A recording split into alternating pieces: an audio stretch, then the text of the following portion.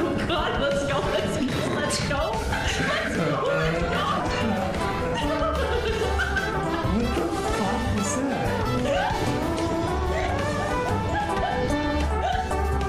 Dude. Stop doing that. I think I'm gonna get killed, I don't know.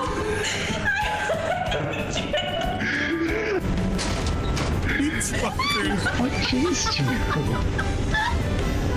He's fucking. And Vinian, I do kind of a lean. I don't know. Maybe I can adjust the settings a little bit. It isn't quite a head turn. It's more like it's a collapse, I guess. A spinal bend. But, so of course he comes to realization that is his joystick. Something is wrong with it, so guess what guys? Guess what he's gonna do? He's gonna open it up and DSP bust it.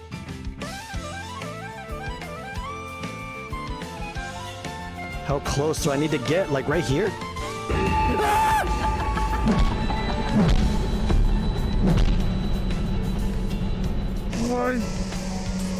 Why does that scare me?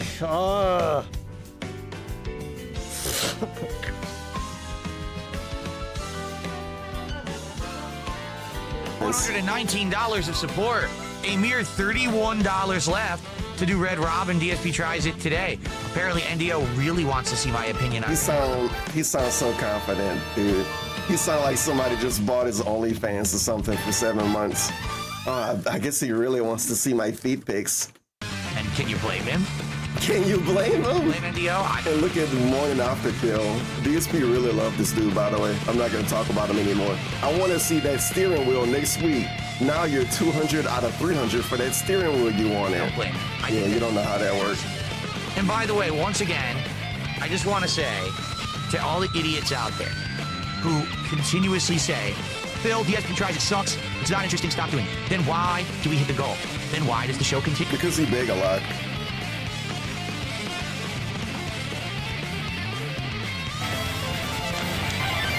There we go. Oh, nice. There we go. What are we getting? Okay, this is the moment of truth. What the? Goodies. Nice! Second game in a row, people! Oh! Another Elite custom style. Nice! All over. Let's see. Where are we gonna put you? Oh! Oh! Oh, so close. Okay.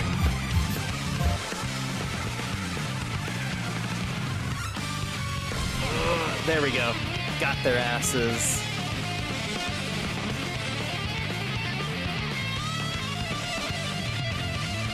Three more to go. We can do it. We can do it. We can count.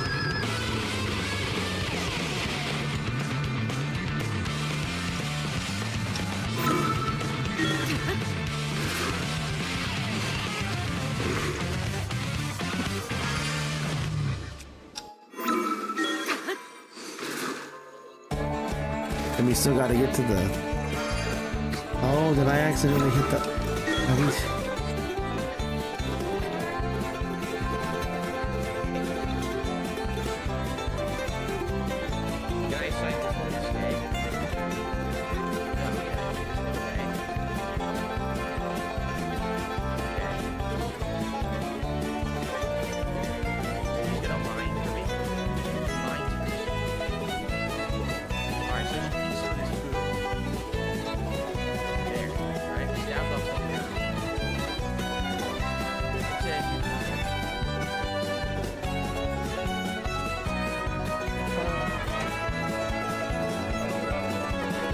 We should bomb Sky. We should bomb him. Bomb him now. Bro, I'm gonna kidnap you. I'm gonna give you the Directions. You imagine if BB plays Sniper?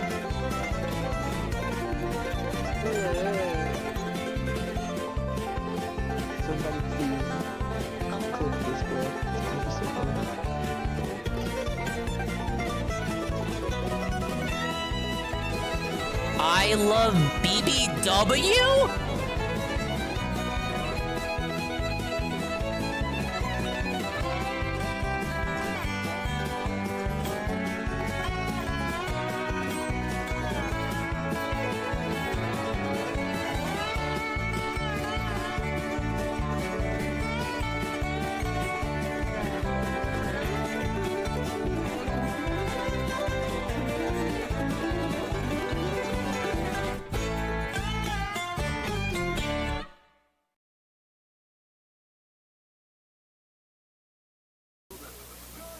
Ladies and gentlemen, Garfield and friends.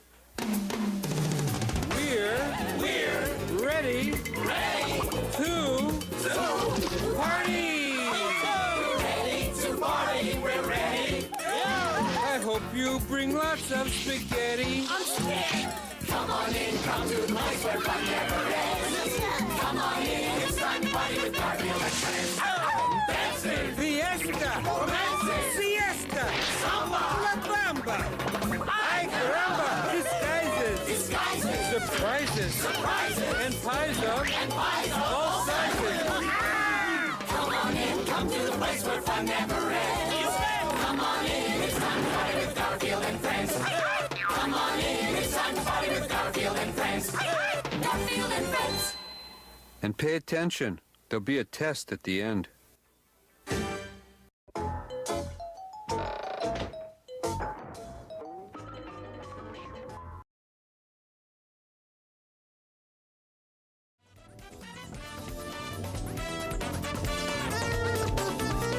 I think 5 p.m. is early enough to be considered, you know, in the daytime. Still be considered in the daytime. I mean, think about it. If you live in California, it's 3 p.m. for you. The sun is still out, so let me just say, it's not nighttime, you know? Basically what I'm saying, what I'm trying to get across and convey is that streams from me usually don't start this early, but today is an exception. Everything's been squared away, all ducks have been put in their rows, and I got a little bit of extra free time. So yeah, we're gonna do it. The very rare, but much appreciated and much beloved Saturday stream. Hello. Big ups to all the dingers, dongers, and swollen __ones existing here in the now. And big ups to the dingers, the dongers, and the swollen ___ ones who will be existing in immediate and far-flung future. Like Shroom Dukem and Krafen. We're gonna be chilling in Mario Kart before anime night. And look, we already got Mr. Pun. Mr. Pun says, Dinger, you just need to get 10 of the P-Switch, Peach Coins, the panels, and race all cups and rallies to get the top 3, with Rainbow Cup being the last. You mean for mirror mode? Yeah. I saw Nintendo sent out a congratulatory thanks for playing email only to the Japanese, because Phil is right. And Nintendo prioritizes their Japanese customers, so they only sent this email to the Japanese and explained within the email, in addition with the thanks for playing message, explained specifically how to unlock mirror mode. So now we know officially that it requires 10 of all the things you find in free roam, along with the knockout tours and the cups, of which I've done all the cups, and I'm missing just 2 of the rallies. Oh, I think Toadette, Ice Cream Toadette was the last costume I had unlocked, so that's why I defaulted to her. Hello, UNF and J Frosty. Mr. Pun, thank you for the 35 stream streak. Why didn't we get those? Because I haven't done much of free roam. You know, I've only been focusing mainly on, like, the 2 major modes here. I want to finish the rest of the knockout tours. Why am I doing multiplayer? Fuck it up. I only got 2 knockouts left. I want to do those, and then from then on, we'll focus on, like, the free roam. I'm over here telling you exam scheduling. I'm giving you the lowdown, the schedule of how the game will be working on the Dingus stream going forward. Like, I don't know, like, I'm a middle manager donger over here. Retail manager donger. This is how I used to command the minions. But hey, look, it's Chain Link Charge from 3D World. Hey, Ivan. But yeah, we're gonna kick back before anime night. I know you guys love anime night. You can't wait for the second to last episode of Lazarus, I believe. Alright, let's give it a start. I think I'm gonna do the costume grind for sure. Just so I don't have to... I feel like during the races, I'm distracted going for the dash food, even when it isn't viable to do so. because I want to unlock the costumes. But there's an easy way to do so without me pulling out my hair, and then I won't have to worry about that any longer. And that's just me doing that in free roam. All right, who do I start out with? Hello, Iggle Wiggle. Everyone's getting pizza tonight. Dingus just saying. I already have pizza. Shroom, Friday. Don't you know about Friday? Guys, can someone hit it? Shroom forgot. Someone hit it. Don't you know that Friday is... I'm waiting. Now, guys. Not gonna leave me on red, right? Now, guys. Pizza day! Yeah. I already have leftover pizza, Shroom. I'm gonna air fry it tonight. I don't know. I seem to always fall into two categories for pre-anime night. It's always you're air frying up pizza or you're making some ramen. Gonna air fry you? Oh, testy. Thank you for the shout out on Twitter. I saw it extremely delayed because I don't check that account anymore. Or it would be a lie for me to say that. I don't check it as much as I used to. But I did see the love you had sent from my Biker Wario compliment unto you, Rue, and I appreciate it. So I gave you a little retweet. But who do I start out with? I'm missing costumes for many characters. I think Baby Luigi, I don't have any costumes for. Where's Baby Luigi? He fucking sucks. We hate him. Imagine wanting Luigi as a baby. I'm gonna have to send the cops to your house, brother. Alright, what are his stats? I'm sure if you guys have been seeing the sweaty tryhard videos that have been put out for this game, you already know that there are... it's Wild Woods for Mario Kart 8! But if you had seen the tryhard videos for this game, you already know that there are secret stats that Nintendo does not display in the game. You have stats for off-road, dirt, and water, and I believe you have a mini turbo stat as well. If I'm right, mini turbo used to be a displayed stat in previous games. It is no longer. And mini turbo isn't necessarily the strength of your mini turbos, but rather how long the turbo boost itself is. So the higher your mini turbo stat is, the longer that your boost will go out. It's kinda equivalent to how reserves work in Crash Team Racing. At least that's how I kinda equate it in my mind. Let's start with the Rob Hog. You gotta kill Rob. Alright, Ivan told me this one sucked, so I left it for last. Let's do this one. So many sweaty Twitter videos. I hate this game now, waiting for the Dingus tier list video. I always see that great trick on Great Question Block Ruins, or with all the hops and shit. I want to try that out, but I'll probably never nail it. Thank you, Eagle. The 3 stream streak. What do the Dingus taste like? I don't know what you're talking about. Don't eat me. What is the best stat, Dingus? It depends on the track. That's the consensus I've come across, and I can't help but agree. It's not like Mario Kart 8, where there was always like a best card combo objectively. This game handles differently, where depending on the track that you're on, a different stat will matter. You know, some tracks acceleration is more important, some stats speed is more important, even depending on the mode. If you're doing time trials, you probably want to focus more on top speed than acceleration.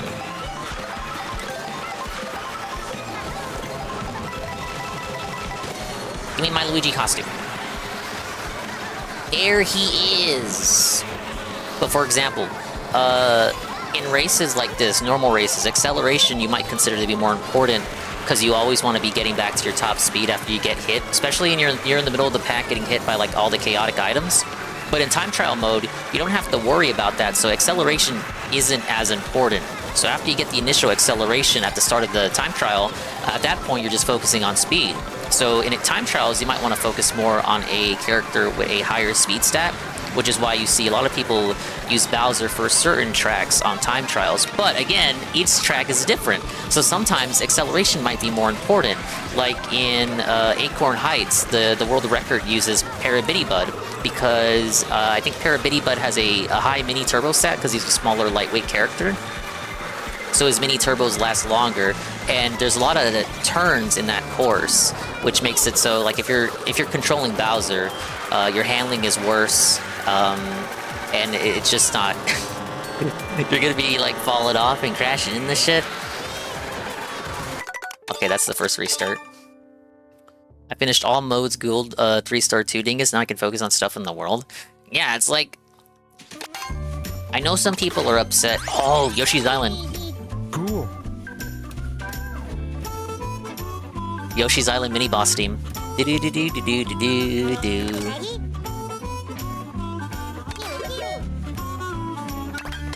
As I was saying, I know some people are upset that, you know, they don't have like a checklist for stuff in the free roam outside of the question mark panels, but I think the idea was to just make a whole mode. It's called free roam, but I think the inspiration is like all those people who explored Peach's Castle on Royal Raceway and Mario Kart 64, and the people who were like, damn, I want a whole game that's just that. So they gave you a whole game that's just that without having to worry about anything to complete necessarily. Like, there is completionist stuff to do, but it's not tracked within the game itself, aside from the panels, so you don't have to worry about, like, 100%, 100%, 100%, you can just explore at your own leisure. I don't think that's a omission that... it's a conspicuous omission, but I don't think it was by accident, you know? I think that was by design. It's not a bug, it's a feature. They don't want you to worry about that shit. They just want you to drive around, and if you stumble upon that shit during your exploration, you know, you can consider that, oh, look, I was driving around, I stumbled across this, and it made my free roam much more meaningful. But it's called free roam for a reason. You're just supposed to be free roaming. Like, there's not supposed to be a goal. So I don't think DSP understood it when he played it very briefly during the marathon. He didn't get, like, where's the story mode? Where's the campaign? Huh? Like, what is this? It's free roam. There is no story. Now, you could say that's a failure of the game to not have a proper story mode. You know, because you could say, oh, Diddy Kong Racing did it in 97, Crash Team Racing did it in 99, and, you know, would having a single-player story mode improve the game? Well, I wouldn't say it would detract from the game, but I also, at the same time, wouldn't say that it needs a story mode.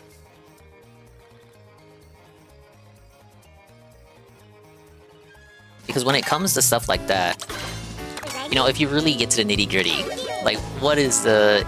It's kind of like having the single-player mode campaign in Black Ops. We're gonna make a Call of Duty comparison. When campaign isn't there, people complain, but when the campaign is there, nobody plays or cares about it. No less than victory. Whoa, thank you, Stephanie. 6 months at tier 1 for 4 months total. Welcome in. And thank you for the 5-bit cheer. Whoa, I really appreciate it. Thank you for the positivity. And hello, GPM. Yeah, the goal is to make your own fun. That's the key. You'll put it really simple and succinct, and in such a way that DSP will never understand. Make your own fun. When people like Phil hear that, like stuff just isn't provided to them right off the top, they won't understand it. They just will never get it, and they will always blame the developers. If you look in like discussion threads for like, what do you want from the next Mario Kart? You know, you'll see those ideas where it's like, oh, I just want to drive around. I just want shit like Royal Raceway. I want to explore Peach's Castle without the confines of being constricted to a race. And they give you that, and people like Phil see that and they're like, okay, but like, what am I supposed to do? What do you mean? What do you mean? What are you supposed to do? It's called free roam. You drive around in the open world of like Forza or Grand Theft Auto, and you're like, okay, but what am I supposed to do? And to even placate those people, they give little challenges. And they're not tracked so that you feel, I don't know, like you found something cool when you do stumble upon them. And again, they see that and they're like, okay, but like, why am I doing this? Like, you need a diegetic contextual reason for why you're doing what you're doing. They're like, motherfucker, it's a kart racing game.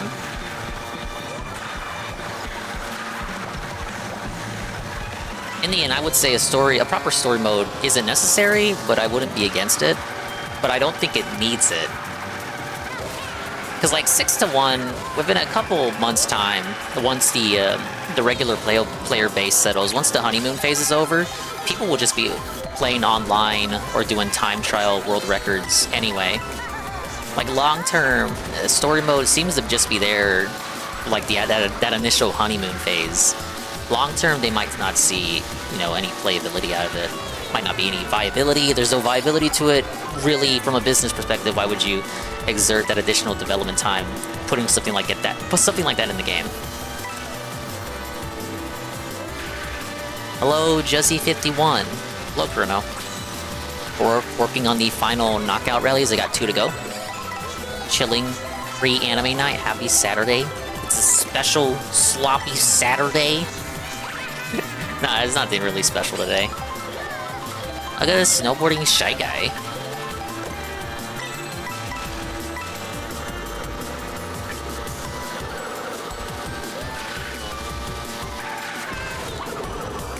Nintendo added a checklist of things to do filled with just wine. Yeah, it's like, and then it becomes another thing. Like, never satisfied. It just moves the goalpost. Oh, now I got a whole fucking laundry list of shit to do. It's a fucking chore simulator, just like every other open world game.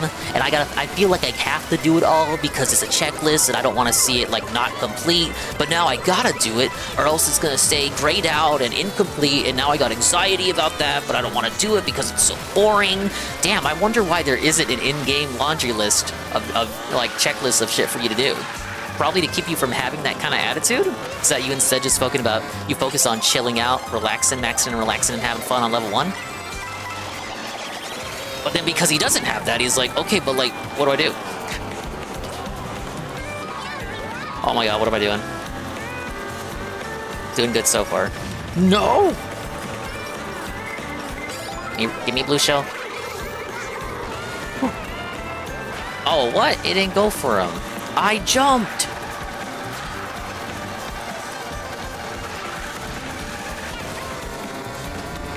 Oh, damn it. Embarrassing. Hello, Rebsy. Yeah, the struggle does continue.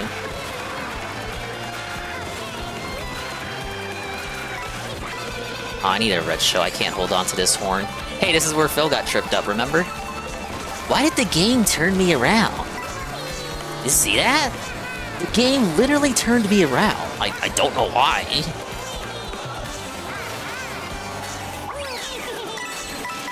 Hey, Perez.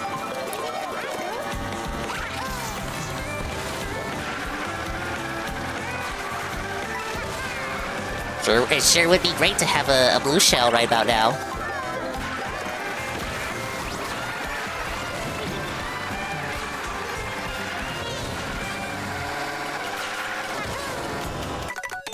I gotta quit.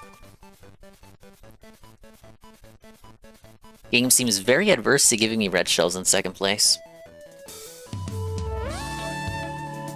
No GPM for 3 stars, I do. I'm trying to get 3 stars, I'm not trying to just get first.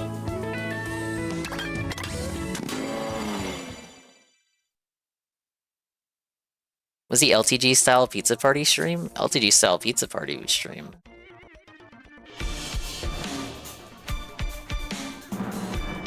Probably never. Made it to Austin and it's hot? Yeah, welcome to Texas. It's so hard to get first if you're in second. It seems like I never get red shells in second. I gotta like hope for red shells in third or fourth. But then it's like, okay, but now you have like 2 or 3 people you gotta go past. Will I wear Peach's crown next stream? Probably back to Peach's crown, or if I can find Waluigi's hat, because I haven't done Waluigi's hat yet.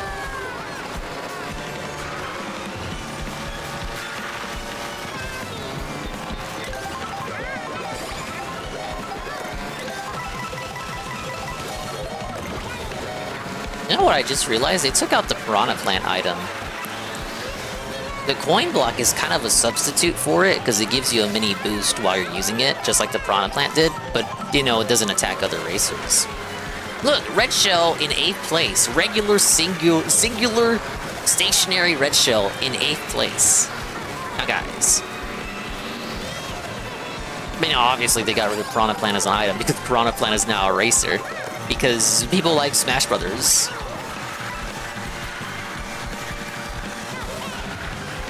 Yeah, I'm trying to be masochistic, GPM. And GPM says, I don't agree with Phil saying Mario Kart isn't anything new. However, it's got enough stuff to keep you occupied. However, I will agree that the open world could have much more NPCs to talk to. I was expecting NPCs to talk to before release because it seemed like they were hiding that in the Treehouse gameplay. So I will agree with you on that criticism.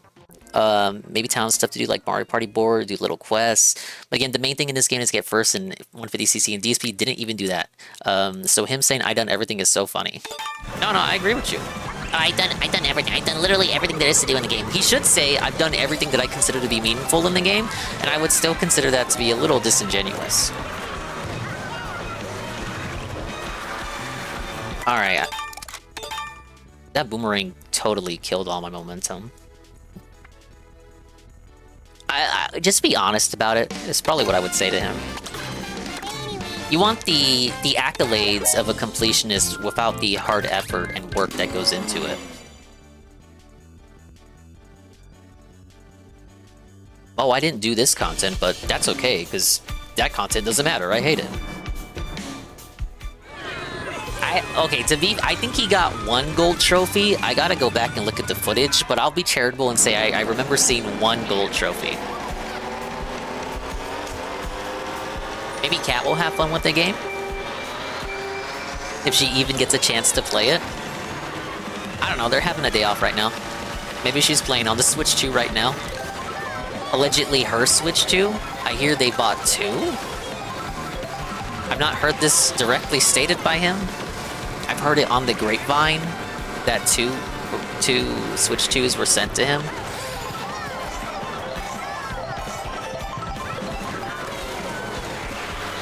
Yeah, he would see being able to make your own fun as like a weakness of the game.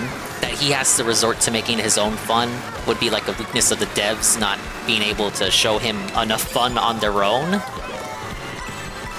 But there's nothing wrong with making your own fun.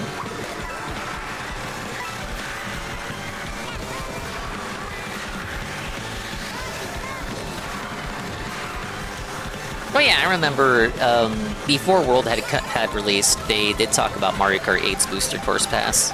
I made a video about it because DSP specifically said that Nintendo scammed him. Nintendo scammed me. And then I like thoroughly debunked his claims by just going back and watching the trailer for the Booster Course Pass.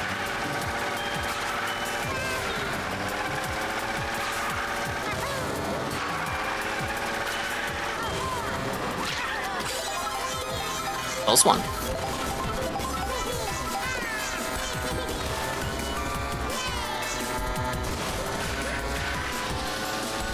The booster courses were great though, that is true. I agree with that. Yes, that's true. But they were lifted from Mario Kart Tour and just given like kinda, I won't say lazy, but they were kinda stressed for time. So they don't look as great as the courses from the main game. But it did bump up the overall course count to 96, making it the Mario Kart with the most amount of variety in terms of courses to race on. So that's cool. And it's kind of made people say like, okay, but like, how do you top that for the next Mario Kart? I would say they did a good job. You want Link in the game? I think the first thing they'll do is like add DLC for Donkey Kong Bonanza, because my boy Diddy Kong's not in the game, even though we know he is going to be in Bonanza, or at least strong chance of him being in Bonanza. And Donkey Kong only has 1 costume. My boy Funky Kong isn't in the game. My boy Cranky Kong's not in the game. We may even get K. Rool. Am I coping? Probably, but wouldn't it be cool if K. Rool shows up?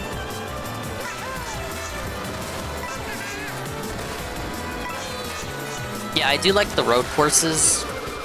I thought at first I was gonna think, oh, they're gonna be too straight. But nah, they're just gay enough to satisfy me.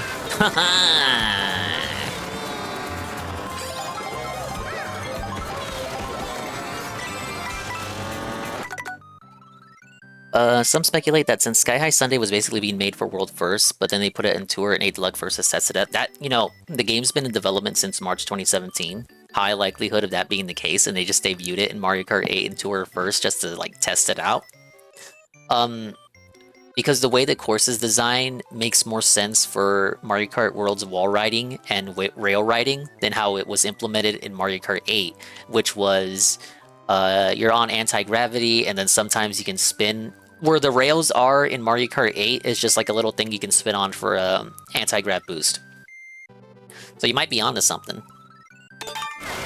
30 minutes of gameplay and no support? Well, that's not true. We got the re-up from Steffi with 5-bit cheer.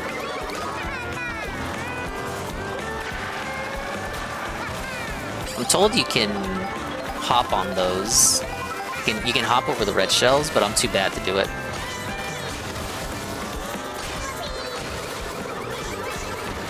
Oh, okay. See, I can do that.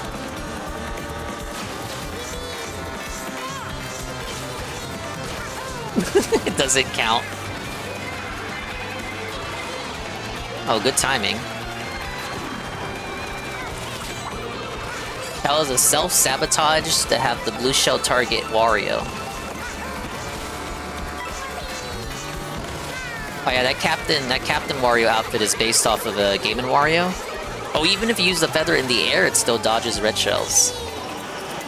So it's probably like, as soon as you use the feather, it activates iframes on red shells or something. Dodge all shells regardless of trajectory for, like, 10 frames.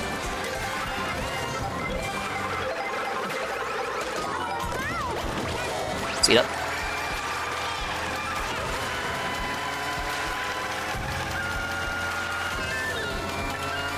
Alright, we're still ahead. We're making good time. Here's where we fuck up.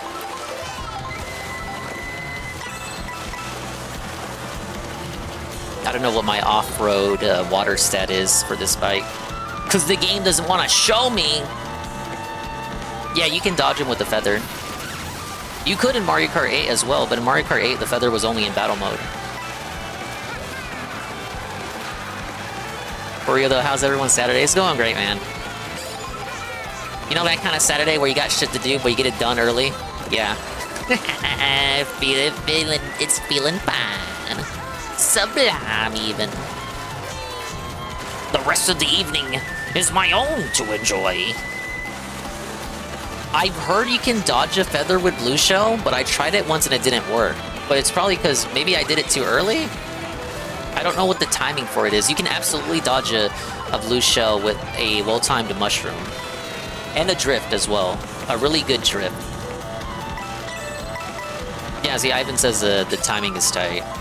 I can never do it. I can barely do it with a fucking mushroom. It's that little, when it stalls, right when it stops spinning and when it starts to stall before it slams down, that's the window right there.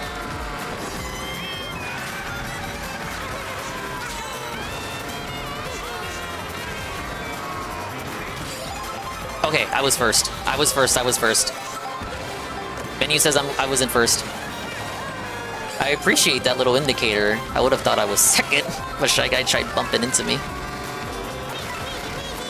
Okay, 4-4 better.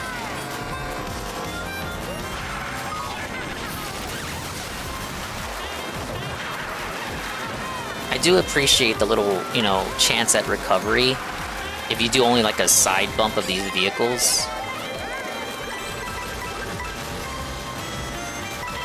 If this was Mario Kart 8, you touch any vehicle, just fucking womp. You whiffed the bud. Recover.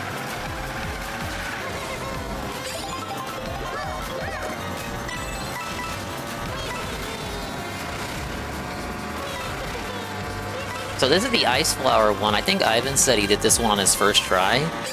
For me, it'd be like four times the charm.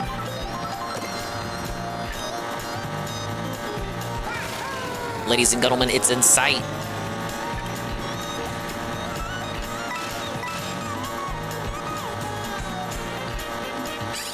Alright, watch as I totally beef it to a blue shell. Everyone put your prayer hands for baby Luigi. At least it's not a water course. I don't need a boost. I ain't gonna rely on boosts. I just got a drift. We got 20 coins full speed. There it is, first red shell. It's a triple.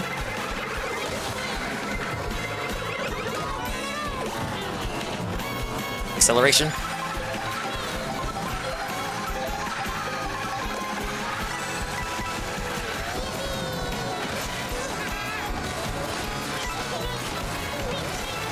My Pianza's very close behind. Both King Boo and Wario got fucked up by a Babam. Beyonce right behind. Okay, I just want something to defend against the red shell.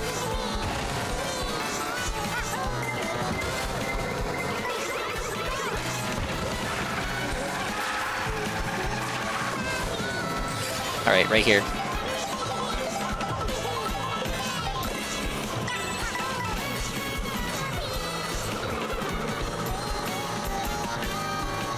And that's how it's done. Oh, Crappin's on Stellar Blade? I've seen, you guys seen this? Stellar Blade. Highest amount of sales. Best-selling Sony PC port yet. Whoa, buddy.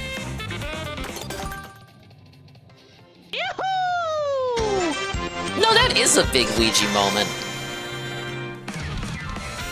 Alright, that's a good start, right? It's a good start to the stream, right? It's very meaningful.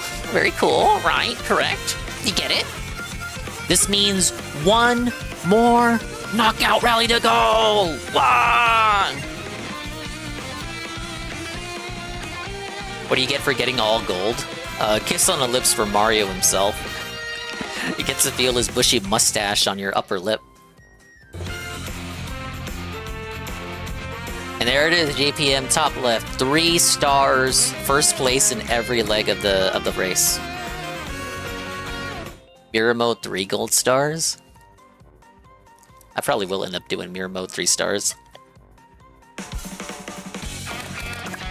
12,000 tricks total. Damn, there are so many stickers in this game. Yeah, you do get Gold Mario in Mario Kart 8. The only unlockable character in that version. It's a fucking stupid-ass Rocky Wrench. I still need to unlock Peepa. I'm almost out of Comic RNG hell.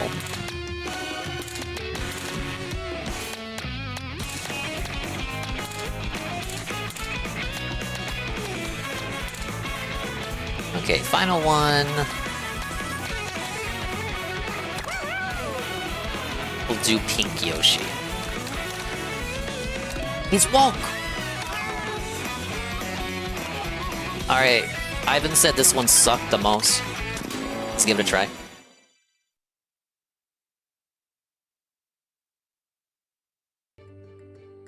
I don't know, I guess people don't like Mario Kart anymore. I don't know why.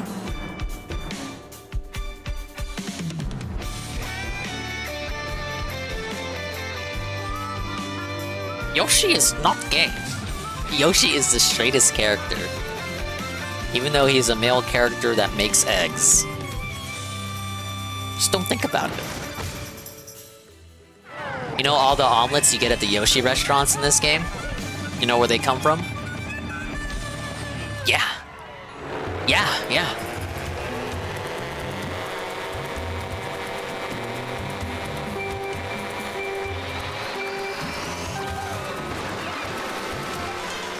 Basically, I'm saying stick to the salad when you go to Yoshi's.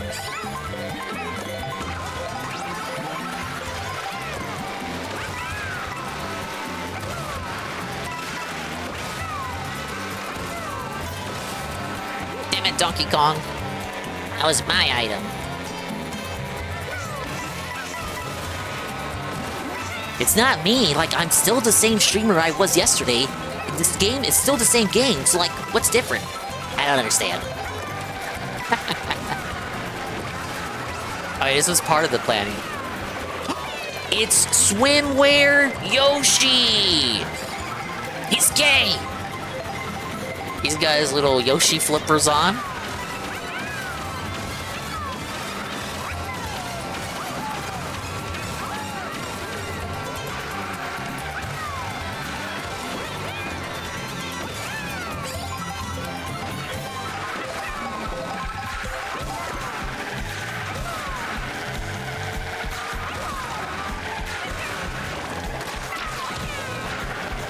Okay, that's pretty tight. You don't have a lot of time to get to the front of the pack.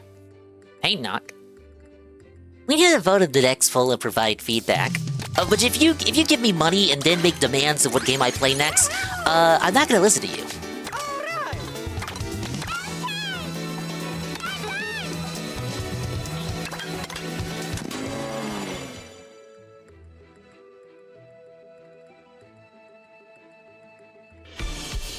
But welcome in, Knock. I hope you're having a lovely Saturday evening.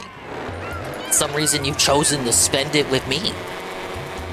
You watched movies all day, how was your Saturday? It was pretty chill. I had some stuff to do, but now I'm ready to unwind.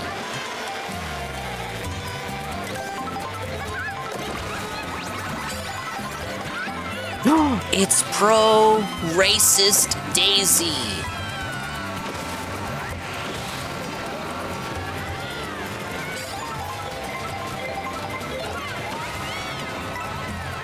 Damn, like 3 characters got stars out of that, and I wasn't one of them?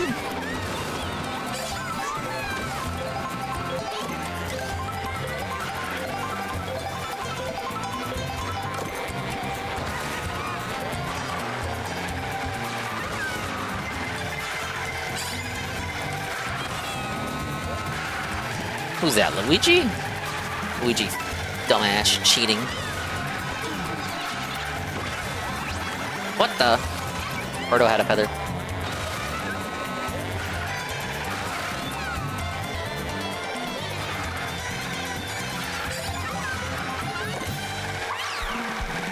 No, I missed!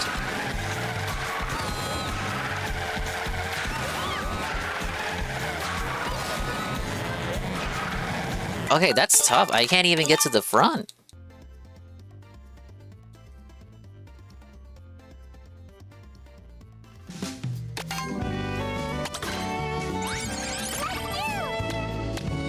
Is this new Super Mario Bros. DS? Yeah, it's the underwater theme.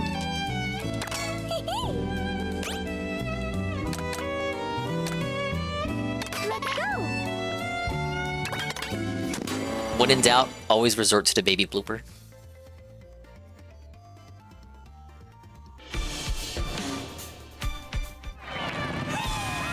Okay, so we know the trolls influenced the poll here, so I can't accept that result as positive feedback.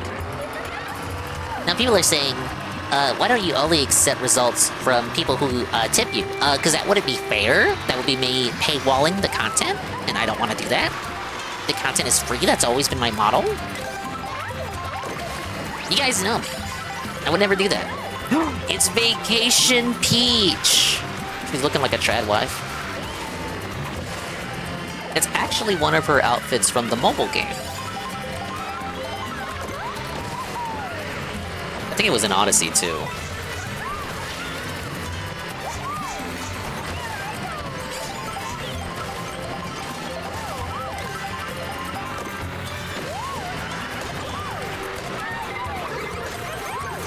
Oh, that was close! Oh, did you see how I juked that bomb?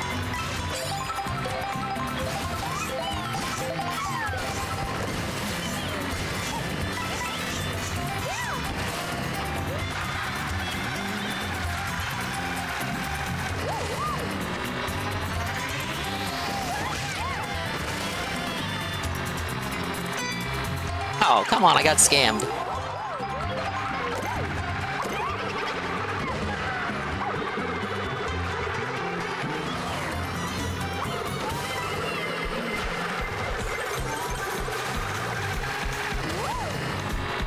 Close. Pauline helped me out there, but if I needed to aim those green shells better. Hey, Aqua. Content is always free, but games die when you don't pay. Fucking morons. There she is! This is Mountain Volbono from Mario Odyssey. Very neat track. It also plays at the cafe in Super Nintendo World. The Toadstool Cafe, where all the toads speak in, like, comprehensible English. DSP is right, this is Mario Kart. Needs an OST with a French lady and French man singing Mario Kart. You can press a button each time an item hits you to parry it. Attention, I mean Kino, black and white cutscenes. Hello, Goon.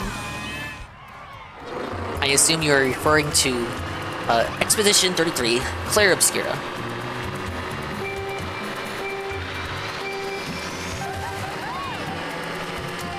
He finally finished that game, though. Or he finally finished everything minus the side content that he's still totally gonna do on his own time if you guys wanted to. If you guys want him to do it. You know, he really likes the game, so he's gonna do it whether you want it or not. Passion over a paycheck. He says he would not be opposed to sacrificing a night stream. Sacrificing a night stream to do Claire Obscura's side content, but in order to justify it, he has to make the money.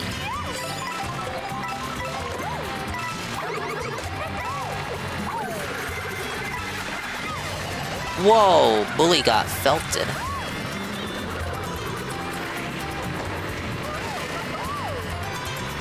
Alright, I just gotta get ahead of baby Luigi. I gotta hold it.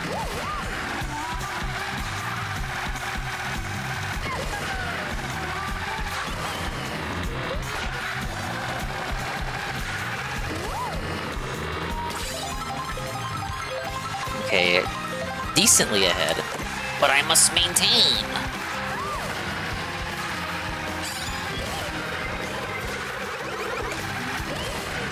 Okay, it's not a triple.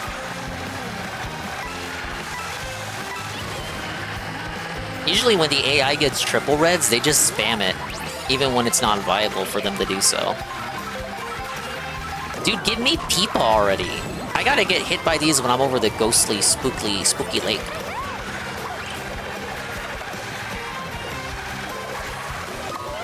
Oh, fuck. This is how we mess up. Wait, blue shell. We're in. We're not in.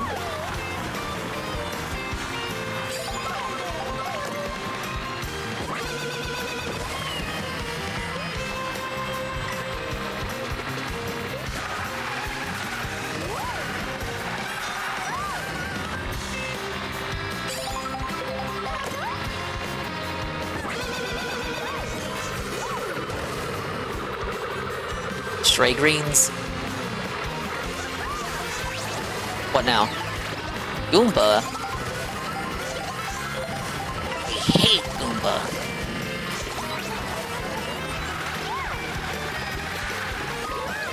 What? My banana should have taken him out. I need another blue shell. Oh, I got one. I got one for ya.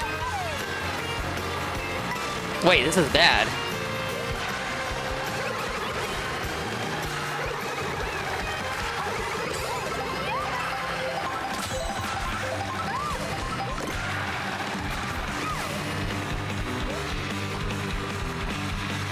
Yeah, maxed out my coins. This is bad.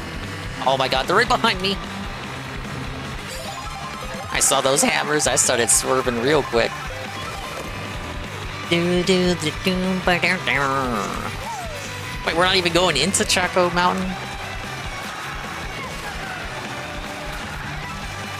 We're taking the scenic route, buddy. But again! You try it. It didn't work! Now guys, I really like Crash Bash, so I'm trying to make it entertaining. Shut up! Nobody wants to remember the Crash Bash streams. At least nobody can say I didn't do it. I fucking gave you the 200% playthrough. So unless they decide to remake that game, which they shouldn't, we will never see Crash Bash gameplay from me ever again. The people who speedrun that game don't even like it. So I guess you could say that for any game that a speedrunner speedruns. They play the game so much they don't even want to think about it anymore. But they can't play anything else because their audience only shows up to see them play that one game. It's Farmer Peach! This one's from Odyssey. I'm gonna fuck up. Ain't no way I can get ahead. I need a blue shell.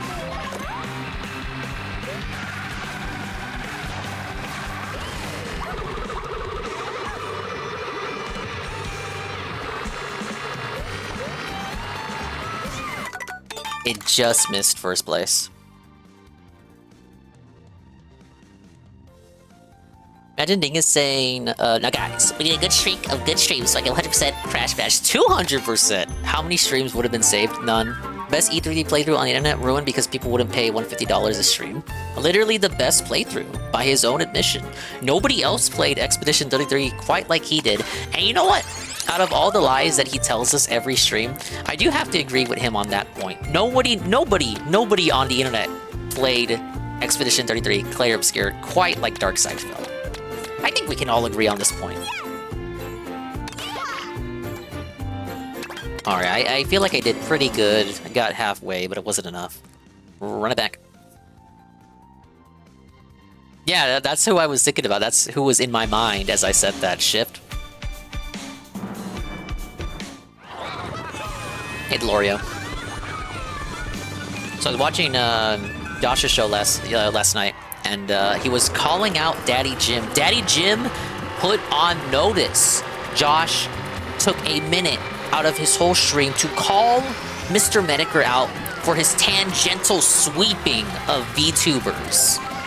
He played that clip from the Mediker stream that I restreamed the other day, and was like, "Wow, Daddy Jim is gonna do a stream on Kirsch? Well, don't you know Kirsch is part of this fucking team with like Shondo, and Shondo's at this fucked up thing." I can't actually say it without getting in trouble, but he played this clip of Shondo. I barely know Kirsch. I don't know fuck all about Shondo outside of this clip that he keeps playing on his streams. But it's a pretty bad and suspect clip. And then he also brought up Pippa Penguin's Dirty Laundry.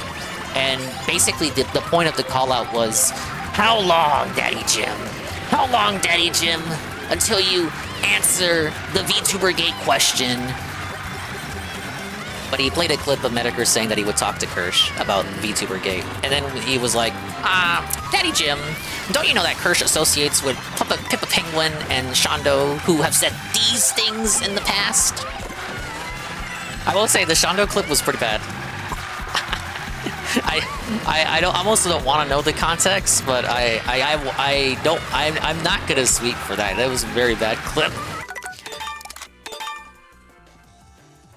Thought Noel would say something based and poop on Mr. Mediker, but instead it was some lame shit about VTubers.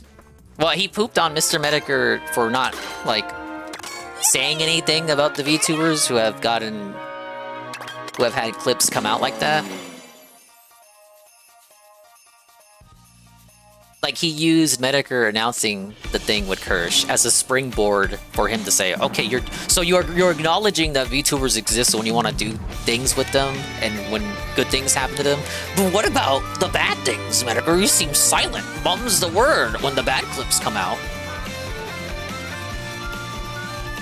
Why won't you die, Medicare?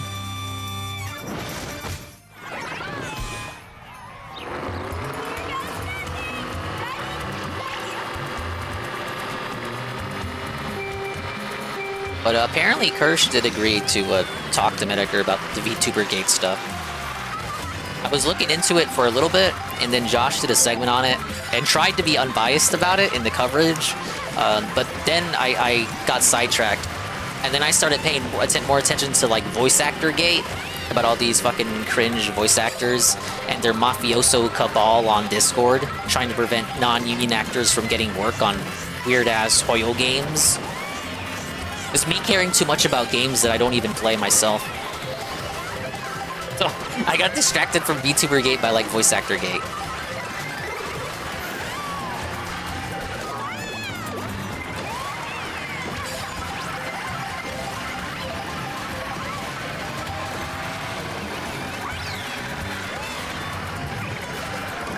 Oh, fuck yeah.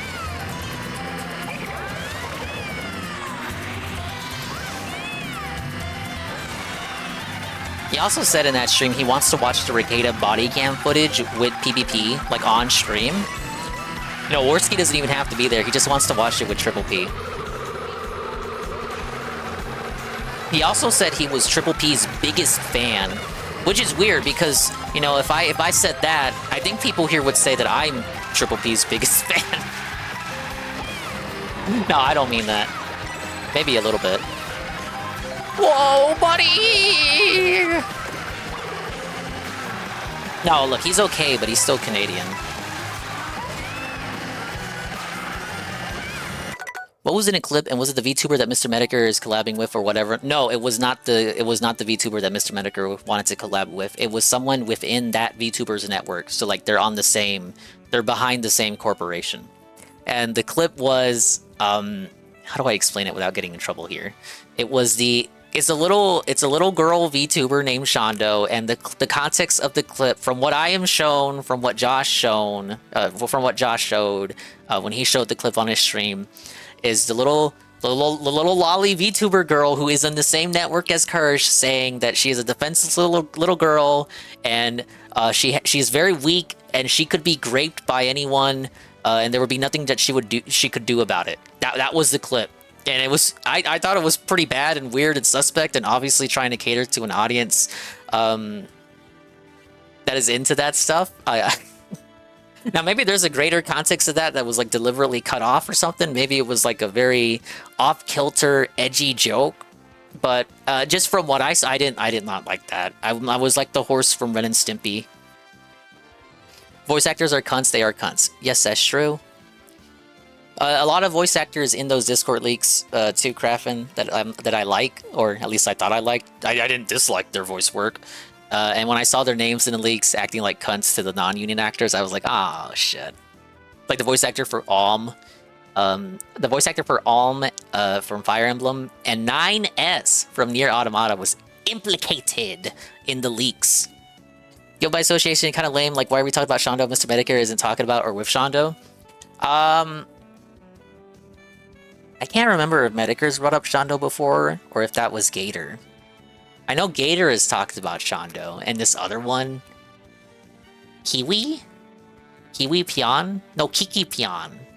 Who had like a tier list of degenerate sex kinks, that got outed. Like, it wasn't outed, like, it was public, but then the farms talked about it, so she hid it, or something. And I think this is the one that Gator met at the con, and then at the con, this VTuber dressed Gator down and made fun of him. And that's the clip of Gator that always gets tossed around whenever Gator comes up. Hey, Jwusu. They are like a mafia.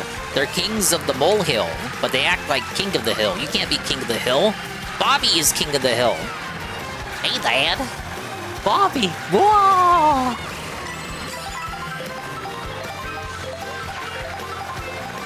Never use English dubs anyway. Oh, understandable. It's just, in the case of certain games, either the English dub is alright, or it's like grandfathered in. Like, for example, Persona. So Persona 4's dub is memorable because that came out during a time where undubbing your game wasn't as common. There was no dual audio. Wasn't as common as an option. Not all games offered that. So to undub your game, you had to mod it. And obviously, not everyone ever did that owned that game. So it's like, okay, you're stuck with the English dub. So those are the voices you know the characters by. So in certain cases, like, having the dub is understandable. Or like Fire Emblem Awakening, where there was a dual audio option, but because of a bug, it was always disabled whenever you restarted the game.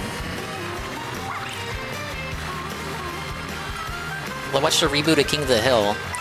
I saw the trailer, I didn't dislike it. So maybe? I don't have Hulu, though.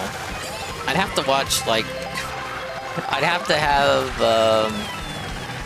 to get the, a legal copy. Access to a legal copy somehow. Not getting ahead of that character.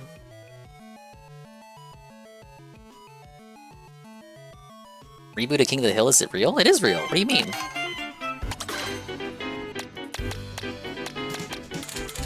You didn't hear about it?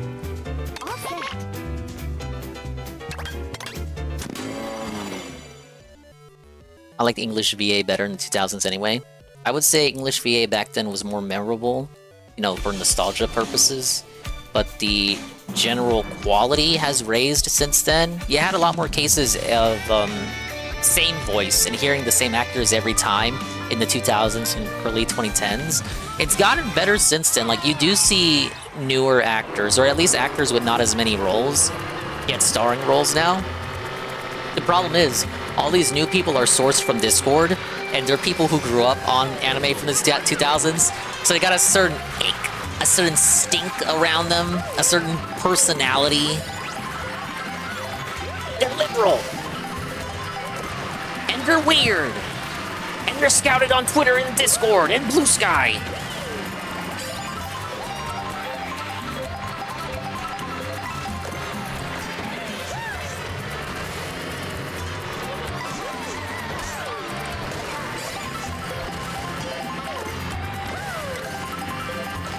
Oh, about the Fire Emblem thing? That bug in Awakening? It is real. You can switch to Japanese voices on that game, and then when you close out the game... Oh, it's a new outfit. When you close out the game and restart the game, it'll be back to English voices. So I feel like most people who would have appreciated having Japanese voices on just left it on English, because like, what the fuck is the point if every time you reboot the game you gotta change the settings again?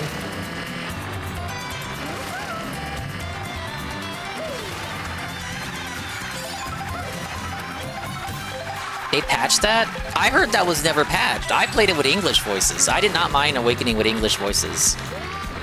I feel like it has that, even though that game does have dual audio, I feel like it's got that Persona 4 je ne sais quoi, where people just remember the English voices more. You know, versus Fire Emblem Fates, where the English voices were of a noticeably lower quality because they used a different recording studio. The Three Houses, that had great English voice acting. How sweet for Three Houses voice acting. I miss the item boxes. I'm not a good gamer. Oh my lord.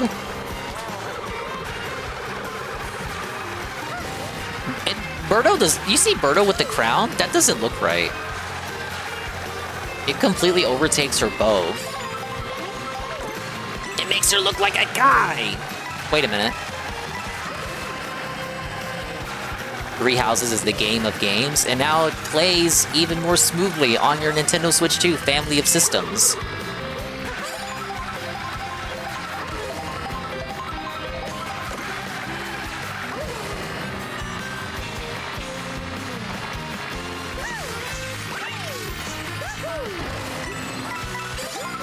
Yeah, it's not like Awakening even has full English voice acting in the first place, unlike like Three Houses or Shadows of Valentia, which I also liked Shadows of Valentia in English. I'll sweep for that.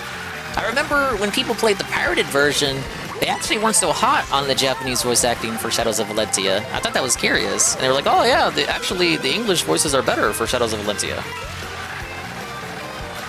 I don't know if that's the consensus now, but that was the consensus I saw when the game released.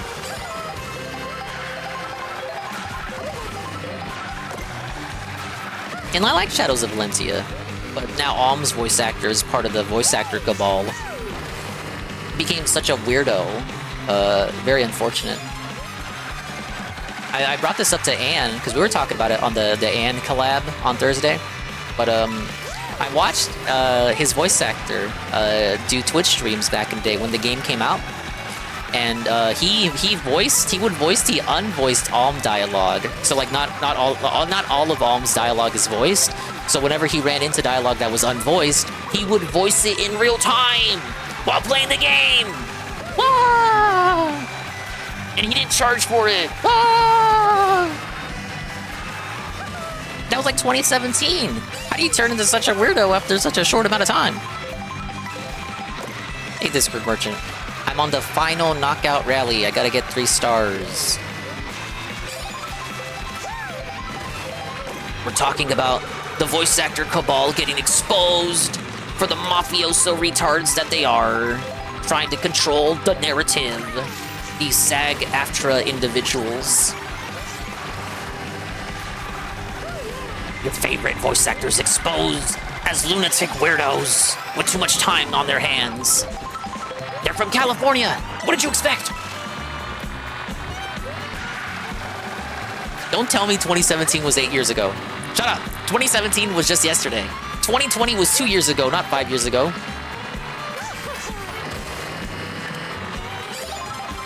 And that's another thing. I think they released the statistics back in the day, but a lot of people did play Genshin Impact with English dub.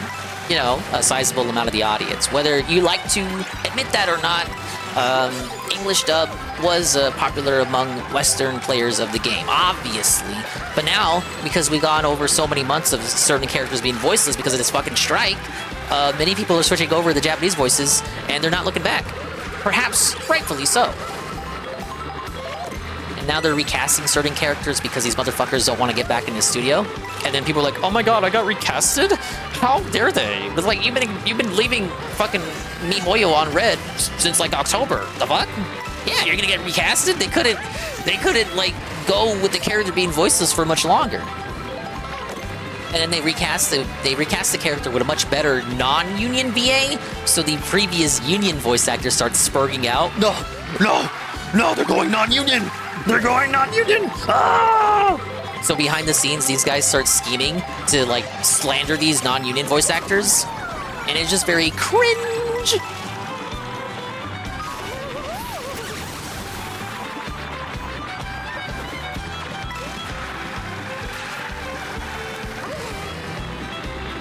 Never listen to American VAs if I can help it. Sadly, guys, Mario only uses American voice actors. Well, that's not true. The ones who just make funny little noises are like Japanese people. We will never hear Mario say bing bing wahoo in Japanese. It's always gonna be some American guy. You didn't have it at Fire Emblem Champions time as well? Do you mean Fire Emblem Heroes? Fire Emblem Heroes has a lot of voice actor overlap with Genshin, if that's what you mean. Because they all use the same pool of actors. Oh,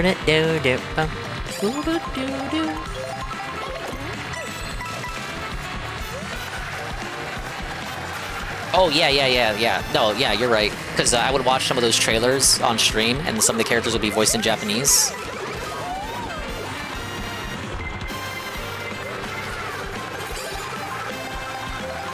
But yeah, they all use the same actors, so anytime there was a character in Heroes that was voiced in Japanese, that was the reason.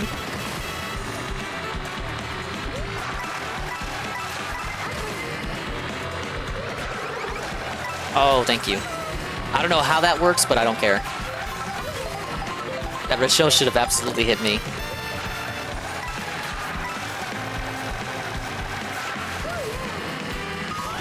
No! Okay, give me an item.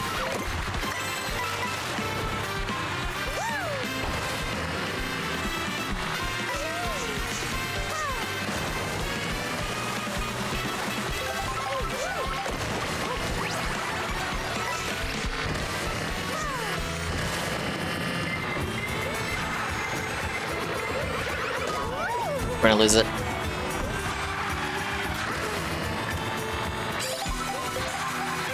Last leg, last knockout rally, last leg of the race. Can we hit it? Let's get some prayer hands!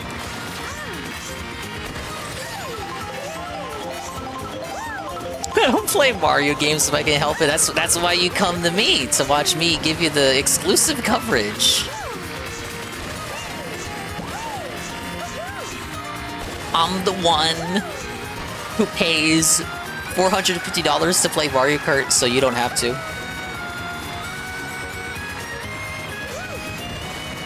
Alright, I'm not gonna get excited. I could get blue shelled at any moment.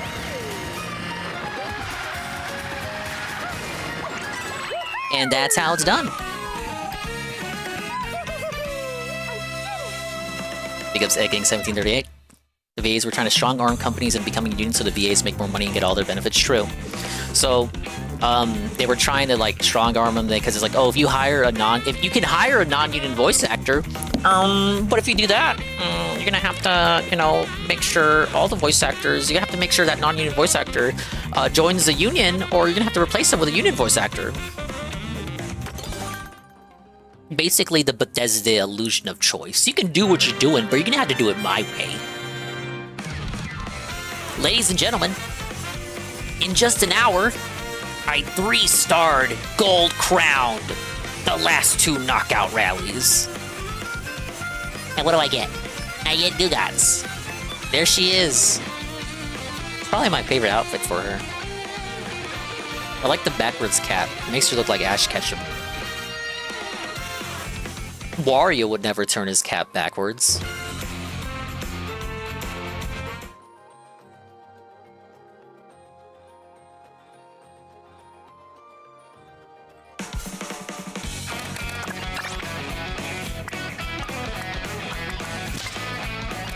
You don't get anything for this.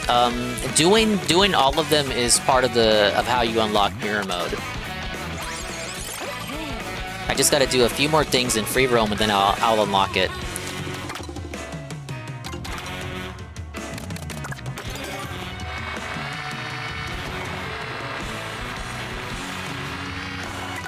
Actually, let me change the map. I did everything in Mario Kart. Now my Switch is a paperweight. Okay, so I got a few costumes I have to unlock. I think there's a way for me to do that without losing my lunch.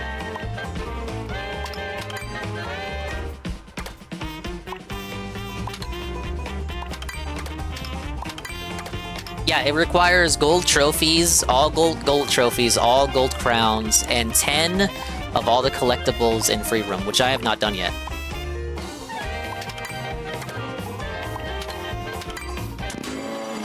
Starting Koopa Troopa Beach.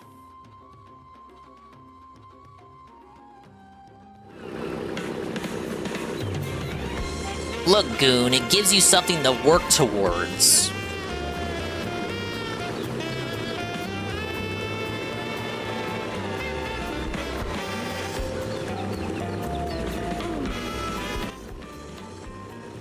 Alright, now that I'm fucking around in free roam, let's see what Arlo's up to. He finally put out a video about the Pikmin 3 shit, where, you know, Pikmin 3's fucking up on Switch 2. What are his thoughts on it? Do you think Arlo will sweep for Nintendo? Or do you think he will felt Nintendo? Let's find out. So I started hearing things about I bet you some did. sort of problem with Pikmin 3 Deluxe running on Switch. There were some issues. I was streaming Mario Kart yesterday, and people were saying, "Have you heard the Pikmin 3 situation?" And so I looked it up, and lo and behold, yeah, there's a whole bunch of articles and videos and things.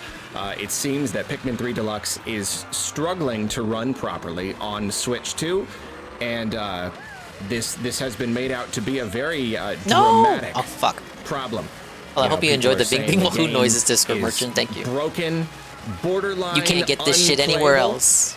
And I'm thinking, oh man, that's rough. And you know, this is Oh, no, certainly he's gonna hits sweep. close to Listen to home. this, he's Pikmin 3 sweeping. Deluxe, well, that's one of my very favorite Switch 1 games, so I don't want to see it in a poor state on Switch 2. I've been really excited to play some of these games on Switch 2, you know. There's been no like official free upgrade yet, but like I don't know, maybe it'll run a little bit better on Switch 2. It's happening with some of these games. You never know. So if people are having problems, if the game is broken, even borderline unplayable on Switch 2, well then that is certainly disappointing. This is unfortunate because Arlo's a big creator, and I really do feel like the word choice he's using here tells me that he's calling out the other person we watched the other day, you know, explain the issues with the game. And that guy's like a smaller creator who only does Pikmin content. So I was like, what the hell, man? I decided to get to the bottom of this myself. I downloaded the game and booted it up, and I played around with it for, I mean, maybe an hour. And yeah, I'm not seeing it. He's sweeping. Yeah, I'm not seeing it. I'm not really. I mean, here's the thing. Yes, the game is having issues. Okay. Definitely. The title screen is kind of laggy. Just something about it. It's just kind of like a little He's minimizing slow. the issue. And there are little visual glitches whenever I enter into a stage. There's usually like at least one time little like bah, just kind of like a moment where just like for a couple It's of not that frames bad, you guys. you get this weird kind of glitch. There are other like really small little things on menus, tiny little bit of flickering or something. And I did get one crash. It happened when I was exiting to the menu. I got it. It crashed. I would say, I would say if the game crashes, am I being extra here? If the game crashes, does that not make it literally unplayable? It's, I mean, it is Nintendo games are not unfortunate. known for crashing, you know? The thing is, I'm not. Nothing the seal about of quality? this I would consider borderline unplayable. I don't even know if I would call it completely broken, because like I don't know, like again, it's mostly like when I enter a stage, I get that glitch. But like I'm playing, I'm doing entire days, I'm doing challenge mode, and I'm seeing that like during the actual gameplay, really nothing is happening. And I will completely admit that maybe if I were to sit down, start a fresh file, play You probably all the way should. through, Like the guy who originally called out the problem that you're like subtly calling out without saying his name. Come across a lot more glitches, you know, maybe it would crash pretty regularly. You know, if it crashed once in like an hour of playing, then like, okay, then maybe it would crash, even crashing once per hour. Like, that's pretty bad. I'll completely admit that. Like, the game's not in a great state, and it's true. I'm seeing some other videos, and some people are experiencing worse glitches than I have been. So it could be that the experience varies from person to person. I think the thing is, I don't know, calling it borderline unplayable seems a little disingenuous to me at this time. I would say that about what you're saying right now. Maybe this is the sort of thing we need to explore a little bit more.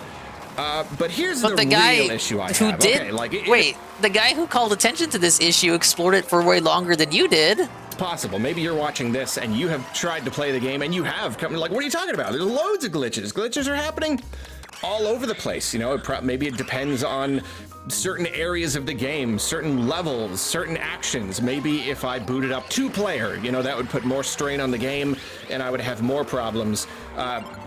Maybe it is possible that the game is really, really struggling a lot more than I am seeing. It's still hard for me to say borderline unplayable. Of course, if it's crashing regularly, then maybe, but I don't know, whatever. Point is, the thing is,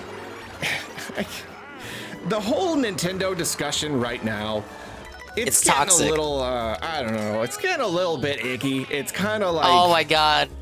Now it gives them the equilibrium is off. Enough of the discussion has become Where's the positivity at? Negative that now we're starting to see every single little problem through this lens of like Nintendo. Remember when Arlo said you guys ruined the Switch 2 for him? It was supposed to be a big moment of his career, but you ruined it by making it about $80 games. Awful. You know what I mean? And I know I'm probably mostly just talking about like the vocal minority in like comments and stuff, but like, it's just, this is yet another thing where everyone can be like, can you believe Nintendo is selling this? Can you believe that they would allow this to happen? They're selling this game for $60. This is just another piece of evidence that shows how horrible and greedy they are. Here's the thing. But they're a company.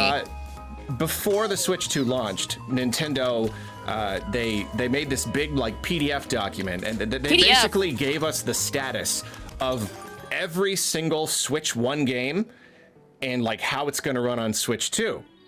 I did bring up that document, so I did bring that up. They called out each one specifically, and for many, they said they already warned us these games are not running quite properly on the Switch 2. We are aware of this, and we are going to fix it. So, like, if Nintendo really was so nasty and greedy, I think they probably would have just put all this out, said, hey, you can play this all on Switch 2 perfectly, no problem, buy a Switch 2, that's all we want is your money, and they would have never even mentioned it again. But no, like, I've got the PDF right here. He's got the PDF! Yeah, it's in the... Actually, a lot of these games already say previously identified issues have been resolved with an update. So, like, they're actively fixing all of this. That's a new one. And for Pikmin 3 Deluxe, it says, game behavior may vary from Nintendo Switch. The entire screen will briefly turn off and on again in several scenes in the game, such as the beginning and end of a day. That's not exactly covering everything, you know, visual glitches. It's not just the screen turning off. But point is, they're pointing out that there are problems. This is planned to be fixed in the near future. Not even just nebulous sometime in the future. Like, no, like they're working on this right now. So you can't complain about it because they already committed to like patching it out? Oh shit, they better. You know what I'm saying? It's just, that's the thing. The whole discourse, the whole discussion. Yes, we've become very, very reactionary, and I recognize that even me saying this now, I'm gonna get a lot of people in the comments saying that I'm like you know, bootlicking or whatever. I'm going to bat for Nintendo. Why are you defending them? Mario Kart is $80. You know? But it is $80. I'm just trying to be People spent $80 for this game. Level-headed here. I feel like we could all stand to be just a tiny bit more patient. You know, just kind of like give that knee a little pat, a little rub, a little massage. Relax that knee. Stop being so toxic, you guys. Don't fix it when they fix it. Quite so suddenly and constantly. Let's just like take a breath. Just take a little bit of a breath. I don't just take like a breath, that guys. Pikmin 3 Deluxe is not running quite perfectly on the Switch 2. Yes, it would be nice. I just feel like the Arlo 2016 wouldn't respond like this. I don't think that's disingenuous to say. Arlo built his community off of being like the toxic guy who hates new Paper Mario. Perfect, but like, yeah, okay. Yeah, there's a problem. But it's not nearly as big of a problem as it seems like a lot of people are making it out to be, and Nintendo is actively working on it right now. And Nintendo, if you're watching this, I don't know what the pipeline is, what the whole process of giving a game a performance patch. I don't know what that looks like, but I'm just saying if you're already in the files, if you're already in there, and you're fixing this issue, I just, you know, maybe could we get a performance patch? Maybe? Just maybe. Can you imagine how good this game is going to look if it's running at 60 FPS, like 4K or you know 1440 or whatever? That, man, try not to get my hopes up. For all I know, they'll never do it. But I'm just saying, you're already in there. You already got the file open. Maybe.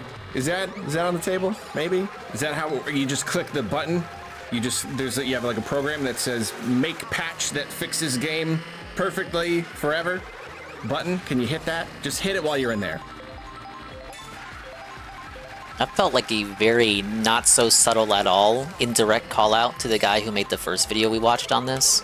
So no, I don't like that. Why can't you just say just fix the game, bro? I get it. His main idea is people are too toxic. They've already announced that they're working on it. They announced that they were working on it before the system even released. So why be negative about it? But at the same time, that's like you're telling these people that they're not allowed to be upset about it just because they announced that they'll like commit to fixing it.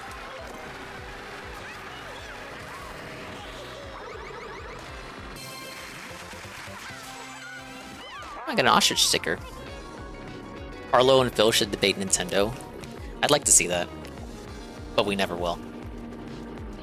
Yeah, couldn't you argue they could have just delayed the Switch 2 launch to fix these known problems?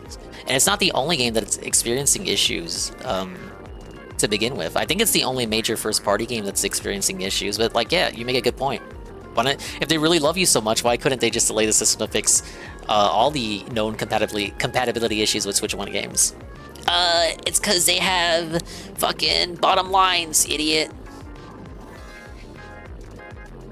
Switch 2 is officially the fastest selling console ever. Yes, I heard this. Earlier in the week, Nintendo made an announcement. The Switch 2 is selling bigly, and the copers who said it would be the next Wii U are eating their words and their humble pie and crow as we speak.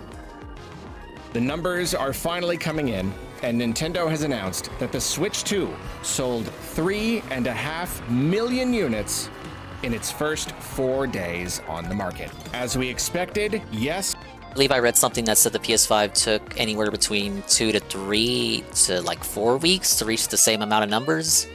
But, you know, the PS5 was nerfed by COVID, so I'll sweep a little bit for the PS quintuple. That does make it the fastest selling Nintendo console of all time, but as many of us were hoping, that also does indeed make it the fastest selling console ever. And it's funny, I'm seeing like some kind of hesitance to hesitation. Oh my, hesitation. I've seen some hesitation. There's a safe way to say it. To actually make the claim yet. I don't know if everybody's just kind of like, wait a minute, are we missing something? You know, I don't have like all of the historical numbers right here in front of me, so I'm not sure. But like, no, that is it, because like the previous records were broken by the PS5, and that took well over a month to sell the same amount. Now, to make this over a month, accomplishment I saw little 2 less weeks. impressive compared to PlayStation, Maybe I misread. the PS5 sold that well despite really, really heavy shortages and also despite a staggered worldwide launch. The Switch 2 has not suffered shortages. Nintendo made sure to stock as much as they possibly could, and it also had a global day one launch. So yeah, unfortunately, that not means true. that the PS6... It has not launched in certain territories like I believe Taiwan and Vietnam. is probably just It's going not to break the entirely record global. again. But obviously, this is still very, very, very impressive. And to make the number feel even more impressive, I would say that, like, you know, they're measuring the first 4 days, but, like, how many of these units were sold after? What do you mean? Dinger sweeping? I'm like, he's sweeping. I'm debunking him. Nintendo had a global launch. Actually, Arlo, it wasn't global, you fucking liar. Day one. You know, I kind of like. He would just tell me, who cares about Vietnamese people? Who cares about Taiwan #1? Get the feeling, like if the store that I was at was any indication, you know, you had like a bunch of people who pre-ordered and then there were extras, but like I could see that a lot of extras. Scalpers are apparently getting bigly fucked on their Switch 2 scalps. Having to sell at MSRP, sometimes even lower, just to get rid of stock.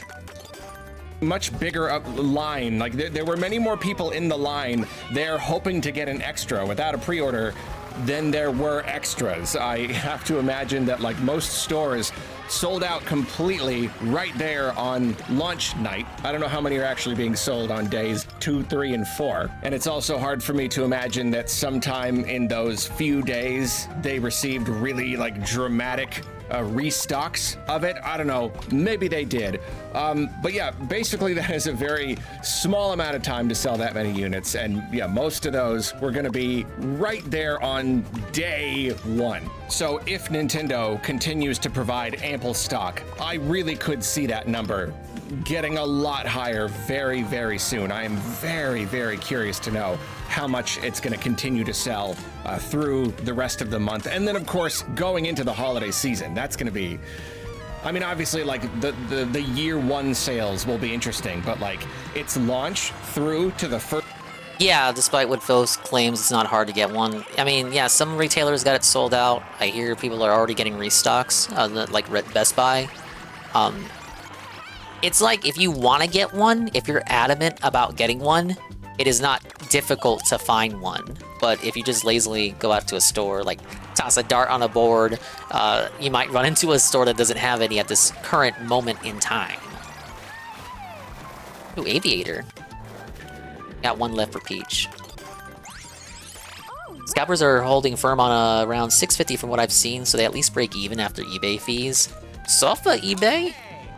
First holiday, like that right there, that is a real good chunk of time to really look at. That's going to be very indicative of the future success of this system. And, you know, I do know a lot of people are boycotting Nintendo at the moment. A lot of Fuck people Nintendo, are hoping for the Switch 2 to not succeed. And They're gonna be disappointment. You see these people pop disappointed. up here and there, you know, be like, hey, wait a minute.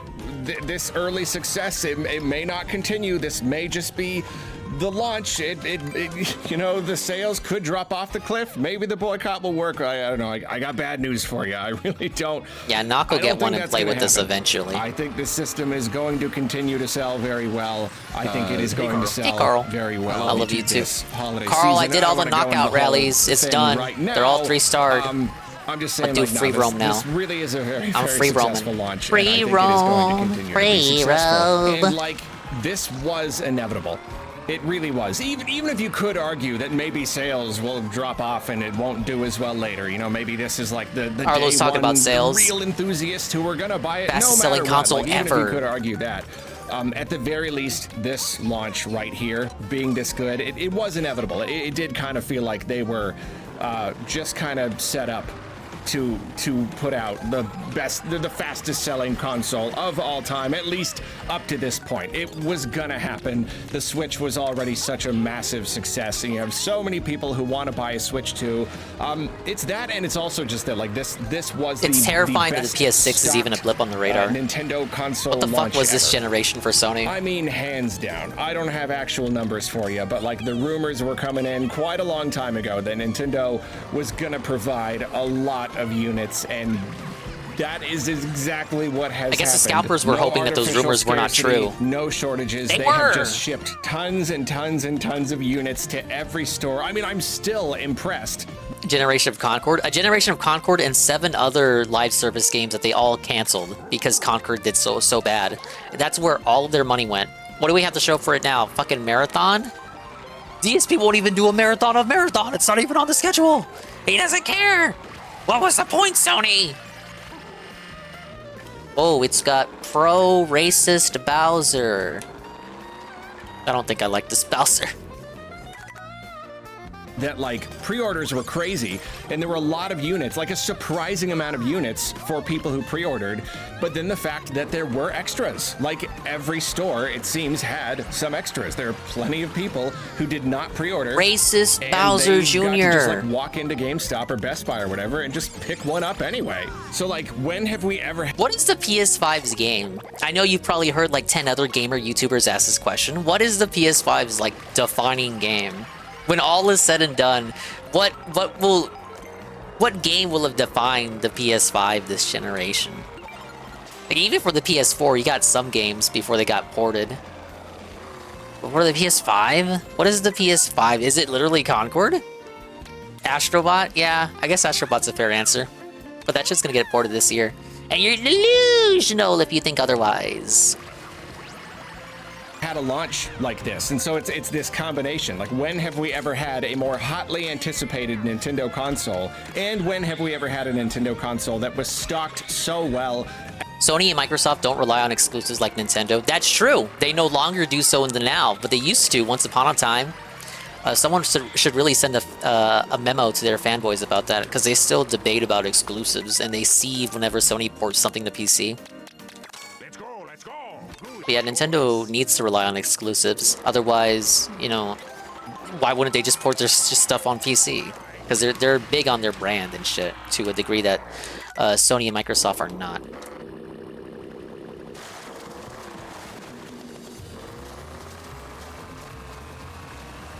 At launch, it was inevitable. This was going to be a very big success. And you know what? If you do want to talk about potential legs, this is pure speculation, but like, I would not be surprised if there were a good number of people who just didn't really bother trying to get one on day one because they just didn't want to deal with the whole pre-order thing. Like, just Carl. Pre-orders. Just as a concept, Carl was it's like, more stressful than pre-orders. Scalpers have made it really hard. You buy everything online now, and when you buy online, it's way too easy for bots and everything. Like, if I said it before, if I didn't have to do this, if I didn't get to do this as my job, if it was just me playing games all by myself, I might have waited. Not to say that I didn't want a system. I really, really, really wanted a Switch 2. Racist Birdo. I was just that intimidated by the idea of trying to fight for one. I just don't wanna.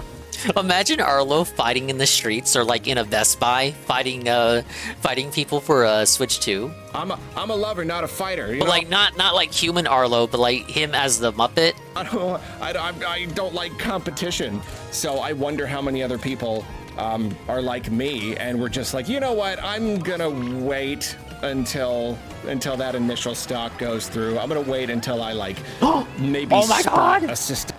Look at how pretty she looks.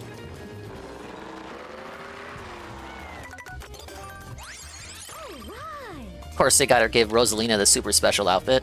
In the wild, you know, next time I go to Best Buy or Walmart, like one of these days, I'll see one and then I'll get one then.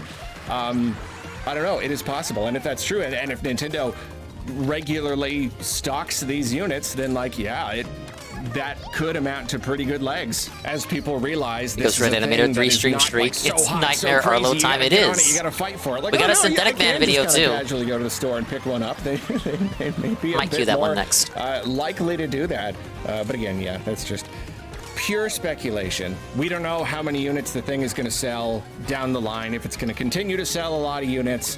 I know some analysts were saying that the launch numbers could be as high as like 7 million or something. I mean, I don't know. Is it possible to hit that much within the first month? Maybe, considering they basically sold everything in every store on day one. You know, it means that, like, okay, there were not 7 million units to go around. I guess that was a little bit high, but yeah, I don't know. Over the next month, maybe. I don't know. I genuinely don't know, and I don't even know where we are with all the tariff stuff. I don't even want to know. He said it. Ah, yes, the tariff I stuff. don't know how that may or may not affect things going forward. I don't know how the tariff Right now, stuff will we affect can just this. say, like, wow, big launch. Really, really big launch. Ooh, there's another thing to consider. Protests ruining your Pokemon Go thing. There's this idea that the That's a shame. Mario They should have Kart rescheduled bundle, it. You know, lets you save $30 on Mario Kart. Didn't Pokemon know that people were gonna protest on Donald Blump's birthday? Only paying 50 instead of 80. There's this idea that that might be a limited bundle, but we still don't really know. But I don't know if they keep stocking that bundle, if we keep seeing that and that goes into the holiday, that could also potentially. Yeah, that's the only reason why they're striking today. I guess you could say like Saturday is a good day to protest in general, but no, it's what I saw indicated it is specifically because today is Donald Blump's birthday. Affect the numbers, I don't really know. We really don't know at this point how much the prices are going to affect things. Again, I know there are those among us who. Would I pay $10 to create a track DLC? You can load up your track online like Little Big Planet. I don't know if I'd pay 10.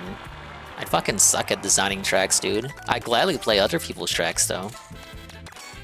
You kind of already did that with the one where you got the toy and you can make your own tracks in real life. But to have something like that in game, like kind of like Mario Maker, would be pretty neat. Believe that will be Nintendo's downfall. I am skeptical of that idea, but it could still affect things, obviously. Like, higher prices could still spook some people, make them more willing to just kind of wait until prices maybe go down. Probably not ever going to go down, but, you know, I don't know, at least sales or something. Not really sure. I guess we'll just see. Aristocrat Yoshi! Ah, yes. I will eat the rich today. No, you're gonna eat popcorn, Yoshi. Gotta love the No King protests in European countries that still have kings. They're getting ready for La Revolution! Part yo. Alright, we gotta take a break from Arlo. 2 Arlo videos in a row it gives you Arlo fatigue real quick. This is a showcase of future flops by the synthetic guy. Another year, another showcase of future flops. I feel like I say that every year. Yet somehow, the Summer Games Fest, aka Discount E3, manages to get worse each time. Over the course of 3 days, I watched over 8 hours of presentations. Yet I maybe saw 5 games tops that I was actually interested in playing. I'm not exaggerating. You ever get the feeling that the console wars are over and everybody lost? That's what it feels like right now. And again, every time I make these videos, I feel like I'm just repeating myself over and over again. They just don't make games for people like me anymore. It's gotten to the point that it's not even actually worth it to break down each presentation because there was so little to talk about. So instead, we're going to do things slightly differently this time. No, there's no woke counter. It would be a complete waste of time, trust me. I'm sure there's some people pretending that, oh man, wokeness is dying because there were slightly fewer black female protagonists this year. No, the reality is they hid most of the far left propaganda propaganda in the presentations nobody watched. Women-led games, the wholesome stream, Latin American games, black voices in gaming. I don't think anybody watched any of those shows. In Except fact, for you! when I watched the women-led game show on stream, my chatters probably comprised about 80% of their live stream. Oh, is that his chat? Oh, hold up. I gotta see proof. If he's saying his chat rated their chat. In fact, when I watched the women-led game show on stream, my chatters probably comprised about 80% of their live stream chat. So instead of wasting a lot of time talking about shows that showed nothing of value, that just shows to me that the people who talk these smaller shows up don't actually watch those shows themselves. The ones that hype those smaller shows, then the only people that watch them are like people like this guy and their audience. I'm mainly just going to break down the Sony State of Play that took place 2 days before the Summer Games Fest, the main Summer Games Fest show itself, and the Xbox Game Showcase. Now, you could maybe make an argument that it'd be worth talking about the PC Gaming Show, seeing as it was 2 hours long, but out of those 2 hours, I don't think there was a single indie game or PC exclusive that I gave a flying fuck about. So I'm just going to break down the 3 main shows and then briefly summarize all the other shitty ones that I wasted my time watching. So without further ado, here's the Summer Game Fest 2025. Now, technically, the first show in the Summer Game Fest was the Unreal Engine Showcase, but I think the only thing people actually gave a shit about there was the Witcher 4 tech demo. So there's probably 5 I am interested in Silent Hill F. I don't think it looks bad. And, well, honestly, I'd like to see I don't more have any. actual It was just gameplay, a though. graphic showcase combined with almost like a pseudo GTA reactivity of the world type of thing, which people were supposedly impressed by. But my only question is why? This is an open world RPG. Why the hell would you give a fuck if random ass civilians are saying scripted dialogue to you? Now, of course, you could always sell yourself the lie that this is the game directly reacting to things that you did in the game world or some shit, which congratulations on playing your first video game. But seriously, this is probably a complete sham. In fact, CD Projekt Red has already been caught multiple times severely downgrading graphics from initial reveals to release. So if you fall for this, you're a moron. Now on to the Sony State of Play. Yoshi. You may have heard that Yes. this is arguably one of the worst State of Plays of all time. Honestly, I disagree, but given Holy the shit. context, I would say it's pretty bad. That He's this pretty is cool. effectively supposed to be Sony's E3 showcase, or would have been if E3 still existed. And instead, this just felt like the average Nintendo Direct, but arguably even worse because there Quite the was insult, no buddy. first-party titles shown here. Ghost of Yotei releases this year, yet they showed no gameplay for it. The It's only gonna get its own interesting State of Play. games were third-party titles. There's the announcement that Pragmata still exists, though it's not coming out till next year, so who knows. And I honestly think only a small subsection of my audience is interested in that game for questionable reasons. There's Suda51's new game, Romeo is a Dead Man, which looks very Was he quirky referencing and the over controversy? top, much like the rest of that studio's games. We also got to see some more gameplay of Silent Hill F, which, Ooh, as Silent a Hill F. Silent Hill fan, I'll be honest, this doesn't really look anything like Silent Hill other than the fog. The choice to hates move it. it from the US to Japan, yeah, honestly, I'm not really a fan of that, especially I think since it's a breath of Silent fresh Hill air. is known for being one of the more combat-focused survival horror games. I mean, it was one of the first franchises in the genre back when those games were fixed camera, tank control combat games, right? They were primarily about Silent Hill is a combat-focused game? I mean, I played through 1, 2, 3, and 4. There is resource management. I would say on the face of it, on the exterior, Resident Evil is a bit more about combat and managing your resources. Whereas Silent Hill is a bit more dependent on the story and characters. Let me hear that again. since Silent Hill is known for being one of the more combat-focused survival horror games, I mean, it was one of the first franchises in the genre back when those games were fixed camera, tank control, combat games, right? They were primarily about resource management, and just judging by this gameplay, it still looks like combat is definitely a focus. So playing as a fucking Japanese schoolgirl beating the shit out of horrific monsters is already kind of taking me out of the experience. And as many others have said before me, this looks more like Fatal Frame than Silent Hill. But I guess we'll just have to wait and see if it's any good. You have to remember that arguably only the first 3 or 4 games of this franchise are good, and the other half are mid or worse. So I wouldn't get my hopes up. Then we get the announcement trailer for Bloodstained 2, which, believe it or not, I never got around to the first, even though I really like Castlevania Symphony of the Night. And I don't have too much else to say. I feel like the Metroidvania genre has kind of been beaten to death by indies, but I suppose if this stands out in its quality, it may be worth checking out. Then we get another trailer for the next Digimon story game. Again, I don't really play these. I actually was a big fan of Digimon growing up, alongside Pokemon for that matter, and Yu-Gi-Oh! Honestly, I didn't really play favorites, but for some reason, none of the games have really captured my attention completely. There's something about the core Digimon gameplay Maybe because it changes doesn't quite genre every feel fucking right. game? The only one I finished was Digimon World Dusk, where you had to revert your Digimon to increase the level cap and then evolve them again to finally progress eventually to Ultimate and then Mega forms. I haven't played Cyber. Yeah, there's like 4 main Silent Hills, then the series goes to shit, and there's like 2 on PS3 and 360. There's an HD collection of 2 and 3. And then there's 1 on PSP.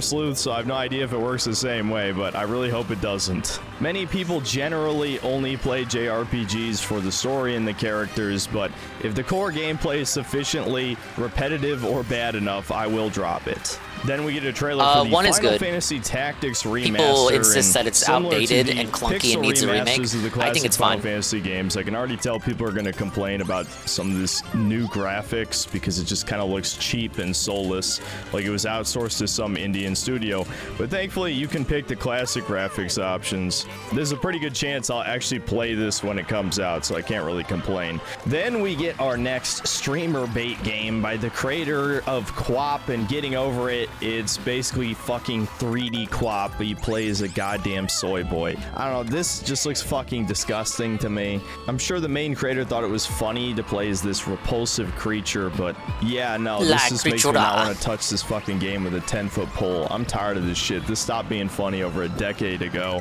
Then there was a game that maybe only I vaguely care about, Hirogami, because I'm known as a bit of a baby game enjoyer, and so I'll certainly give this 3D platformer a try. There's kind of some assorted shit that honestly doesn't belong at a showcase like this, like another Hot Shots Golf, Ninja Gaiden Ragebound, which I no doubt will play I on like the stream Boo at mask some on her point. for this that one. Fucking brown girl climbing game that got like 4 trailers over the course of several shows in this year's Summer Game Fest. Karen. We love Hot If you're one of Shots those Golf. I love delusional that people Pac-Man thinks is in it. Woke is dying. Trust me, this gets a lot worse later in other shows. Blah. Then we get another trailer for a game that people are admittedly excited for, the Metal Gear Solid 3 remake. And you might expect me to shit talk this, but at face value, it does look good. But when it comes to He likes the remake. We finally ran into a game that he enjoys. remakes, the devil is in the details. Now, I'm not the biggest MGS3 fan in the world. I think it's a great game, but it's not my favorite in the series. That'd be MGS1. So maybe you would expect me to do some kind of video saying exactly how the remake is worse or better, most likely worse. But I'll leave that to the super fans. Just know that if you saw my Silent Hill 2 remake video, you already know what my Never opinion played a on Ninja remakes Gaiden game, are. but They shouldn't exist. I am a sucker for It's just 2D that fucking platformers. simple. Does that mean all remakes are bad? No, but 95% of them are bad. Then we get arguably the first big reveal of the show that Neo 3 is being made. I still haven't played Neo 2. I know a lot of people love it. Did Phil get to the demo of that yesterday? I didn't see. I saw that he did demo day, but I only saw the fishing game and the Danganronpa, expand Danganronpa game. The first one I honestly didn't think was that great. Was it overrated, scammed? but everybody seems to think Nioh 2 is awesome, so maybe I'll give it a shot before this one comes out. You guys already know I'm really fucking sick of Souls-likes, but I hear that Nioh 2 kind of diverged farther he scammed from that it? genre. I think he did that on purpose. He played all the other demos so that he would not have enough time to do Nioh 3 because he didn't want to play it from the start because it's a Soulsborne and he's already doing Liza P. So I'll just say that Nioh 3 looks cool and leave it at that. And there's Carl, a demo you out used if to you watch want to film. try it. Then we get a kind of depressing reveal as the Thief franchise is somehow still not dead. It's being brought back as a VR game where you play as a woman. And I've already heard the cope, oh, It's well, woke. Garrett's in it. They even got his original voice back. Who cares? You're playing as a fucking woman. That's the whole point. It's in VR. If you weren't... I kind of want to clip that. You're playing as a fucking woman. They even got his original voice back. Who cares? You're playing as a fucking woman. That's the whole point. It's in VR. If you weren't just a set of floating hands, I'd say this is a fucking autogynephilia simulator. But for the 5 people who still give a fuck about VR, I suppose you could look forward to this. Then we get what I can only describe as a Concord-like, which I'm going to call every one of these gross-ass, rainbow-colored multiplayer shooters. It's called Tides of Tomorrow, and I guess you pick a faction, and it's got some kind of story related to multiplayer activities. Who the fuck knows, man? Just look at it. It looks gross. I don't care about any of the details. Moving on. Then we get a brief announcement that there's going to be more free DLC for Astrobot, which I'll probably check out at some point. Then there's a Look, he trailer likes for Astrobot. a game called Sea of Remnants, which is some kind of pirate RPG with a very interesting art style, we'll say. They didn't really show much gameplay, Asian though, style so I don't outfit have for much to comment Rosalina? on. Suffer Then next me. up, we got the sequel to Journey, which for some reason isn't just called Journey 2. And yeah, it definitely just looks like Journey, but you're on a hoverboard. Now, I liked Journey back when it came out, even if it was a glorified walking simulator, so I probably will try out Sword of the Sea, but yeah, I mean, I expect more of the same for sure. Then after some meaningless announcements nobody gives a shit about really, we get to see the reveal for the new James Bond game made by the developers of Hitman. And do I even need to point out the diversity here? An Indian woman, a black guy, and a black woman. Again, for those of you who seem to think woke is dying, this is no doubt going to be one of the biggest releases of the year when it comes out. I wouldn't be shocked if they I didn't make play James Journey, but I heard it Bond was pretty good. gay. That would certainly be on brand. And yeah, I don't know. This just looks really generic. And there were... Yeah, I've never been a Bond guy. I did like what I played of GoldenEye 64, but I guess for a James Bond game, I was expecting a bit more pizzazz. They really tried to play it up during these reveals. It had like 3 different showcases this week, and they really tried to play it up as though it had more oomph than it actually did. It's like, it feels like something's missing, right? You think, oh, it's a big fucking return of James Bond AAA games, but I don't really feel that, but the marketing wants me to feel that way. Maybe just because I didn't play enough James Bond games growing up. Raffin says it was disappointing. Journey's like a 2-hour artsy. I know it's a short little artsy-fartsy game. I just didn't have a PS3 when it came out.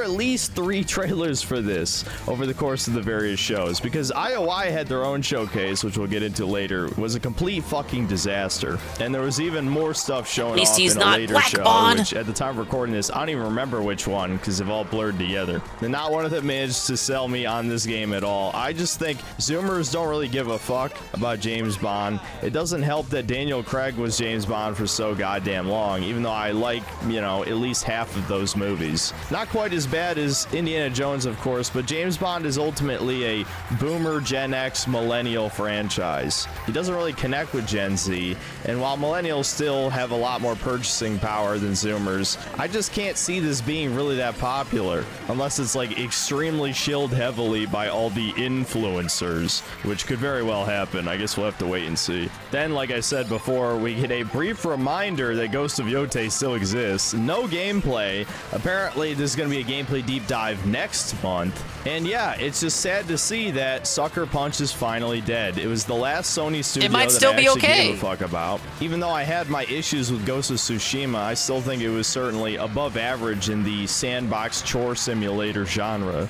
And you know, I love Infamous. I was a big fan of Sly Cooper as well growing up. And Oh, me they too. finally succumbed to the woke bullshit just like every other Sony studio. Not really surprising. But now Sony Yeah, just it might has suck. nothing left unless you want to say I ain't Team gonna play it. Asobi with Astrobot. But even then, Astrobot I liked more for the fucking references than the actual gameplay itself. As someone who loves baby games, it got outdone by a random ass indie game where you play as a yellow taxi and go vroom, which that is an excellent game, by the way. I'm just gonna shill it again despite the title.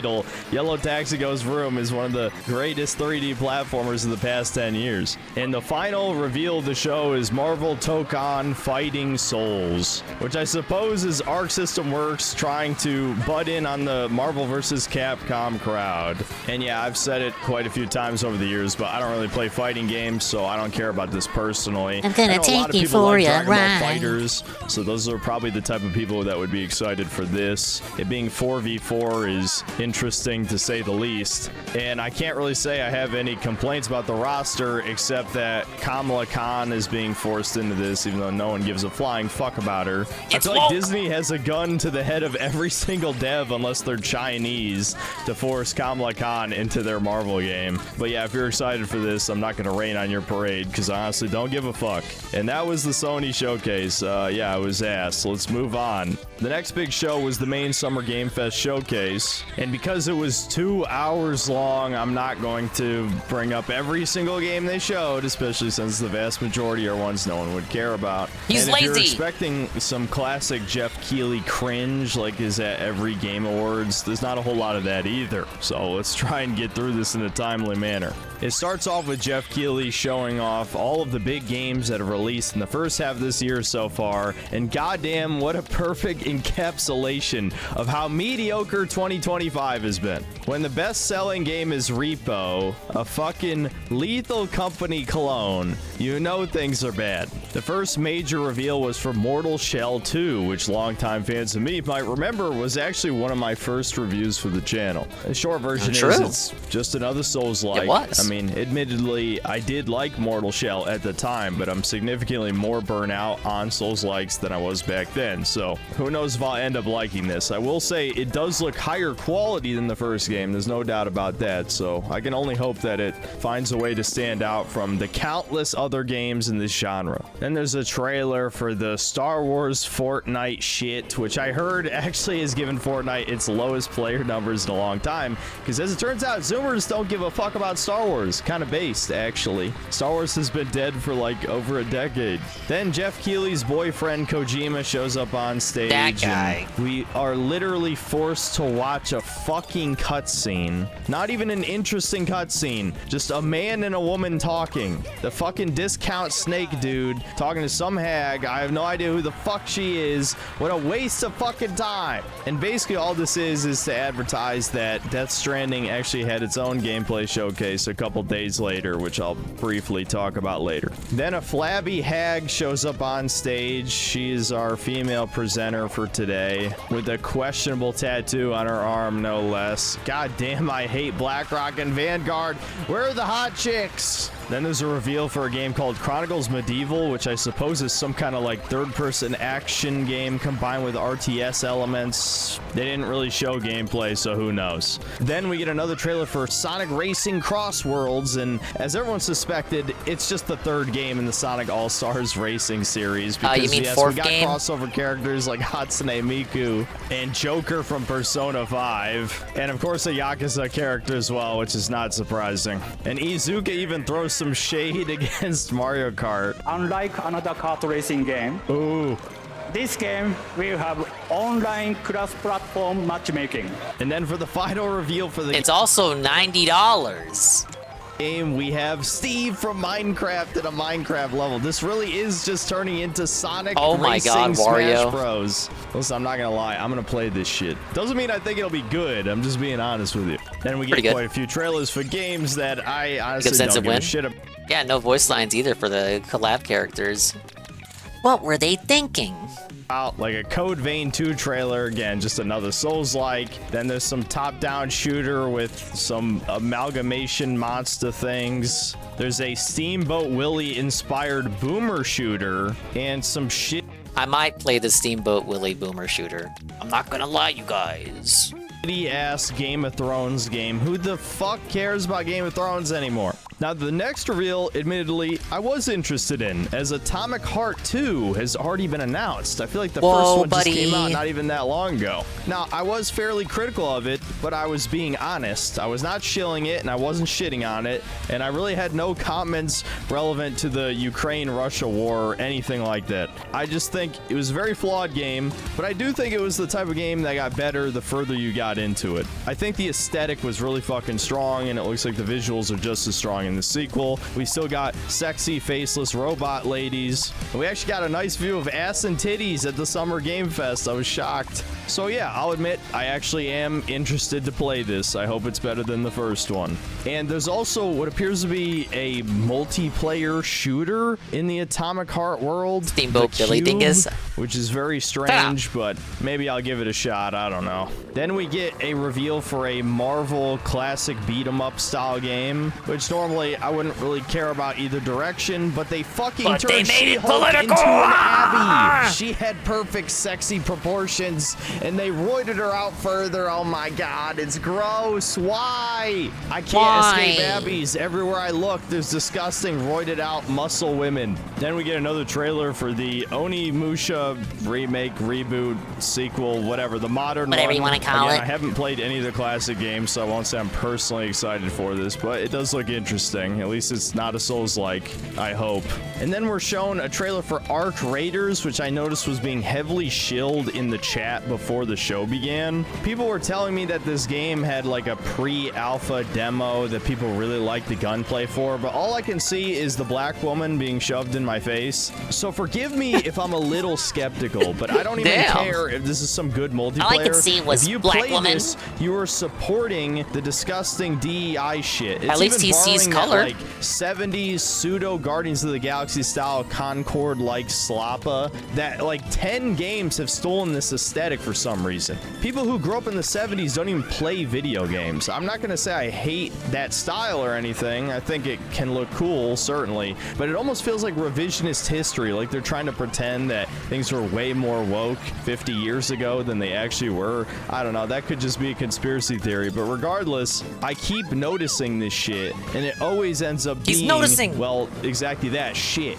So no, I'm not trying this. Don't support this if you have any goddamn principles. Then we get yet another trailer for the Dune MMO, which I guess is about to come out. In fact, it'll be out by the time this video is uploaded. And it's clear they had no idea how to really sell an MMO because they set up this huge narrative about this albino black guy and this brown woman.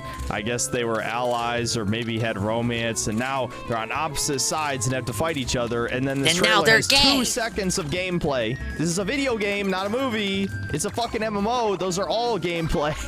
Oh, whatever, man. I'm complaining about the same shit I always do. I think Discord Merchant played this Dune MMO. Chrono Odyssey, or no, he played a puzzle some one. kind of action game, but I don't really know what to make of it because this vertical slice shit, I really couldn't tell you anything, like if it's a Souls-like, if it's maybe a more standard action RPG, maybe more of a hack and slash. No idea. At least visually it looks interesting. I'll give it that. After 3 more trailers of complete slop that I'm not going to describe in detail, we get another trailer for Mafia the Old Country, which you think I might be interested in because many of you know I'm half Italian. Honestly, my problem... DSP Jr. might be interested in, because many of you know I'm half Italian. Honestly, my problem is I tried the Mafia 1 remake, and it was it's actually more Italian than Phil. Game with like extremely linear mission sections, and they don't really show any gameplay in this trailer, so I have no idea if this is going to be more of that. You guys know I don't like movie games, and I'm afraid this is probably going to be a movie game just based on the fact that almost everything they've shown on this game has been cutscenes. Then we get, no joke, at least 10 minutes of trailers for games that are not worth mentioning in any capacity except maybe the 7 Deadly Sins game, if only because I've been told it's one of the worst shonen of all time. So clearly it deserved to have a video game adaptation. Then the chick from Yacht Club Games comes onto the stage, talks about how great Shovel Knight was 10 years ago, and they show off their mouse game again, which, you know, is clearly doing like the Legend of Zelda Link's Awakening aesthetic, and I really just have no comment at all. I don't know. Maybe it'll be good, maybe it won't. That's a shame. Typically when indie devs Usually don't likes make retro anything style for games. 10 years and come back,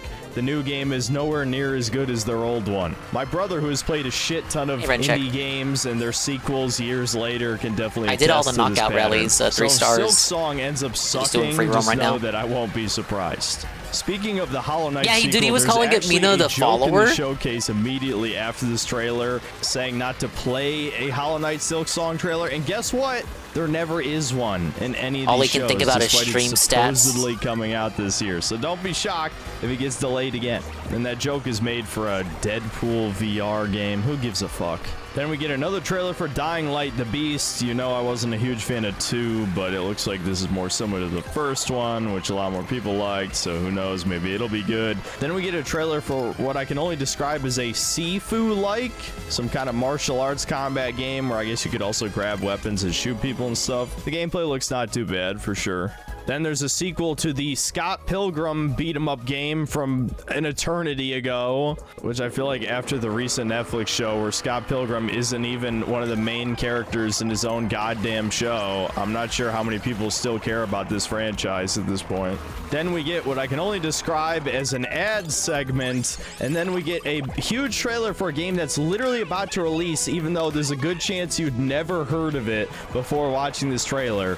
Scott Mind's Pilgrim? Eye, which is also maybe the at Mina least game. published by IOI. So this might be the next huge AAA bomb, because I've seen absolutely no hype for Did this not game get into the whatsoever. Scott Pilgrim Now, craze. I probably will stream most, if not all of it, because I love playing middleware slop games, and this looks like it It's was Choo-Choo straight out of Toad. like 2010, being a generic third-person shooter. They show off the gameplay during the IOI showcase, and yeah, dude, it does not look like anything anyone wants to fucking play. I feel like if you played a significant amount of video games during the PS3 360 generation, you played like 20 games just like this. I guarantee you this is the next big industry flop. And we get a minor little reveal that the next elusive target in Hitman World of Assassination is Mads Mikkelsen's character from Casino Royale. I guess that's kind of cool. There is a strange appeal to killing famous people in Hitman. I don't know why Luigi? they've done that so many times, but I guess it's kind of cool. I wish there wasn't the FOMO element. You Not only have that like Luigi. a month to do the mission, then they remove it. That really sucks. Then finally, after another few slop trailers, we get another actually interesting game, Ill, a first-person shooter horror game that has this. Yeah, GTA needs competition. Nothing wrong with competition. It's just, you know, not every game can be GTA and have the budget of GTA. So when when these clones miss the mark even a little bit, everyone clowns on them for it.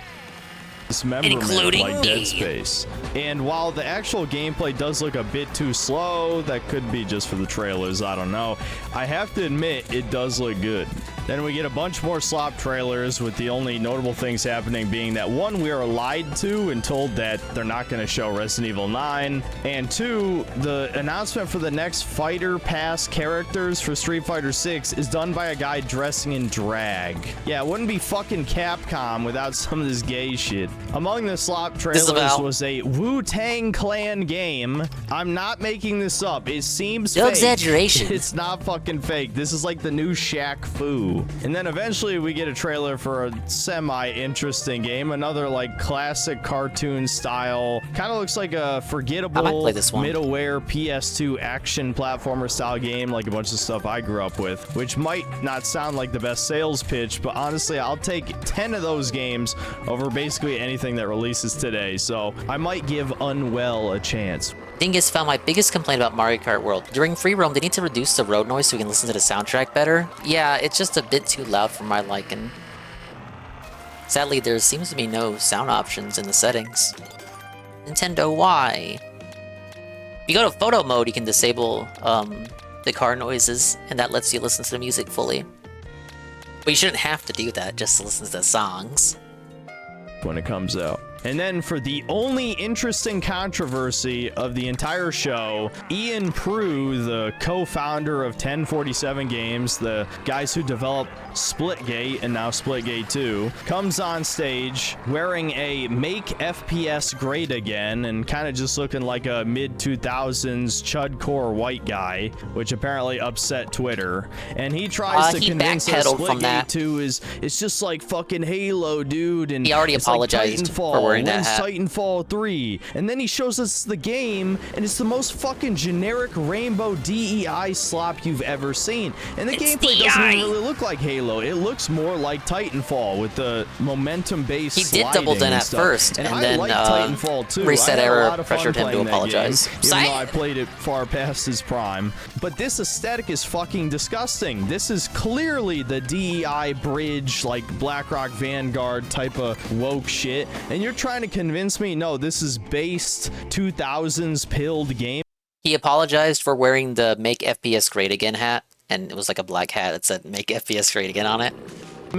No, this is I'm sorry, complete guys. marketing bullshit. Not to mention, this trailer is showcasing a new Battle Royale mode. Yeah, when you think of classic FPS games, you think of Battle Royales. What a fucking joke. Then there's a reveal for a Yakuza-like called Stranger Than Heaven, which interestingly takes place during 1943 in Japan. I'm wondering if there might be some interesting politics in this game, but I gotta say, you know, Probably if you will. like Yakuza type of shit, it does look interesting. Hello, Golem. I'm not really the biggest fan. Golem, I finished the Knockout Tours 3 stars, so now I'm trying to finish up all these costumes while doing free roam stuff. Yakuza, as I've been asked about 1,000 times over the course of streaming. Maybe someday I'll give the series another chance, but that day is not today. And then for the final reveal of the show, it's Resident Evil 9, and They lied and said it wouldn't be there. But yeah, this is not selling me, not at all. I know the super fans are all excited, like, dude, Resident Evil Outbreak is canon. It's Alyssa Ashcroft's daughter, and you're exploring a post-apocalyptic Raccoon City, basically. I mean, I can applaud them for trying something different, for sure. I'm glad it's not another remake that is no doubt worse than the original. In some cases, completely butchering the original. Looking at you, Resident Evil 3 remake. But I don't know, Capcom has already disappointed me too many times in the past 7 or 8 years, so I don't know. I guess we'll just have to wait and see if it's any good. Guess we'll I don't have see. anything else to say about it.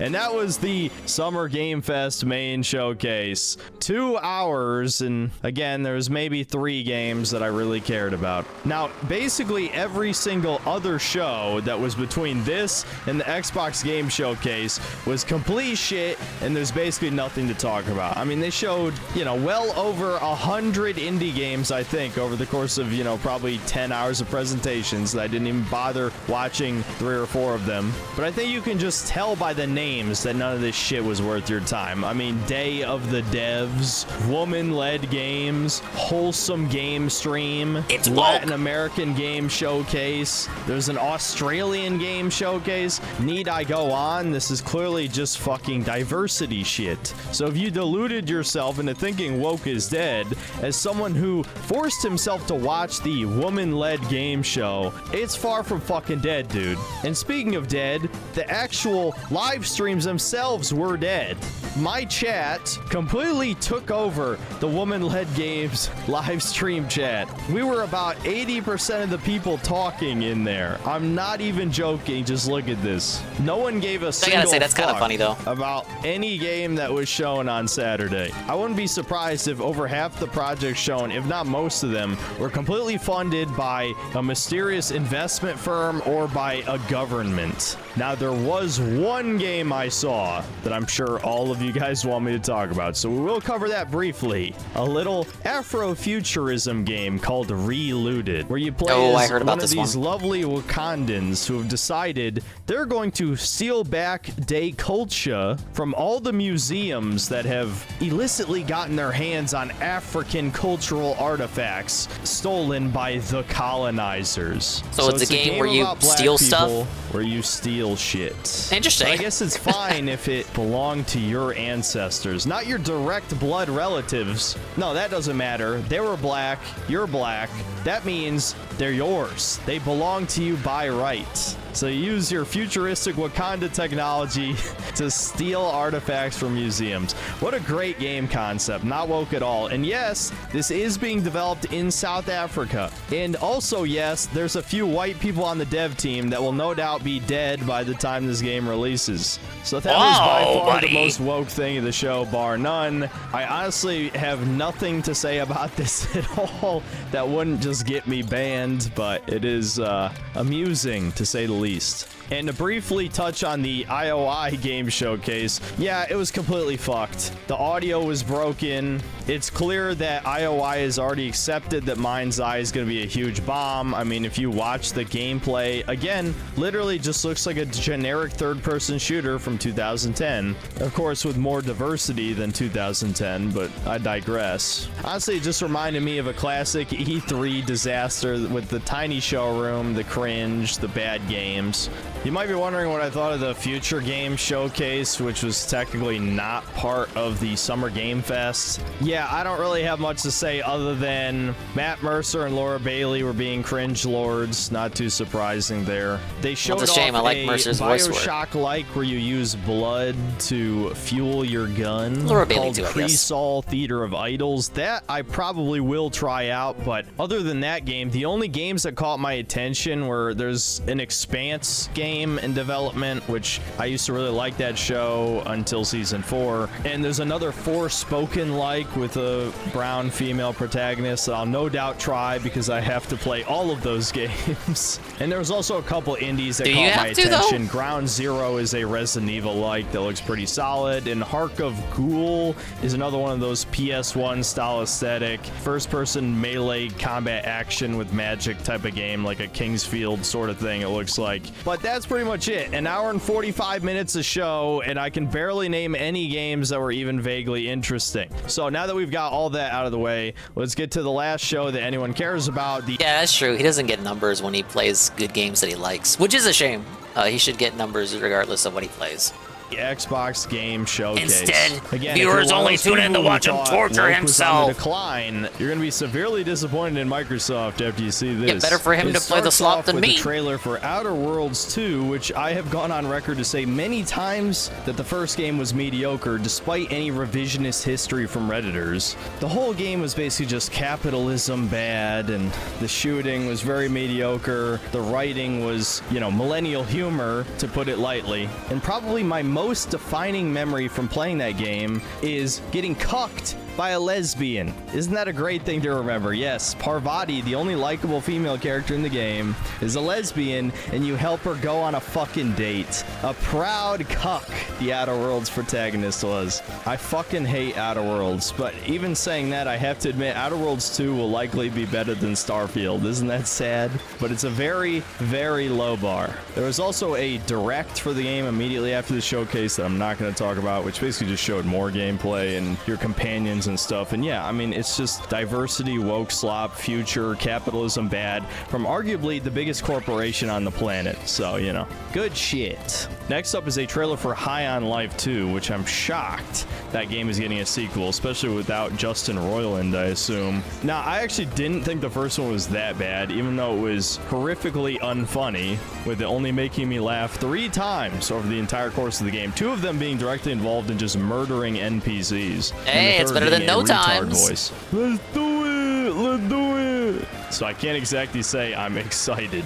Next up, we get a game in the A Plague Tale universe featuring a light brown female protagonist, notably showing no gameplay, so you know it's worth pre-ordering. Then for the most baffling reveal of the show, we get the Xbox handheld that's being made by Asus. This thing apparently is $800. Has Microsoft forgotten the amount of backlash that Nintendo got for the Switch 2?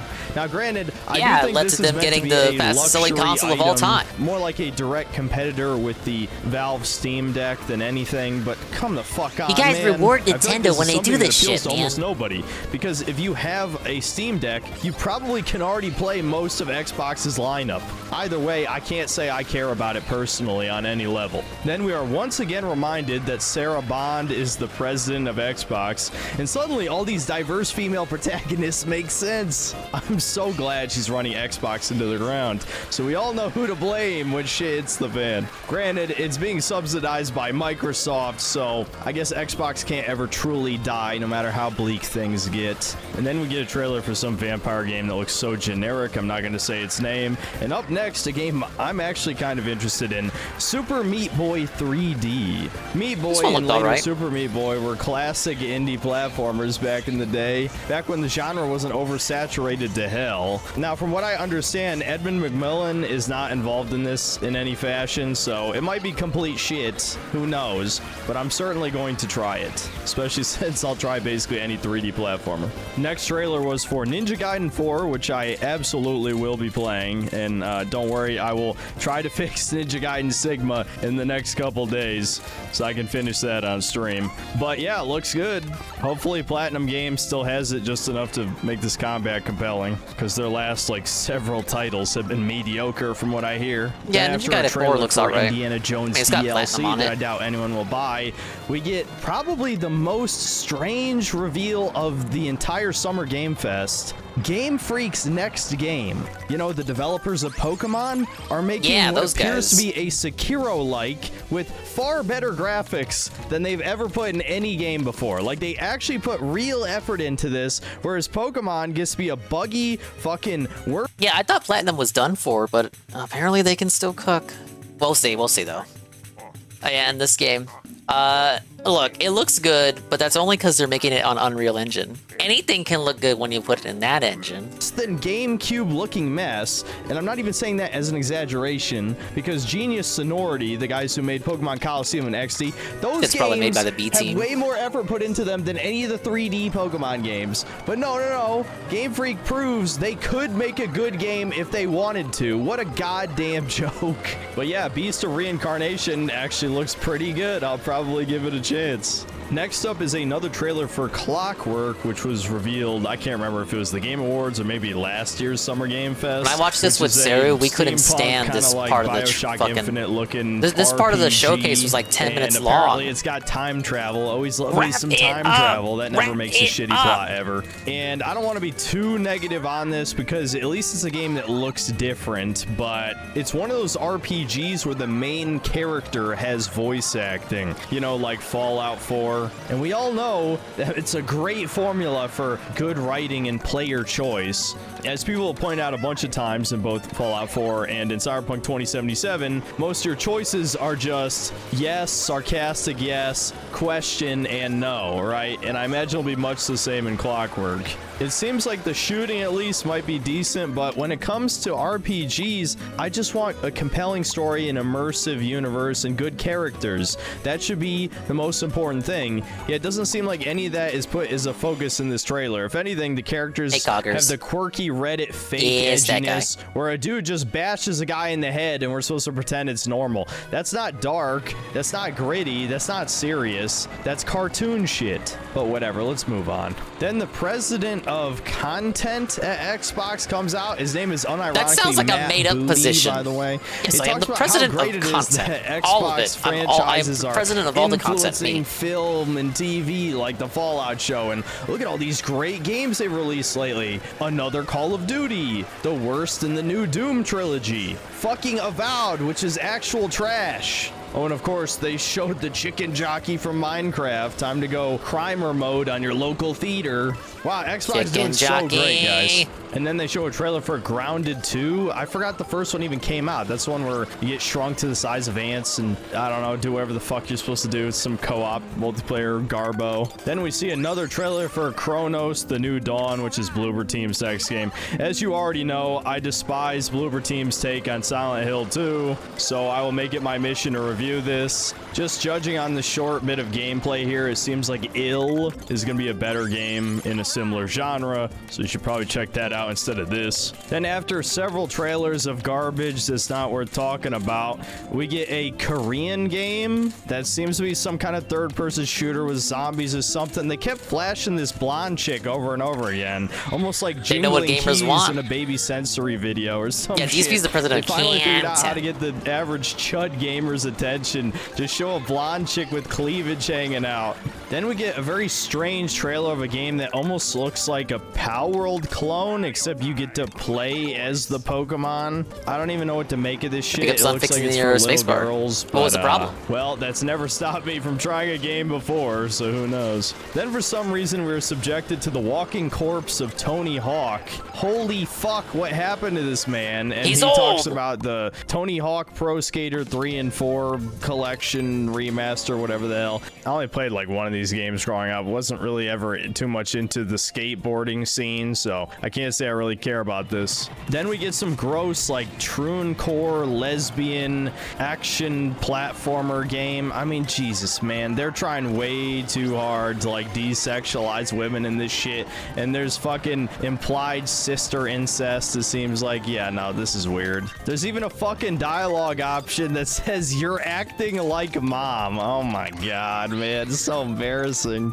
And then, guys, we get to see the Gears of War trilogy is finally coming to PlayStation. Oh my god, I'm so excited to play the original generic third-person cover-based shooter. Well, actually, I've already played Gears of War 1, and I was not impressed, but whatever, that's besides the point. Then we get a short trailer for the Persona 4 remake. Now, I think Persona 4 is a really great game, but yeah, again, you know how I feel about remakes. This is just kind of a quick cash grab to get Genji's the gay. Persona 5 Naoto is new trans. friends to play the older games in the series, just like they did with 3. The only thing I worry about is that Persona 4 has some problematic messaging in it, namely the controversy about whether or not Kanji is gay and if He's Naoto gay. is like a trans man or whatever the hell. I'd say it's a safe guess to say they're going to at least tone down the homophobia in the remake. The next reveal is for an Invincible fighting game. It looks like it's trying to compete with Injustice, but it has Mortal Kombat style fatalities. I don't think I've ever really talked about Invincible on this channel. I only watched season 1 and I fucking That hated Invincible Mark. fighting I game think looked he's very rough. an extremely pussified version of Spider-Man, except, you know,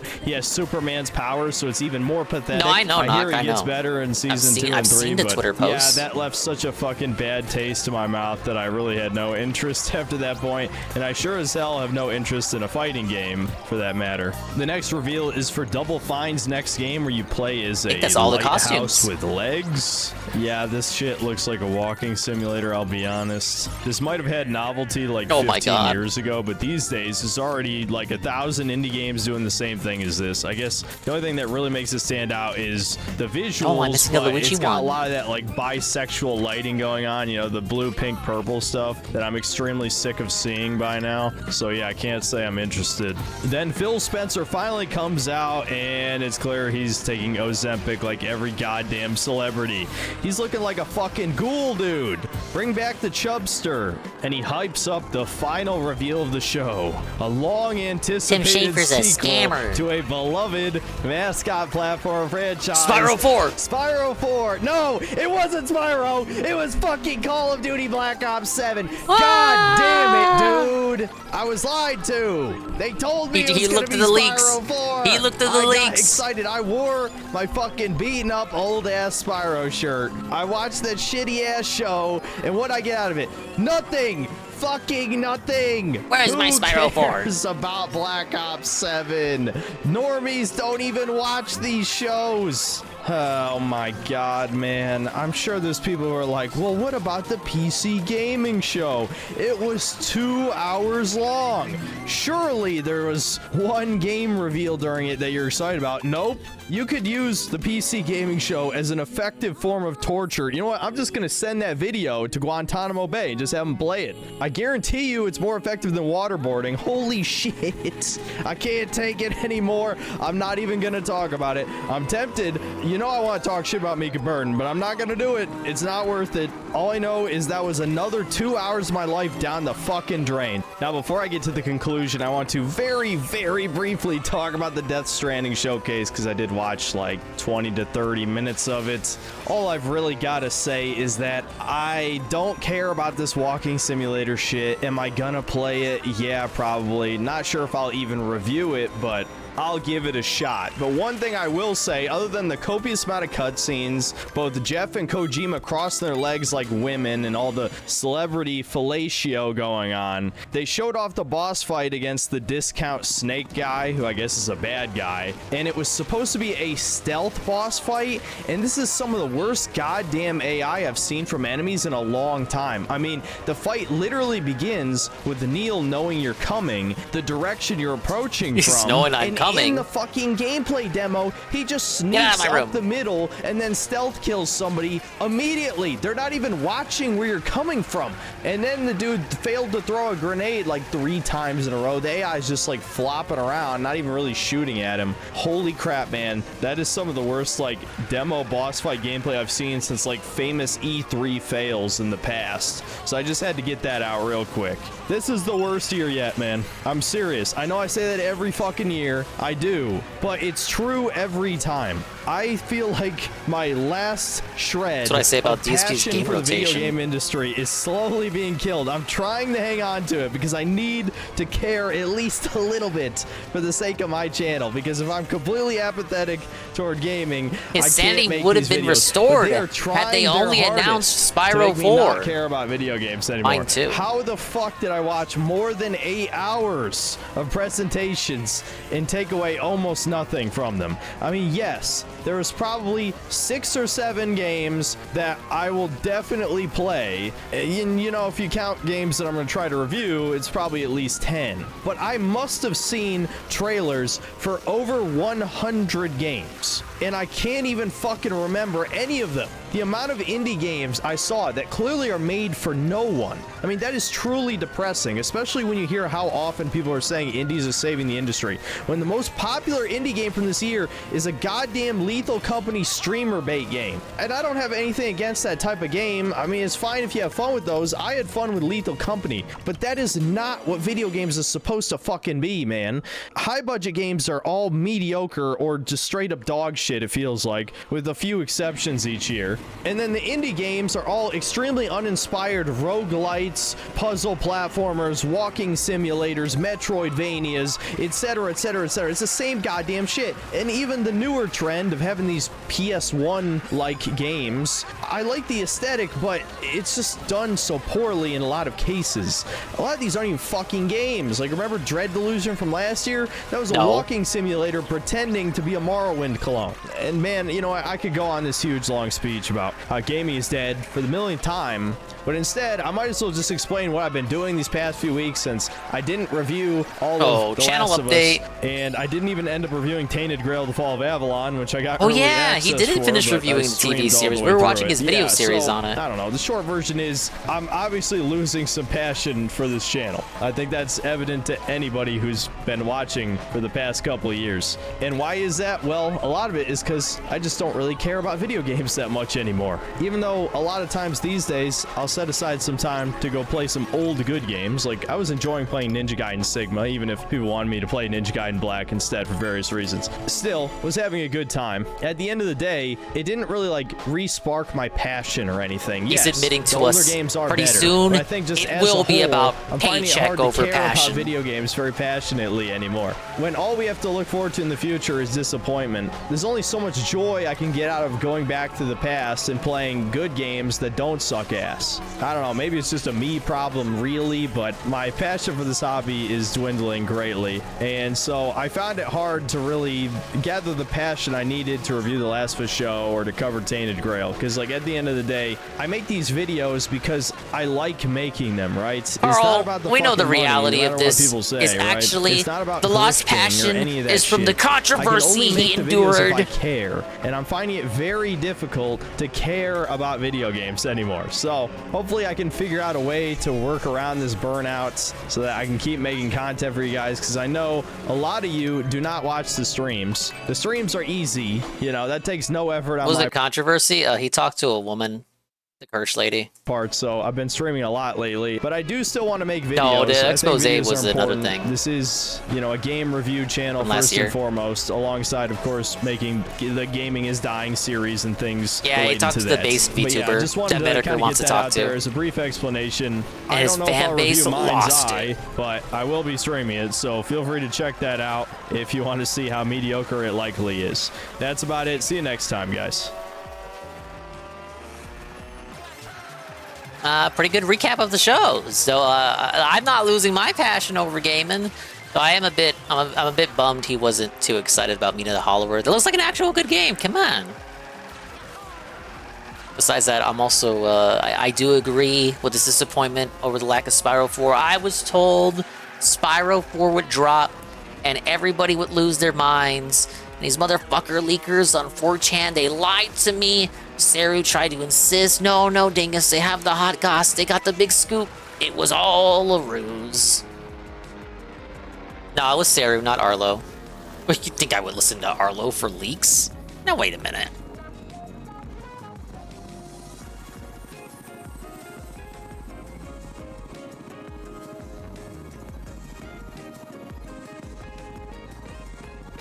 Speaking of him, let's look at every Switch 2 launch game, even the ones you may not be playing right now. Hello, my beautiful, just, exquisite friends. I love you so much. You know what we're going to do right now? We're going to take a look at every single Switch 2 launch title. And you know why? I got a great reason for you. It's because it's something to do while we wait. As I record this, it is currently Tuesday the 3rd, 2:49 p.m. I don't know exactly when this video is going out, but it's pretty close. So I thought I'd give you even more Switch-related is before the content release of the to look console. at. And it's not just that, though. Just so we're Actually, clear. it's also because I was looking at the list of launch games, and there's a lot of good little details here. A lot of these games really are just like kind of definitive versions of the games. There's ports! He's sweeping! Just a lot of games with It's a the lot same of game, content. but again! And I also just think the concept of launch games is so interesting, you know, over the years. What are the ones that I remember? It's just like the big It's a remake that's exclusive to Switch 2. It's not even on PC. It's Twilight Princess. It's Nintendo Land. It's Mario 64. You know, it's those. So I don't know. It's kind of fun to take a look at the entire list, even all the third-party ones, and just kind of see what day one for Switch 2 looks like. Well, first off, it's worth at least mentioning that, you know, a bunch of Switch 1 games are getting free upgrades, performance patches. I'm not going to list them all. We've all talked about that plenty. But so you got that. So at the very least, on day one, there are a bunch of Switch 1 games that are just going to run better on Switch 2. No. That's super exciting. Between like Pokemon, Mario Odyssey, 3D World Bowser's Fury. I don't know. I actually am genuinely really excited to play some of these games with better performance. And then, of course, if you want to really be thorough, we can also look at the GameCube titles that are coming to NSO. On launch day, we're starting off with Soul Calibur 2, Wind Waker, and F-Zero GX. And I don't know if they could have picked a better little group of games to start with. Like that's a really, really solid 3 first GameCube picks. 3 super good games. Soul Calibur 2 is a great fighting game. Wind Waker is Wind Waker. It's a game you could just kind of get lost in. And then F-Zero GX, even I don't even like racing games that much, but I have been wanting to play more. Yeah, we know that GX. from the Mario Kart video. Pretty much like forever. I played it a little bit way back in the day when I worked at Game Crazy, and it's just super fun. Game Crazy? It's He's just old! So fast. That's really it. It's just so incredibly fast, and I at the very least I want to mess around with that. But anyway, we gotta move on. Let's look at the real games. First, we've got Arcade Archives 2 Ridge Racer, which is a re-release of an older game. Ridge Racer. Apparently, there is something of a precedent for Ridge Racer games being on systems at launch. Like I guess the 3DS had one at launch, and then of course mostly Sony systems. But yeah, I don't know. Apparently, there's gonna be one here. I don't know. This is actually Make a the Ridge first Racer time drove. Come on. First I've heard about it, but $17. Wow, it's a very old game too. Seems like a lot, but I don't know. I don't know anything about it. Let's move on. Speaking of racing games from series which have kind of created a habit of being right there on day one for a system, we've got Fast Fusion. Shinen Multimedia, you know, they're just one of those companies that really just gets hardware, and they have been consistently putting these fast games on Nintendo systems for several generations now, and even ever since the Wii though generation, these games are coming out like usually like on launch day, they still end up being somehow these technical marvels, like some of the best examples of graphics on the respective systems. I don't know how they do it, and they're doing it again. I had a store near me that was called Game Crazy. That's why I said, what the, he's old. Because I only saw that brand when I was younger. And with Switch 2, Fast Fusion looks really good. Amazing graphics, super high resolution, super high frame rate. I don't know how they do it, and for $15, so like really not a bad price at all.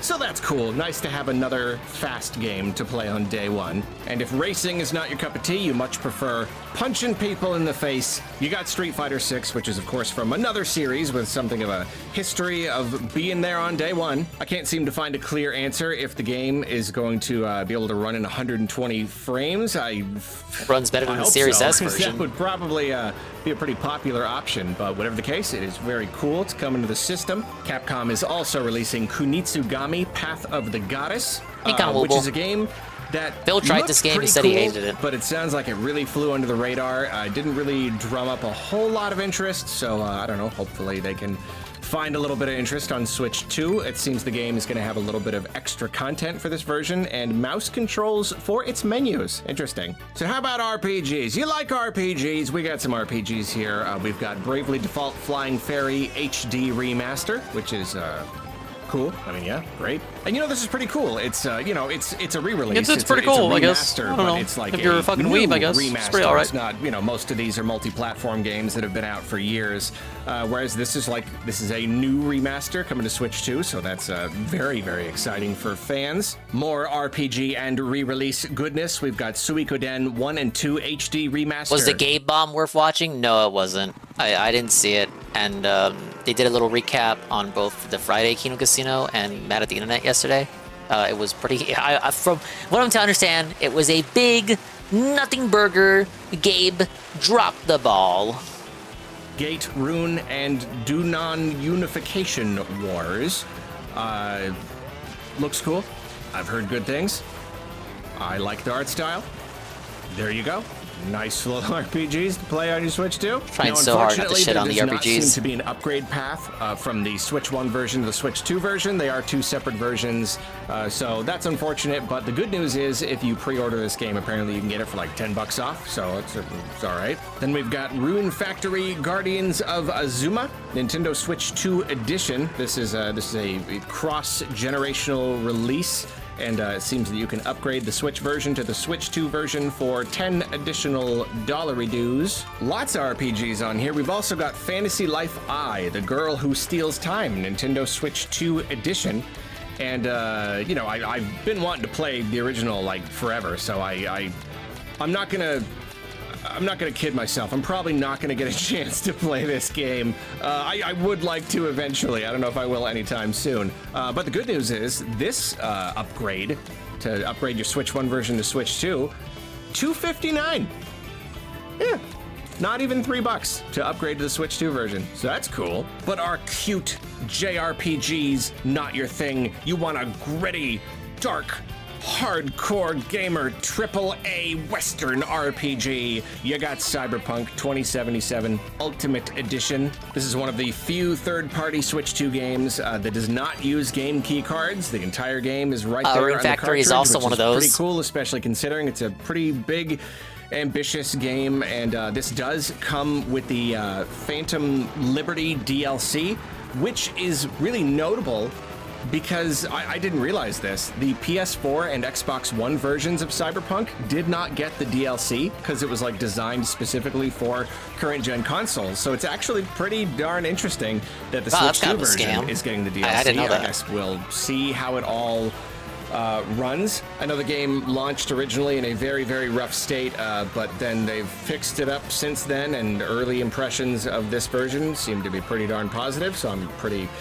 curious to know how it's going to turn out. I mean, obviously, this is going to be... Look, guys, the human eye can't see above 24 games to play on FPS. day one. One of the games that probably best Everyone knows shows that. off what the system is capable of, so that's cool. But that game is now acting as my transition from RPGs to He's transitioning. shooting. I'm trying to loosely kind of group these together. You got Fortnite, and I mean, it's Fortnite. It's gonna be a popular pick. The original Switch got Fortnite pretty early on in its life, but it's very wise to have it there day one this time around, especially because of It'll the be whole, there like, day one Epic regardless because Games of backwards compatibility. lawsuit thing. Because The the lawsuit game is thing? He's doing it again. basically The lawsuit exclusive thing. to the Epic Games Store on PC. You can't run it on handheld PCs, so pretty much the Switch 2 version is going to be the definitive handheld way to play. So I don't know, that's pretty cool. To my knowledge, you can also shoot people, if you wish, in this next game, Hitman World of Assassination Signature Edition. And this one really is notable because it includes a lot of content. Like, basically, there have been 3 Hitman games over the last 10 years. Now and they're all this combined into some one game games like as a all of them service together, thing. all of that content, and that includes all of like the DLC from all of the games. So it's, yeah, if you like Hitman or you've been waiting to get into Hitman, now is the time to hit one or more mans, because you got a lot to play here. Okay, so now, sorry, we're gonna leave the shooting behind and jump back to the world of face punching with Yakuza 0 Director's Cut. I've never played any of these games, but I hear very, very good things, and it seems the Director's Cut version of this game is exclusive to Switch 2. So that's pretty cool. I'm sure it's going to be a real good time. Next, I don't know precisely how much face punching you get to do in Civilization 7 Nintendo Switch 2 Edition, but I am going to assume a little. Whatever the case, though, this version of the game obviously has mouse support, so there you go. There's a perfectly fine reason to play this over the original Switch version. It does seem that this game does not have its own standalone release. You basically just have to get the Switch 1 version and spend $10 to upgrade it, but fine, I guess. Then we have another turn-based strategy game with a questionable amount of face punching, Nobunaga's Ambition Awakening Complete Edition. It also offers mouse support, so that is cool. I good do for not strategy have games, a yeah. smooth transition into the next game. I think I'm probably just going to have to drop the transition idea and just start looking at the games. We've got Survival Kids. Apparently the original Survival Kids was a Game Boy Color game. I suppose I've never heard of it or I forgot about it. And yeah, it was added to NSO recently. So I guess this that's is like where I kind of remember that name from. the yeah. new era of Survival It was from Kids. NSO. It seems to be some sort of co-op survival game. So there you go. I don't know much about it. I think that was the part in the direct stream where it like crashed. So I don't think I ever actually saw the trailer for this game. I'm sorry. You know what else is coming to Switch 2? You know what else is coming to Switch 2 on day one? It is Split Fiction. And you know, this one is cool because I mean all versions It's just a code of in the the game, box, you buy it they're physical. very generous about like this whole friend pass system where like only one person needs to own the game and other people can play it with them. It's really cool. The games are pretty darn popular and they sell pretty well. The game's by this studio, Hazelight.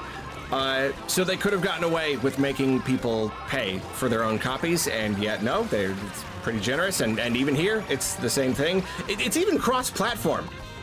So like, if you know anyone who has the game on any platform, you can do like cross-play with them. You can do the friend pass thing.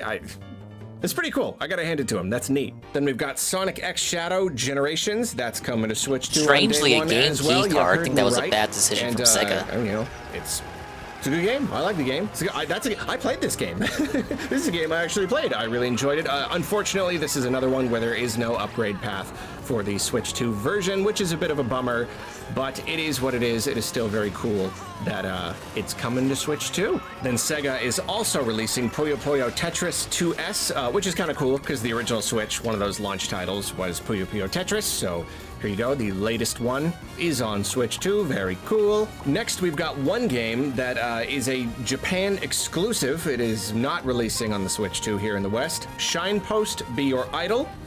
Shinepost is some sort of thing. Why is he talking about Japanese only game releases? Based on it. I do not know anything about it. There you go. Then we've got Hogwarts Legacy. What was the point of that? Early footage. I look at all those really co-op games as like Rydrake games. And I've even seen some comparisons where like the Switch 2 version kind of looks better than versions on more powerful hardware, thanks to all the fancy DLSS upscaling and whatnot. So that's pretty cool. You can upgrade to the Switch 2 version over the Switch 1 version for $10. Next, another RPG I did not mention when I was talking about RPGs. I apologize. It is Deltarune. It is still an RPG though, right? Nice costume. Right? I mean, like, Undertale was kind of more or less an RPG? Or would you just call it like an action game? I don't really know. I guess it kind of depends on how you play it. I just gotta get but I deep on haven't now. played Deltarune yet, and yeah, like, super duper exciting that chapters 3 and 4 are launching on the same day as Switch 2. So that's cool. A lot of people have been really been looking forward to this, so that is very exciting. That's just gonna add to the excitement of the day for a whole lot of people. And apparently this version launching on Switch 2, it's kind of like the Shovel Knight thing, where you buy it and you're gonna get the later chapters, chapters 5, 6, and 7. You're gonna get those for free if you buy this version on Switch 2, so that's nice. And free upgrade. You can buy it on Switch 1 and decide to like upgrade to the Switch 2 version for free in the future whenever you want. So that is awesome. And finally, we've got those tasty, memorable first-party Nintendo games. First, we've got Breath of the Wild and Tears of the Kingdom. They're coming with all these extra features and everything, so that's cool. And it's so funny, because like, I really could not decide if Nintendo was going to give us Breath of the Wild or Tears of the Kingdom. Crab scam? Imagine playing as a crab. It just seemed so likely that the Switch 2 was going to launch with like a remaster of one of them. It felt right, and yet I went back and forth. Breath of the Wild is the original. It's like it's a classic now, but Tears of the Kingdom is like the game, it's the latest one. It's the real technical marvel. It's got all these extra systems. It's like the definitive version of the experience. Piva, Which so do you put? Boost They Cinema just did is what both. Why didn't I think of that? It was the simplest option to just give us both. And I'm sure there aren't a whole lot of people who haven't played either of the games at this point. Me, who, like, I'm totally one of them. skipped the Switch 1 I'm the generation guy. going straight to Switch 2, but man, for those people, I don't know. You got a lot of games to play. Experience. I kind of envy you, in a way. Then we've got Nintendo Switch 2 Welcome Tour. Yes, of course, we could go on and on about how it should have been a pack-in game. They shouldn't have charged any money for it. Charging any was already a thing, but then $10 is like, come on, make it a couple bucks or something. But you know what? Whatever. I keep hearing really good things about this game. I will say, it does sound like they actually put some pretty cool gameplay stuff in there. I've seen some clips that are like, even if it is just like little mini games, little just kind of toys, I'm like, it does look a little fun. You know, I don't know. I'll probably get it just so I can do a video on it, but But yeah, I don't know. I'd be pretty torn if I wasn't doing a video, because some of these little games do look a little bit fun. Probably the kind of thing I'll like sit down and like play it for 2 hours and have my fun and be done with it. But I don't know. Still looks kind of fun, so we'll see. And actually then gonna finally, he's actually it is gonna pay the Mario $10 Kart for the demo. World. There isn't even really anything to say about it. We just mentioned that it is the game, it is the launch title. The vast majority of people picking up a Switch 2 on day one are going to be getting Mario Kart World. I hope that there are enough of the bundles out there so you can get it for $50 instead of $80. Yet to be seen how limited that bundle is going to be or not be. It was pretty widely available. Whatever the case, there you go. Mario Kart World. First new Mario Kart game in over a decade. Wowie. And I personally am very excited to play it, and that is it. That is all of the launch games. Those are all of the options for games to play on day one on Switch 2. It's almost like a Watch Mojo list video. I hope I didn't forget anything. I don't think I did, though. I think that was relatively thorough. And now we have done that. You have watched this video. You have killed that little chunk of time. So good luck finding another thing to spend your time on while you wait for your Switch 2. I don't gotta wait for a Switch 2, I already got one. And there's no shortage of videos to watch over here. Let me finish this race. Totally gonna lose.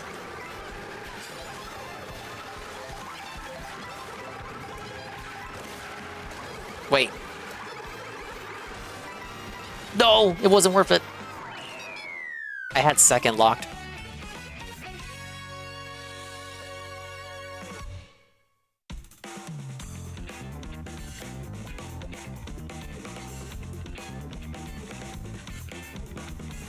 Alright, every Donkey Kong reference in Mario Kart World is the next one. But it's not by Arlo.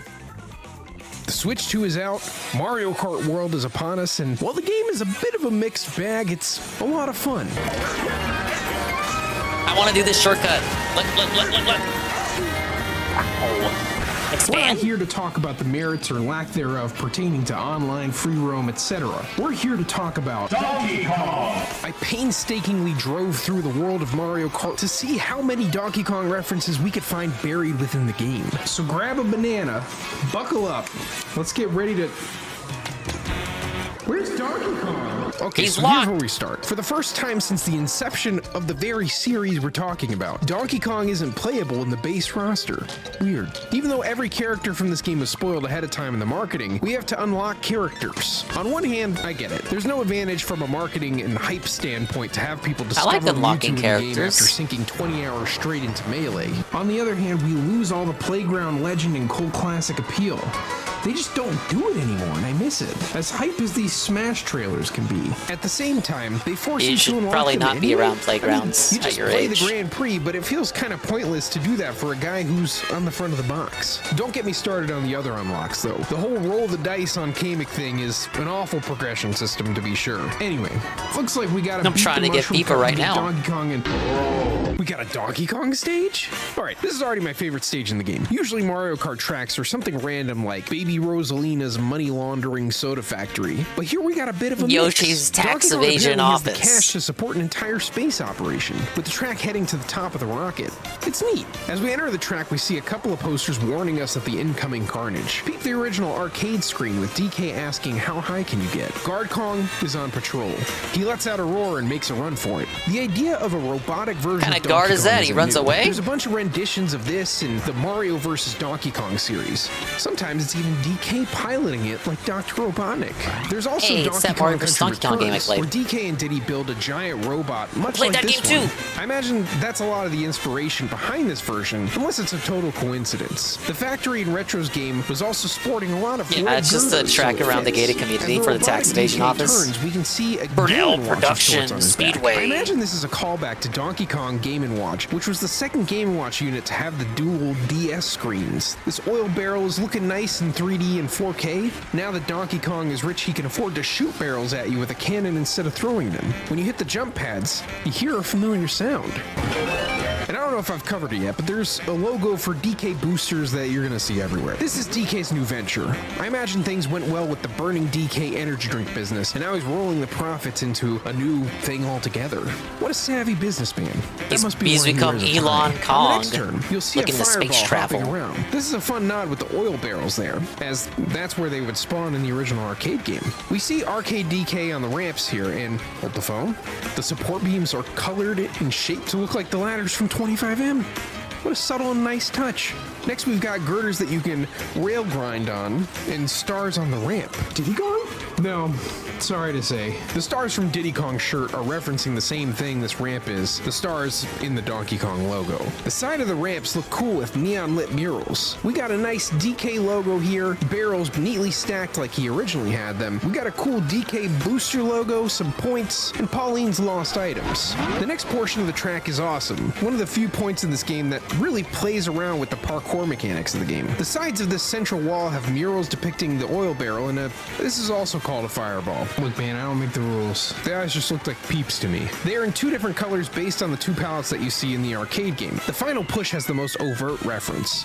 Robo-Kong throwing barrels down at us. We could possibly jump over them with these jump pads, simulating the juicy arcade experience. I love that they shift the music to the hammer theme to ratchet up the tension. Now, you might miss it in the commotion of the race, but there are a bunch of barrels and hammers that you'll see on the sides of the track. I appreciate all the additional detail here, where a player who isn't doing free roam probably won't ever get a chance to see it.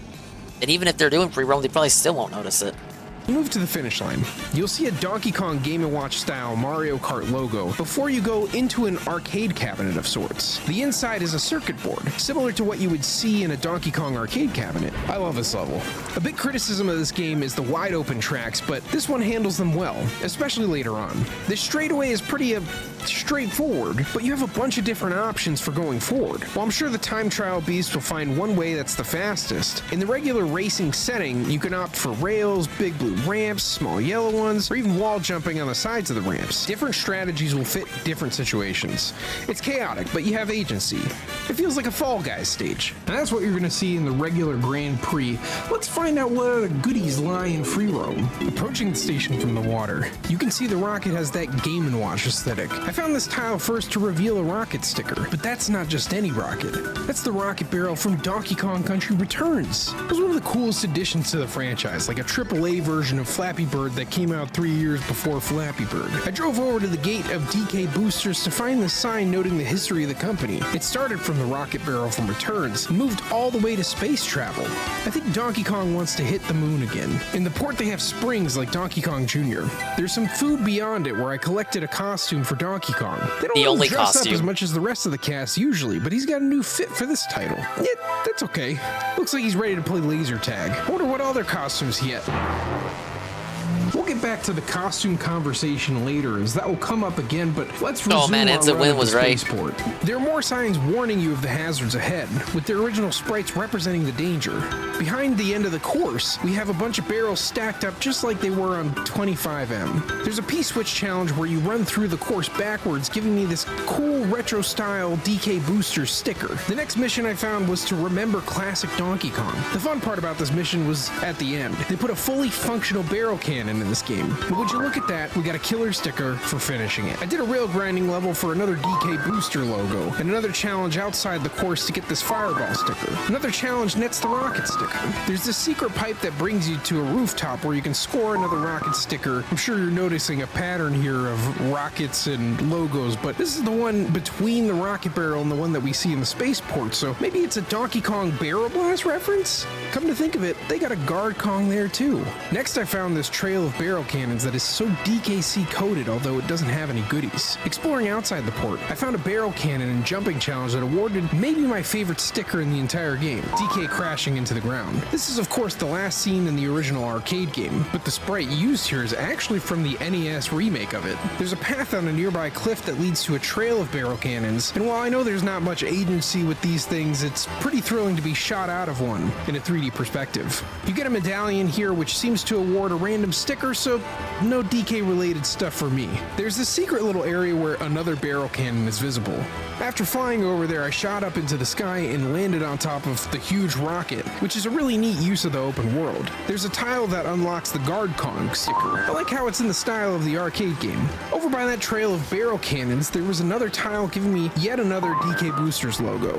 The final tile gives me another rocket sticker, a classic sprite based on the version of the rocket that we see in the track. I found another P-switch on a random island, requiring me to drive across a bunch of planes as they come by, taking me to the nearby Crown City. This challenge gets us a rocket from DK Spaceport and a cool wrapping. For the last challenge in the area, I found this cool trail of barrel cannons to award another Country Returns rocket barrel, this time drawn all nice instead of pixelated. And that takes us to the end of our journey with the Spaceport. Let's check back in with the other Donkey Kong character in this game. Pauline continues her string of spin-off appearances with Mario Kart World. Like DK, she gets a whopping one costume, despite having a ton of different looks in Odyssey concept art, as well as Mario Kart Tour.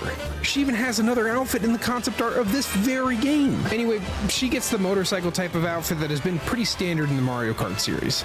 She's based near Crown City, but it's not really her stage, so there's not much to discuss here outside of her appearance on the corner of this building. It's a nice touch, but there's not much Pauline energy in this game. I get the impression, as most of you also do, that they're intentionally holding back on the content. We'll talk more about the implications. I wonder why. Later. Let's go to DK's other stage, DK Pass. Now this one was originally made for the DS, and yeah, there's not much Donkey Kong stuff here. Sometimes Mario tracks only relate to their characters in name. On Switch 2, we get a much needed facelift and a sense of identity for the place though. We start with a crowd watching us. Yeah, I'm nice expecting DLC for Bonanza. Looking at the sponsors, we can see a natural oil banana. We have a sign for Lodge Ski Slopes with a nice little drawing of DK. Donkey Kong apparently owns the entire ski lodge now, which I hear is a ritzy business. DK just might be the richest businessman in all of Mario Kart history. Like any theme park or attraction, there's a lot of branded signage. We see a welcome sign with our favorite ape wearing a scarf and a beanie. This level really sells how cute and inviting the new design can be. We see another huge sign of DK skiing up top. It has a charming simplicity to it. Later on down the track, we have little flags with the logo on it, as well as some barrel cannons that shoot snow onto the field, which is a very nice touch. It all culminates into this branded finish line. This level is obviously much less dense in its references to Donkey Kong, but it's enjoyable. I particularly like how the layout lets you experiment with the jumping and wall riding mechanics of the game. Let's check out Free Roam and see what else we can find. Our first tile gets us DK in a beanie. We got a billboard advertising the lodge here. There's skiing in a section of the lodge that has these flag things. Someone who's actually been skiing is gonna have to tell me what these things are called. A snowball dodging P-switch challenge gets us a DK Pass logo sticker. A grinding one nets another DK Pass logo sticker, but with a snowman this time. See, they're really bringing out the big guns here. I found another question mark panel which rewarded me with a welcome sign, while another one gave me DK skiing. Yet another P-switch mission gives us another DK Pass logo, but this one has a Shy Guy. All right, this is where the level really gets cool with Free Roam. You can take this ramp onto the roof and reach the barrel cannon to shoot you on top of the ski slope. We get another tile that gives us mountain stickers. Next, I hit the P-switch for another challenge, and it gives DK skiing in sticker form. That seems to do it for DK Pass. Those are the two Donkey Kong stages in the game, but your boy went far and wide looking for content, and I found more. Mario Circuit is an amalgamation of Super Nintendo tracks mushed together. The developers of Mario Kart World cited Super Mario Kart as the inspiration for the vibe of this game. This gives Nintendo the rare opportunity to acknowledge the existence of Donkey Kong Jr. For whatever reason, they put him in the Super Nintendo Mario Kart, which I always appreciated considering they would delete him soon after. At the finish line, you can see Jr. leading the pack of racers. I found a P-switch on the rooftop of the main hub and got a sick DK Jr. sticker. There's a half pipe next to the track where you can see another Jr. sprite. There's that billboard that they showed off in the trailer with Jr. leading the pack again. So yeah, not too much to see here as it's mostly just calling back to a previous Mario Kart. I had to take the opportunity to talk about some DK Jr. though. They need to bring back my boy to these spin-off games. Now you might think we're done here, but we are not, Shelby. There's another stage we have to talk about. It's nice that they have him leading the pack as a reference to how he doesn't exist anymore. What's interesting about this rendition is that Donkey Kong has a satellite space station on this track. It's in the same Game & Watch style that we found before. There isn't much more to say about it, but I find it interesting that Donkey Kong is celebrated in Rainbow Road of all all places. I mean, look at this place. It's incredible. Now, to wrap things up on the sticker front, there's some more Donkey Kong references buried within the stack of stickers that you earn through medallions and stretch goals. Is this a comprehensive list? Maybe. I've played a big chunk of the game, but much like the genius progression system of unlocking minion characters, getting a lot of the stickers is purely random with no way to track what you have already done. That being said, I found a bunch, so let's go through them. First off, there are stickers for each track earned in the Grand Prix. 5,000 tricks got me Pauline's shoe. Driving 320 kilometers and gliding for 40 earned some really cool DK arcade stickers. I got an oil barrel for a mission, the hammer, and Pauline's parasol for other challenges. The Peach medallion gave me a sprite of DK Jr. Because I didn't have enough of them. The Special Cup gave me another DK Boosters logo, this time in the style of Game & Watch. Oh, and I almost missed this We Build Your Dreams sticker. I'm gonna say this is a meta commentary about how they're making Bonanza for us, but what about the music? Well, we talked a bit about DK Spaceport. It's easily my favorite new track in the game. It's got this jazzy style Mario Kart has become known for, but at the same time it's totally faithful to the original music. As the song progresses, they bring in new instruments to ratchet up the intensity, ending in the hammer theme. It's really brilliant, but I do love the intro the most. DK Pass is cool, a faithful update to the DS track. It evokes the whimsical vibe that they're going for with all the signage of the track. They also do a fun remix of DK Summit from Mario Kart Wii in the Overworld. Speaking of remixes, a lot of the Overworld tracks bring in themes from games outside the core Mario series like WarioWare and Yoshi's Story, but the DKC song is a remix of the one they used in Mario Kart 7 and 8. When it was brought to 8, they didn't do a live recording, they just ported over the software instruments, so at least the track is sort of redeemed in this way. Still, it was a little disappointing to discover the lack of Donkey Kong music, if only because the remixes in this game are genuinely really good. So while there's plenty of Donkey Kong content in this game to enjoy, I can't help but feel a sense of emptiness when I look at the whole picture. Something stinks, and it ain't these rotten bananas behind me. I've come to call it the Diddy tax. Nintendo has realized he's a really popular character, and because they don't use him all the time in spin-offs, there's an expectation that they can squeeze some more money or buzz out of putting him in later down the line. He's featured heavily in the new theme park. He's got new renders to boot. He hasn't appeared in Mario Kart or Bonanza at the time I'm writing the script, but I honestly expect him in both. There's also Funky and Dixie that have models from Mario Kart Tour and 8 Deluxe, so they could be easy additions down the road. I could see DLC where another Dixie small wasn't in open world is accessible, was either she? in the form of flying to DK Isle or punching your way remember. I don't into think the she was. underground. It would be a way to squeeze more out of Mario Kart World, as well as promote Bonanza. Overall, Mario Kart World does a great job of honoring the legacy of DK while integrating him further into the Mario Kart universe.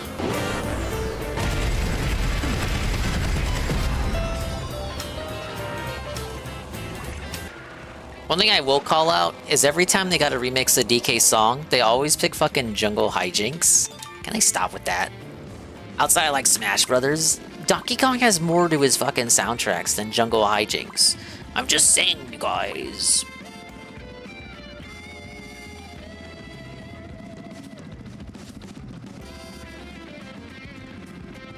But nah, DLC is totally gonna happen. We're just waiting for the announcement at this point. You could do like a Bonanza Direct, explaining everything about Bonanza. And then at the tail end of that, bam! Mario Kart DLC when you weren't expecting it. Better be free. At the time of this recording, the Switch 2 will be with us in fewer than 2 days. Well, you say fewer if it's items, but if I'm counting days in like, not necessarily like units of time, but more like that's just like the amount of time, would I still say fewer or less? I don't know. Point is, Switch 2 is happening soon, and we're all super duper excited about that. There's all the hubbub. But I did not want to miss the opportunity to say something about Splatoon, because May 28th, under a week ago, marked the 10-year anniversary of the original Splatoon. Yeah, dude, smashed it. Sticker Brush Symphony and K. Rool's boss team. A decade Both old, of them. which is crazy that it's been that long, because Splatoon was the new one, you know? It was the new kid in class. But now it is a well-established Nintendo IP. Not even just a Nintendo IP, I was wall riding. tentpole Nintendo IP. One of their biggest ones, their biggest, most important and beloved ones. And I just wanted to take a little time to appreciate it, because I think that it deserves it. I don't play like an absolute ton of Splatoon, naturally. I'm not super into like multiplayer shooters and whatnot. The thing is, I Why have make the played video plenty. then? I play each one. I review each one. I really love Salmon Run. I can't even tell you how happy I am. They introduced like a local co-op thing rather than a competitive thing. I really love that. I always love the campaigns. They're really fun. Mostly though, more than anything, I just appreciate the series. I just appreciate what it is and what it does.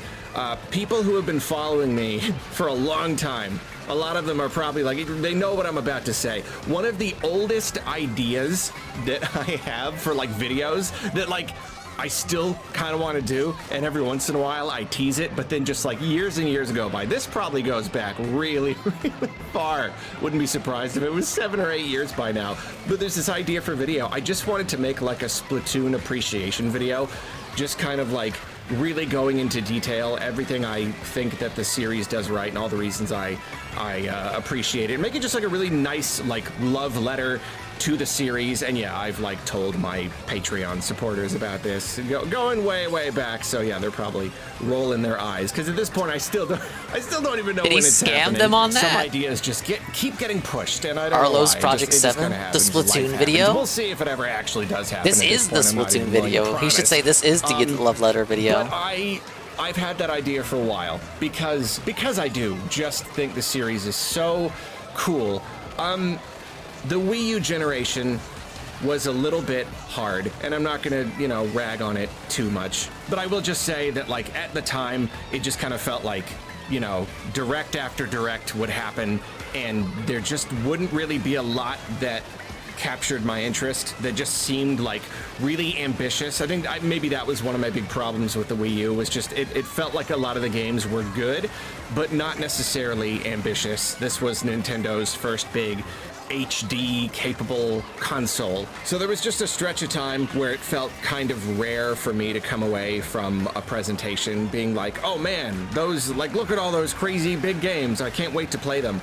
So Splatoon was one of those rare instances during that generation where I was just like, whoa, hey, they've really got something here, Like another example would be like Breath of the Wild, where everything is feeling kind of boring and samey, but then like, whoa, that looks really good though. Splatoon was one of those. It was just like, the concept seemed so immediately genius to me. And there are a lot of reasons why I think Splatoon is just great overall, because it's not even just the concept. Yeah, I love a lot of Wii U it is too. the execution. The series is clearly helmed by younger folks at Nintendo. Still waiting on the last of those people ports, who really Nintendo. understand the value of multiplayer. Because, Nintendo has always loved multiplayer, but they don't necessarily understand, like, competitive multiplayer. They like casual couch multiplayer, Mario Kart, Mario Party, Mario Sports, and all that. So it was like, that is a dying breed outside of Nintendo. To see a team of people couch doing co-op. a real, true, honest to goodness, feature-rich, competitive multiplayer game, and like updating it, and like making it better and better and better, and balancing it. Like we don't get a lot of Nintendo series that are like that, where they clearly are like, we want to foster a strong and fun and healthy competitive ecosystem. So like that's one reason why Splatoon was so refreshing, and it's doing really well. I guess I'm just giving you like the Spark Notes version of like why I think the series is great. I think they also really just nailed the style. There was once a time when they were developing it, and it was going to be like Mario Paint or something, or it was going to be like bunnies. I don't know, but like they landed on something that was so unique, and yet it fit Nintendo really well, with like a colorful, because like most of Nintendo's funnest and most popular IPs, like they're colorful. They have this like colorful, cartoony Nintendo style. And Splatoon fit perfectly into that, while still feeling fresh and modern and unique in its own way. It really was just like the best of both worlds. Okay, but was it interesting? It was unique, but was it interesting? Appealed to everyone, and it's not always easy to create a game with characters and an art style that really does appeal to a broad audience, but like somehow they did it. It's this fascinating mix of like oceany, fishy stuff, but it's modern, and they're in cities, and I don't know, somehow it seems to appeal to just about everybody, or at the very least a younger audience, which is like really important. It's kind of hard. It's kind of hard to figure out what young people these days want to be playing, what characters they want to look at. So Splatoon did it. And it has an interesting story. It has deep lore, which is not a thing that we get in a lot of different Nintendo IPs. So now we have this thing that is colorful and it's Nintendo-y, but it is also story-rich and has lore and world building and all that stuff. So there's just like, there's so many reasons to like it. But then really it all also just boils down to that core concept. You are not shooting bullets. Already messing up. Shooting ink. And when the ink lands on the ground, you I can shot him then full of move bullets, he through didn't it die. really quickly, and you can use it to like go up walls. So just it's that idea. It's that core concept. It's so Nintendo. It's so perfect, like light bulb Nintendo. It is simple and yet it is deep. It seems like not that new of an idea, and yet you look at it and you look at the execution and you look at the gameplay that it enables, the experiences that it creates, and you just like, I don't know, like that's real innovation right there.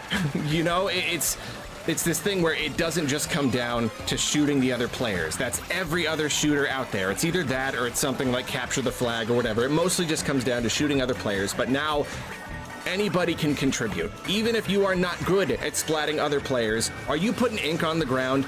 Then you are doing something.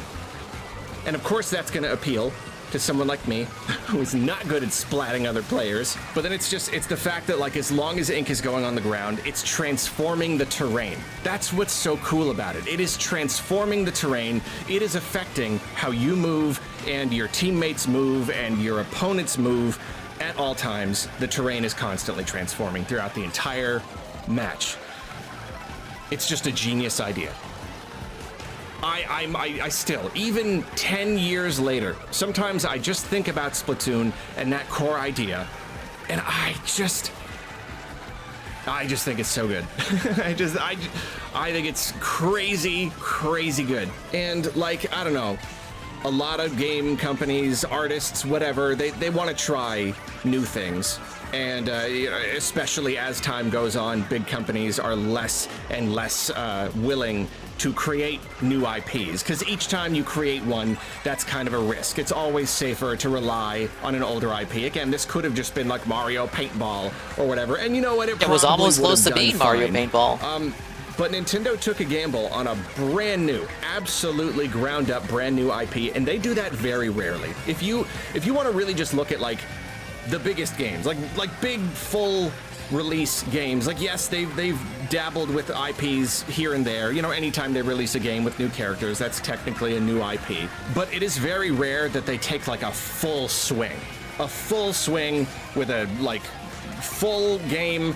With its own he tanked the blue shell for me. I still got hit. Brand new concept, everything just ground up, and not just a multiplayer game. You know, not something that's like almost exclusively multiplayer, not just like a smaller eShop title or whatever. Like, why doesn't he bring up ARMS? Release. I guess he didn't play much of it. It doesn't happen very often, and even if it does happen, sometimes they don't catch on very often. So like, I'm not going to break down the whole entire list of like brand new IPs, but like in my mind, you talk like significant new IP. Pikmin was like, there was once a time when Pikmin was the brand new one, and that was like 2001. So like, since then, I don't know, like I know other things have kind of entered the mix. Nintendo has created new things. They've brought in outside studios. They've purchased studios to make, you know, you could say Xenoblade kind of became a Nintendo IP, but like ground up Nintendo style IP. It was like, it was kind of Pikmin, and then it was Splatoon. Splatoon was like the new thing, and it really, it did so well. Like, that was really exciting because I thought it was so cool. I was really rooting for it. And of course, the Wii U did not sell very well. But like, it didn't the Wii U sold like 13, 14 million units. The first Splatoon sold 5 million. That is a very, very impressive attach rate. And that was really relieving because that was just like, oh, like, Nintendo's got something here. If you can sell 5 million copies of your brand new IP, ARMS did not flop. That's untested, very this good is for brand new, fighting games first you ever can entry. sell that much on a dramatically failing system. Yeah, you've got something here. You've got something for the future. And then, of course, they got Splatoon 2 real quick on Switch, and then that sold super duper well. 3 has sold super well. Like, the series concept was so good, and they executed it so perfectly that it immediately saw success. It immediately became one of Nintendo's tentpole IPs. They just did that good of a job. You know, some series have to struggle for a while. They have to grow. They have to be marketed. Word of mouth has to get around. Maybe it takes a few iterations of the idea of a few different games before they finally hit something. But they crafted magic with Splatoon. Right out of the gate, they did something so unique and so special that it just immediately became a phenomenon. And here we are. It's doing better than ever. I'm sure that the Switch 2 version is coming probably in the not too distant future, and it's probably gonna do really, really well because each game has just kind of gotten better. I'm sure that's debatable. I'm sure everybody's got a different opinion of like, no, 2 was the last super good one. No, fans, none what of they them have think been of good 3. since 1. No, it's missing the soul of Splatoon 1.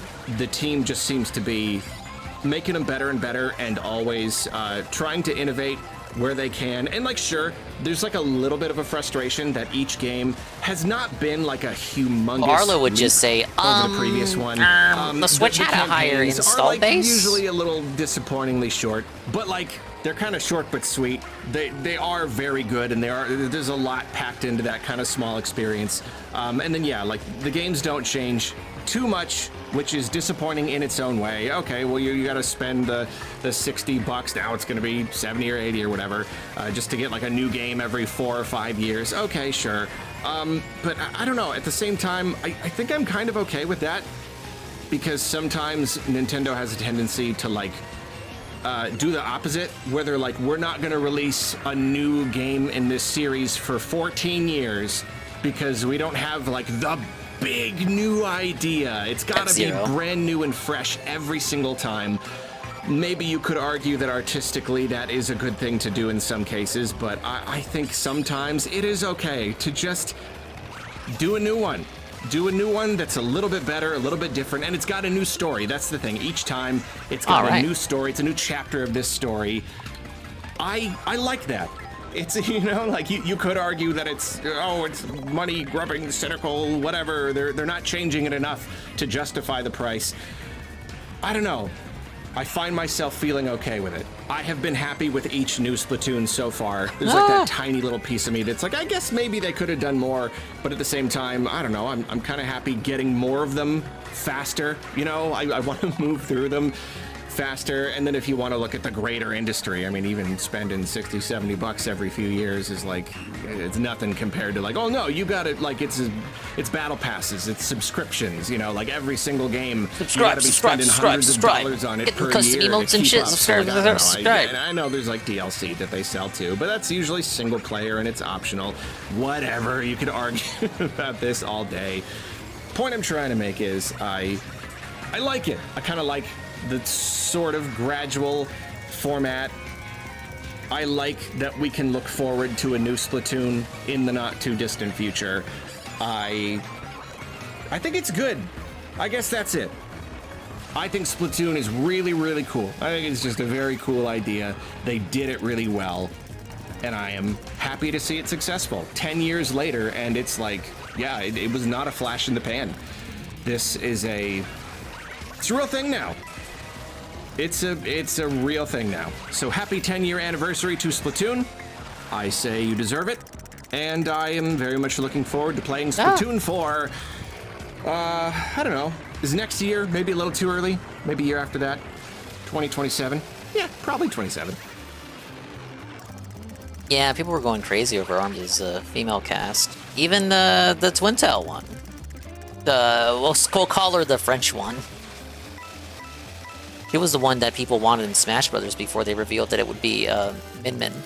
But the thing is, the whole idea of Smash is that, you know, if you're gonna put the character in there to represent the series, you probably want to put the character in that actually uses the arms, uses their arms to punch, rather than the one that uses their hair to punch. Thank you, Shubbity Bubbity, for the views.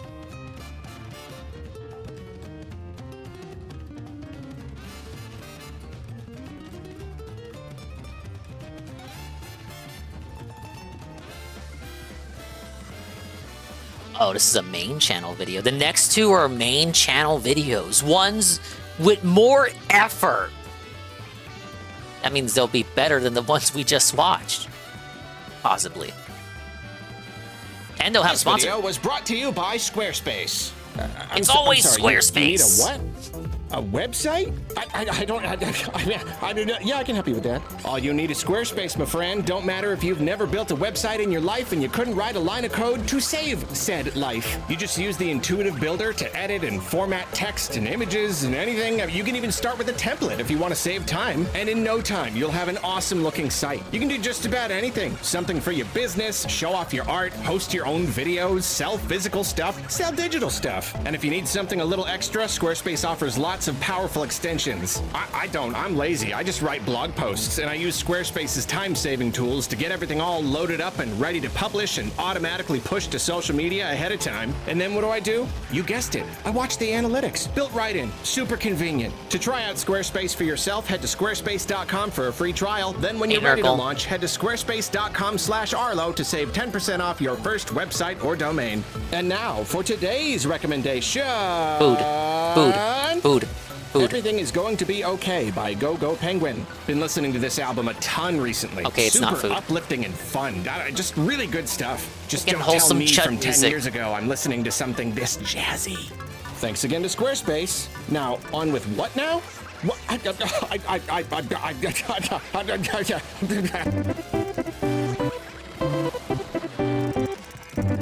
He actually put an... Wow, he put this in the video? He knows he makes videos for children! Ah! He's like Ninja! He uses bright, flashy colors in order to attract children as a grown man. I haven't seen this in every main channel video. I fucking put on nearly every video he puts out. I've never seen this shit in the fucking videos. New generation of Nintendo hardware means a new generation of port begging. The exciting thing is, though, this time around, the sky's the limit, isn't it? The Switch introduced us to the idea of playing home console quality games on the go, so we spent many years begging for ports of every game imaginable. Any game that's worth playing is even better with a handheld option, right? The problem was that the Switch was pretty underpowered, so the best ports were of like Xbox 360 and PS3 games. Later generation games required considerable compromises to visual fidelity and performance. We did get some big later generation multi-plat releases, but you know, they were I must have skipped those videos then. Running on Switch. Oh, now though? Dude, graphics are peaking. 9th gen games barely look better than 8th gen ones. And it's rare for a game to demand a ton of power in order to realize the gameplay itself. Basically, so many new games are still cross-gen, and the ones that aren't could still probably be scaled down without The game doesn't want to give it to me. I gotta do it the right way. So if the Switch 2 is essentially like a little PS4, that means that a whole new world of potential ports is opening up. There are now relatively few limitations on what games could, in theory, come to Switch 2.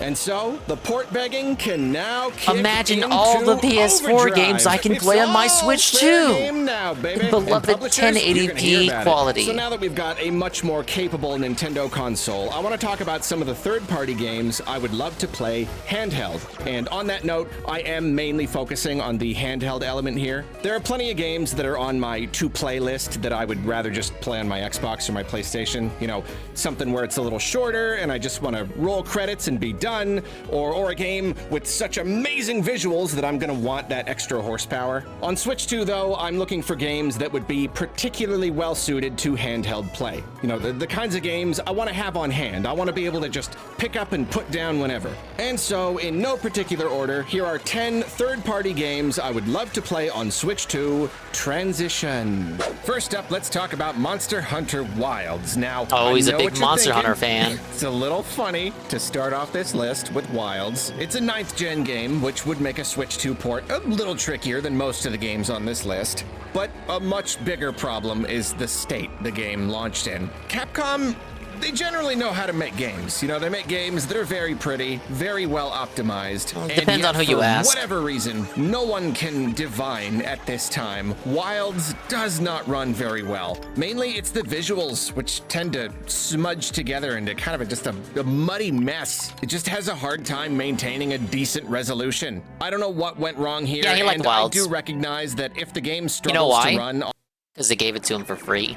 on even high-end hardware, a Switch 2 version would probably struggle all the more. However, I am still absolutely including Monster Hunter Wilds on this list because this is a game I would really, really love to play handheld. He said the As I menus in were my too hard to review, read, despite and the performance was issues and, shit. like a few strange design choices, Wilds is immensely enjoyable, easy to sink countless hours into. I already played a Too really confusing good bit for on my newcomers, Xbox, but, he you said. know, life got in the way. I don't know. Something about turning on the TV in the box. It's like too many extra steps. I guess that's why I'm so into Switch 2 ports in the first place. It just makes it so much easier to play a game when it's just sitting right there. Wait, okay, why did he say he wanted the port? In the way, I don't know. Something about turning on the TV in the box. It's like too many extra steps.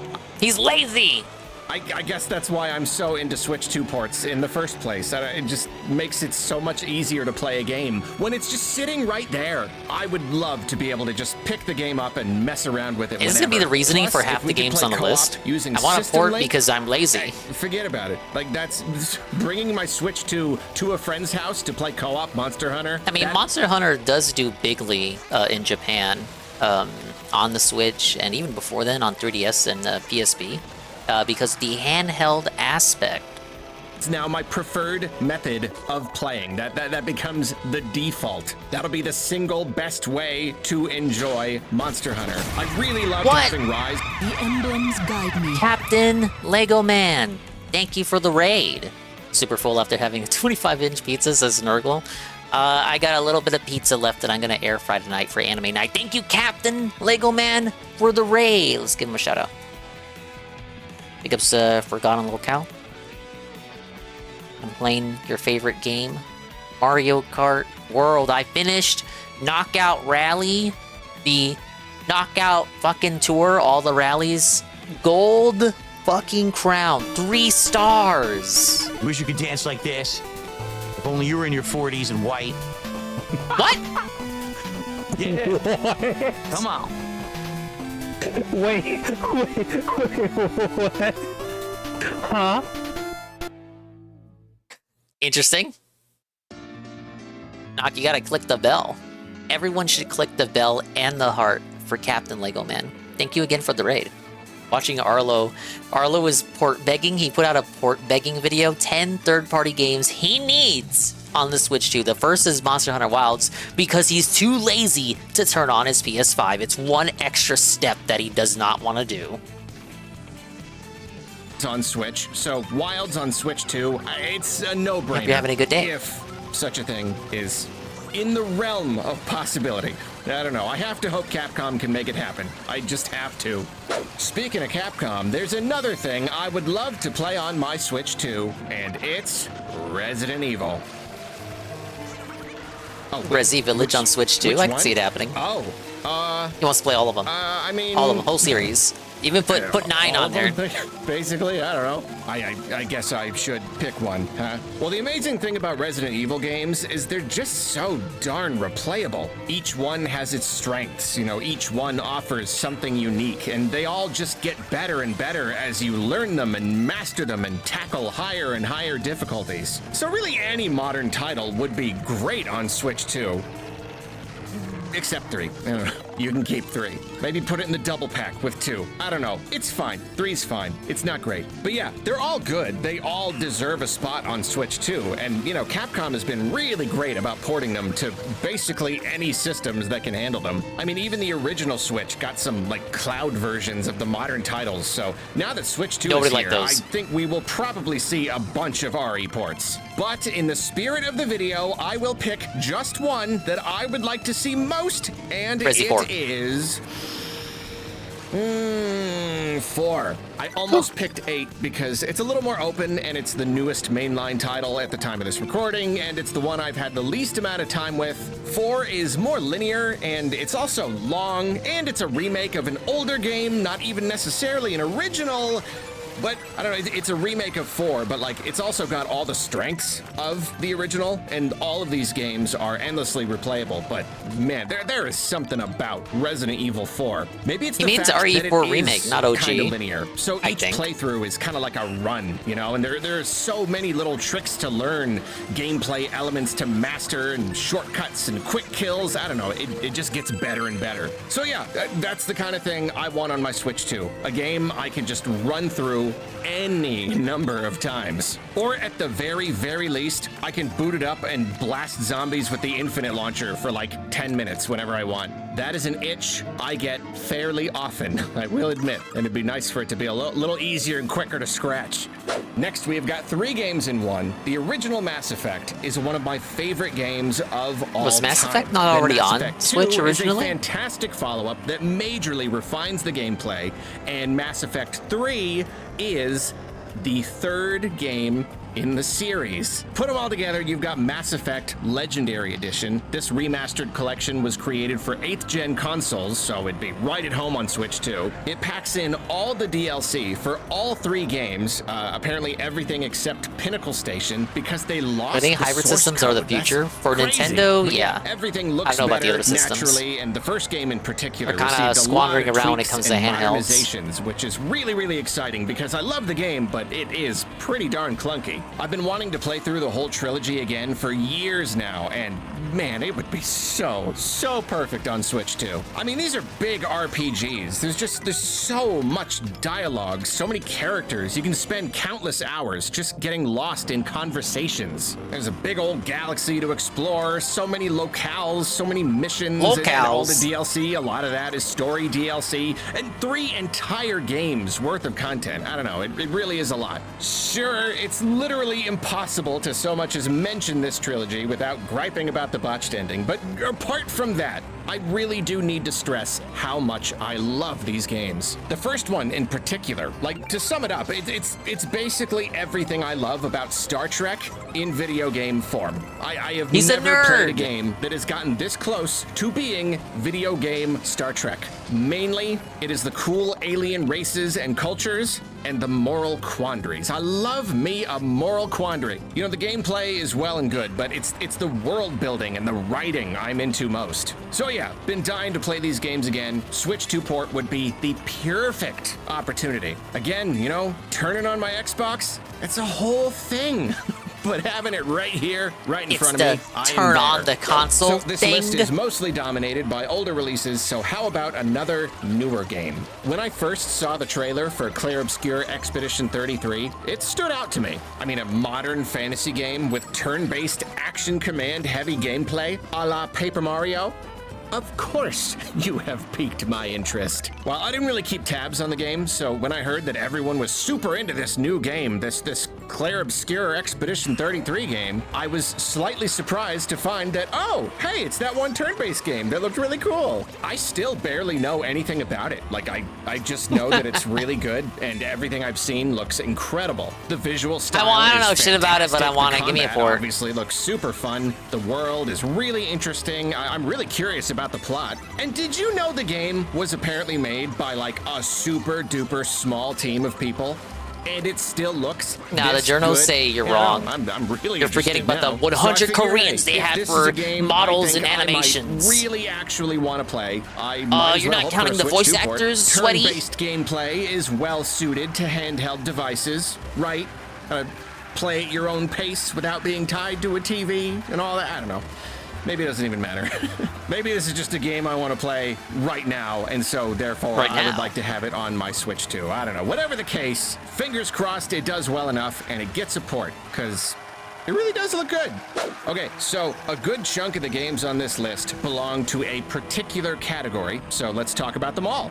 That category is big fat RPGs I didn't have the time to play when they released, even though I really, really wanted to. Two Persona, of them, Dragon Dragon's Quest. Dogma 2 and Baldur's Gate 3, released pretty recently. Yeah, he both hates anime. offer deep, Why did I even say those two? complex experiences, difficult gameplay that could at times even be described as player antagonistic. I'm getting into that. Great worlds and great writing. If Expedition 33 was so good, why didn't people tip Phil? Great Great question. RPG experiences you can just Because they didn't show lose up. yourself in. Even which people is that would something I normally just tip haven't didn't show up done for Expedition in 33. ever so long, and I'm just really We gotta dying to call do it them out. again. I have heard nothing but great things about both of these games. I will admit I am slightly intimidated by Baldur's Gate's complexity. I am not the brightest video game player, and I have never played any of the previous games or even much D&D. Yeah, but somehow the idea of casually picking up my Switch Dragon's Dogma to 2, play one of the off worst and on, games you've ever it's played. appealing. It makes it seem a little less How many games have you overwhelming played in total? somehow than Dragon's Dogma. I couldn't only be played that a bad. little bit of the first game, but I really, really liked it, so I am sure that the sequel will be even better. Both games are the kinds of ones that I tend. The game is more AA than indie. I'm referencing articles in particular that came out when the devs quoted, "Oh, we had exactly 33 people on a team," because I'm sure that would have been a funny anecdote for them to talk about in interviews.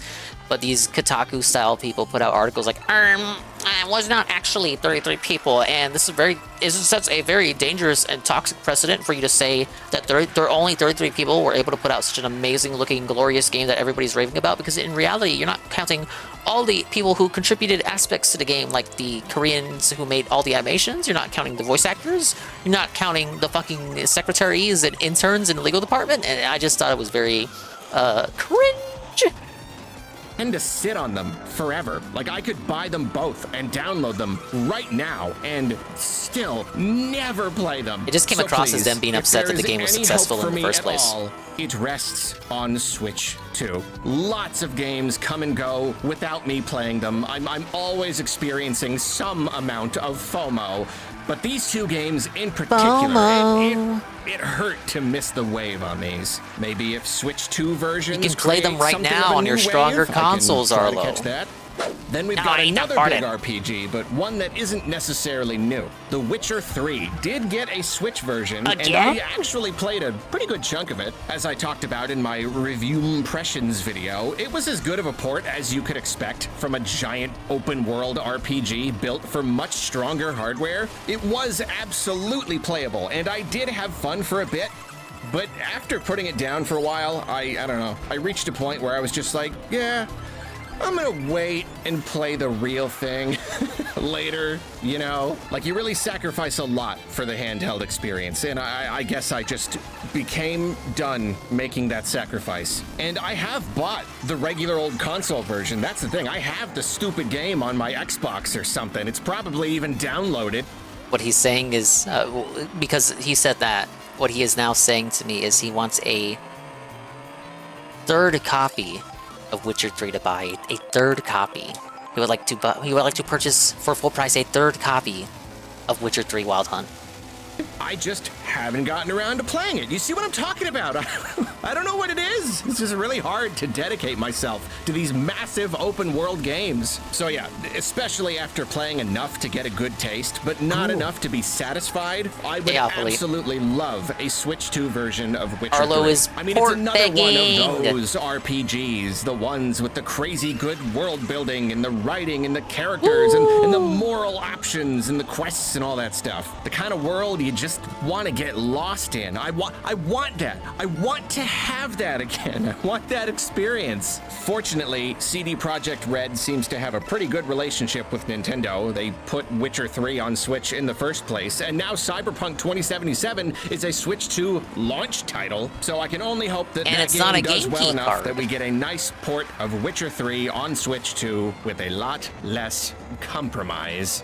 Now, speaking of giant RPGs, older games I'd love to revisit, and newer games I hate missing out on, here's a game that somehow fits every category. At the time of this recording, Oblivion Remastered is relatively new, and it feels a little funny including it on this list. Skyrim was a great game on Switch. He wants to play Oblivion I feel again. like after all these years, there should be more Bethesda games that I want to play handheld. But the last big Bethesda-style RPG was like not great, and I'm Starfield. probably never gonna touch it ever again. Not gonna go on the whole Starfield rant here. I've got a review for that if you're interested.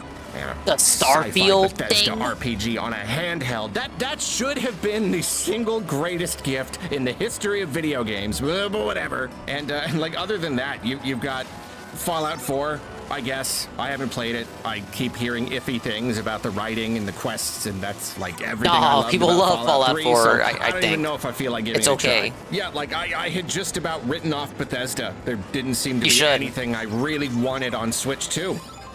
And then they released Oblivion Remastered. And I'm like, that one, please. Yeah, that Old one. game, but That's again. it. Please, thank That's you. the one right there. Yes, yes, Wrap yes. it up. Old game, Thank but you. again. And Yes. it's funny because I did enjoy my time with Oblivion back in the day. It was like my first big open world RPG, but I could not stand the leveling system, which is another rant I will not indulge in today. So when Skyrim Yeah, came people will call along, you dented I if you left call it the leveling Oblivion system, I behind. hear. Forever, as far The as I know. remaster is for But people like now, you. A remaster so thorough, so impressive, so definitive that buyers feel like it should have been called a remake. One that modernizes the game, smooths out all the rough edges, all while maintaining Fallout every 3 on Switch 2 drop would make you of the soy original out. charm.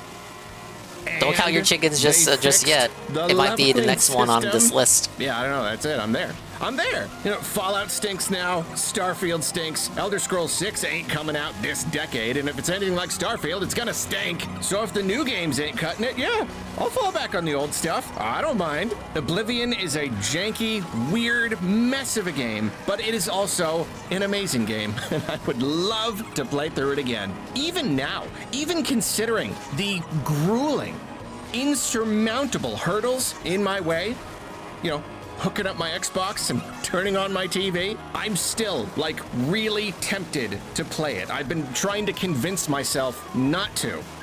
But you put it on Switch 2 though? I don't know. That's the decision made. Okay, so Bethesda is a Microsoft thing now, right? So what A about some other Microsoft Xbox thing? games? Oh man. Yeah, like, I mean, there are plenty of PlayStation games I'd love to play handheld, but, you know, that ain't happening. But Xbox? Nah, man, they're going multiplat. They're putting games on whatever. I mean, essentially, their entire catalog is now on the table. You've got several generations of first-party Xbox games. All sorts of games I would love to play on my Halo Switch on 2. the Switch 2, baby.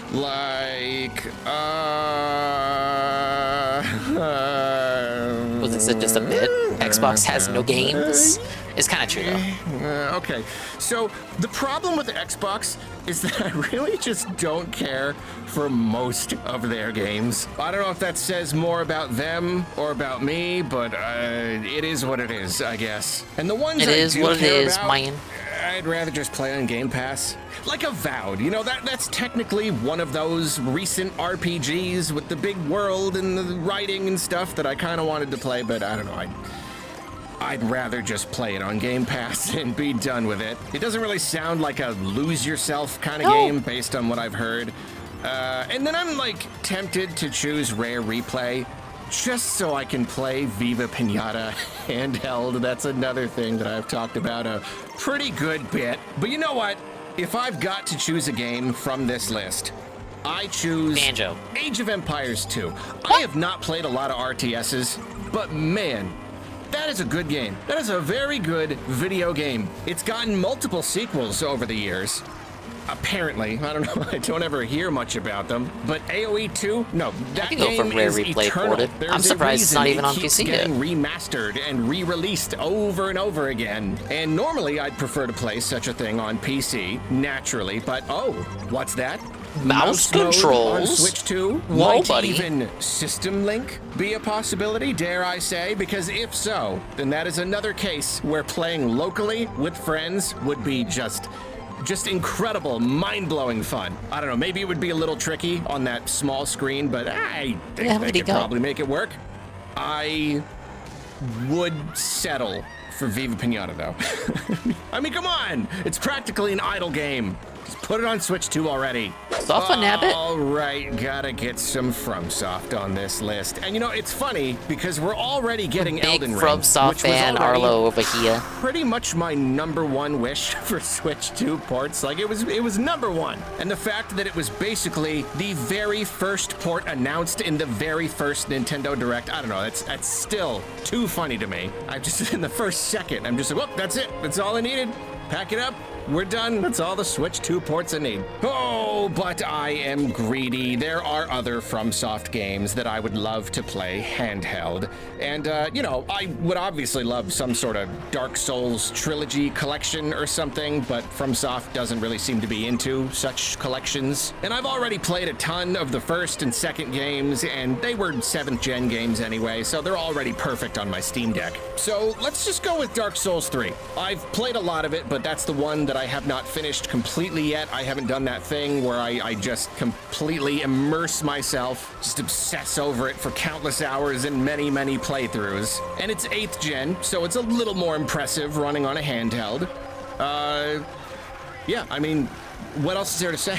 I love Dark Souls. There's still one Dark Souls I have yet to complete, and Bloodborne ain't coming to Switch 2 anytime soon. So yeah, give me Dark Souls 3. I would really, I mean really, absolutely love to play it. Oh, it's owned by handheld. Sony, so As it never with will. so many games, it would be much easier for me to chip away at. I would be Easier, much more Patchy. willing to boot it up and try a boss for the zillionth time if it was as easy as just picking up my system. No, he sweeps for Nintendo that And I much. could It play doesn't on matter if he Steam has a Deck, but Steam then I'd have Deck. to like charge it, you know? Look! It's Look! these extra steps. I Listen just to can't him. do it. And the final game on this list. I gotta turn on the Xbox. I gotta turn on the PS5. I gotta charge my Steam Deck. I just want to play it on the Switch. I know, in a perfect world, we could just play everything on anything and we wouldn't have any other issues. But that's not the world that we live in. Sometimes you gotta pick and choose your battles, bud. List is a similar one. Sekiro Shadows Die Twice is a FromSoft game, but you know, it's so different from the others that I've been very hesitant to try it. The lack of RPG elements is disappointing for sure, but it's the big emphasis on parrying that worries me most. I don't know, I love these games, but parrying in any game is something that I just can't seem to get a handle on. So I have stayed away from Sekiro, but there's always been this tiny little voice in my head urging me to at least try. And half of that voice is my own brain, and then the other half is this guy who shows up to most, if not all, of my streams just to pester me into playing Sekiro. Shout out to you, buddy, if you're listening. And if you are, this one's for you. I give you my word. Does he have that his if own Jade? Sekiro comes to Switch 2, I will try it. I'll do it What for kind you, of DSP buddy. tier And deal I'm is still this? not sure if the game is going to be for me, but I mean, again, having it on Switch 2, that really would help an awful lot. You remove that barrier. There's one or two steps I have to Eva take to Cowboy start fan, playing yeah. a game. You make it super simple. You drop in. You should play drop 100 out, line, pick it up, Phil. put it down. Now I'm willing to at least try. If I can put down Elden Ring long enough. So those are 10 third-party games I would love to play on Switch 2. And by 10, I mean 11. Because I don't know if you noticed, but there were actually 11. It's because I combined Dragon's Dogma and Baldur's Gate, and I didn't realize I still had 10 items on the script, not 10 games. And, like, what am I gonna do? Delete a game that I wrote a whole blurb for? No way, man. And hey, I threw in that extra game for free because I like to provide my viewers with value. Now, guys. It's kind of like how I used to go to this fish and chips place, and their little thing was that however many pieces of fish you order, they'd always throw in an extra one. Just a fun little bonus. Or they just don't count. Which was like, I mean, I love free food for sure. Don't get me wrong, but It's not like, evil. They just don't care. Is it free? Is it free though? I mean, you probably factored the extra into the cost, right? End the video! And like, I ordered 3 pieces. That's how hungry I am. If I could have saved money by ordering less, I probably would have done that. And like, I might not be hungry enough for 4, you know? Why This is he like fried this? Food. It does not keep. You gotta eat it right there. And I want fish and chips. Video games are stupid. well, at least he's honest about it. Hello, Anne. Welcome to Arlo Hell.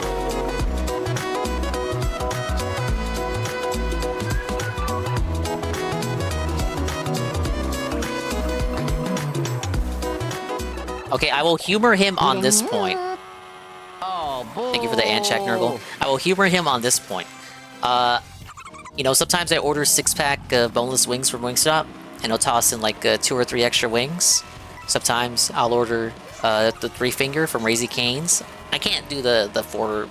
is it the Caniac combo? I can't do the 4-finger combo, because like then they end up giving you like 6 or 7, and I can't finish 6 or 7.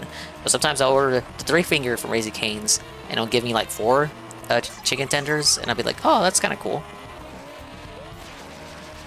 I'm just saying, like, you're objectively getting more food than what you ordered.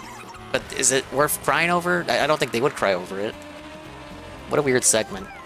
See, I could explain I could talk about that.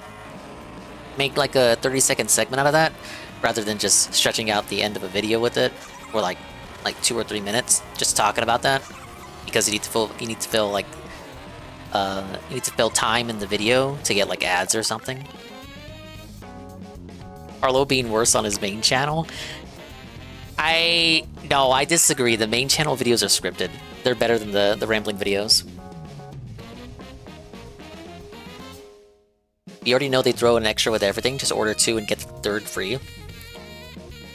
Since you know that they're going to give you extra at certain places, you should under-order so you don't overpay, because you know they'll give you extra anyway. That's how you actually win at life. Or that's how I order. I order with that thought process. Because like, again, you order the Caniac combo, they give you too much, you can't finish it all in one go. Especially when you eat as slow as I do. So you order the 3-finger, and you get just enough to satisfy your hunger. A little bit of extra for later.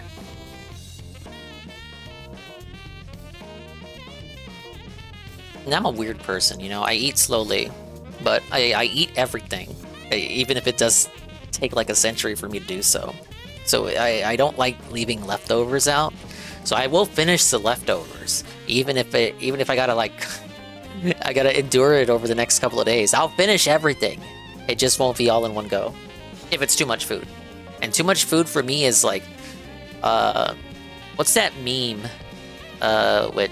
Is it Movie Bob? Movie Bob with like the McDonald's, and he's like, oh, that's like actually not an outrageous amount of food. It's like a fucking 6 Big Macs and 4 large fries and like 4 sweet teas. That's actually not a lot of food if you really truly think about it. I could devour that in an afternoon. And I'm like, buddy, that's like a month's worth of food for me.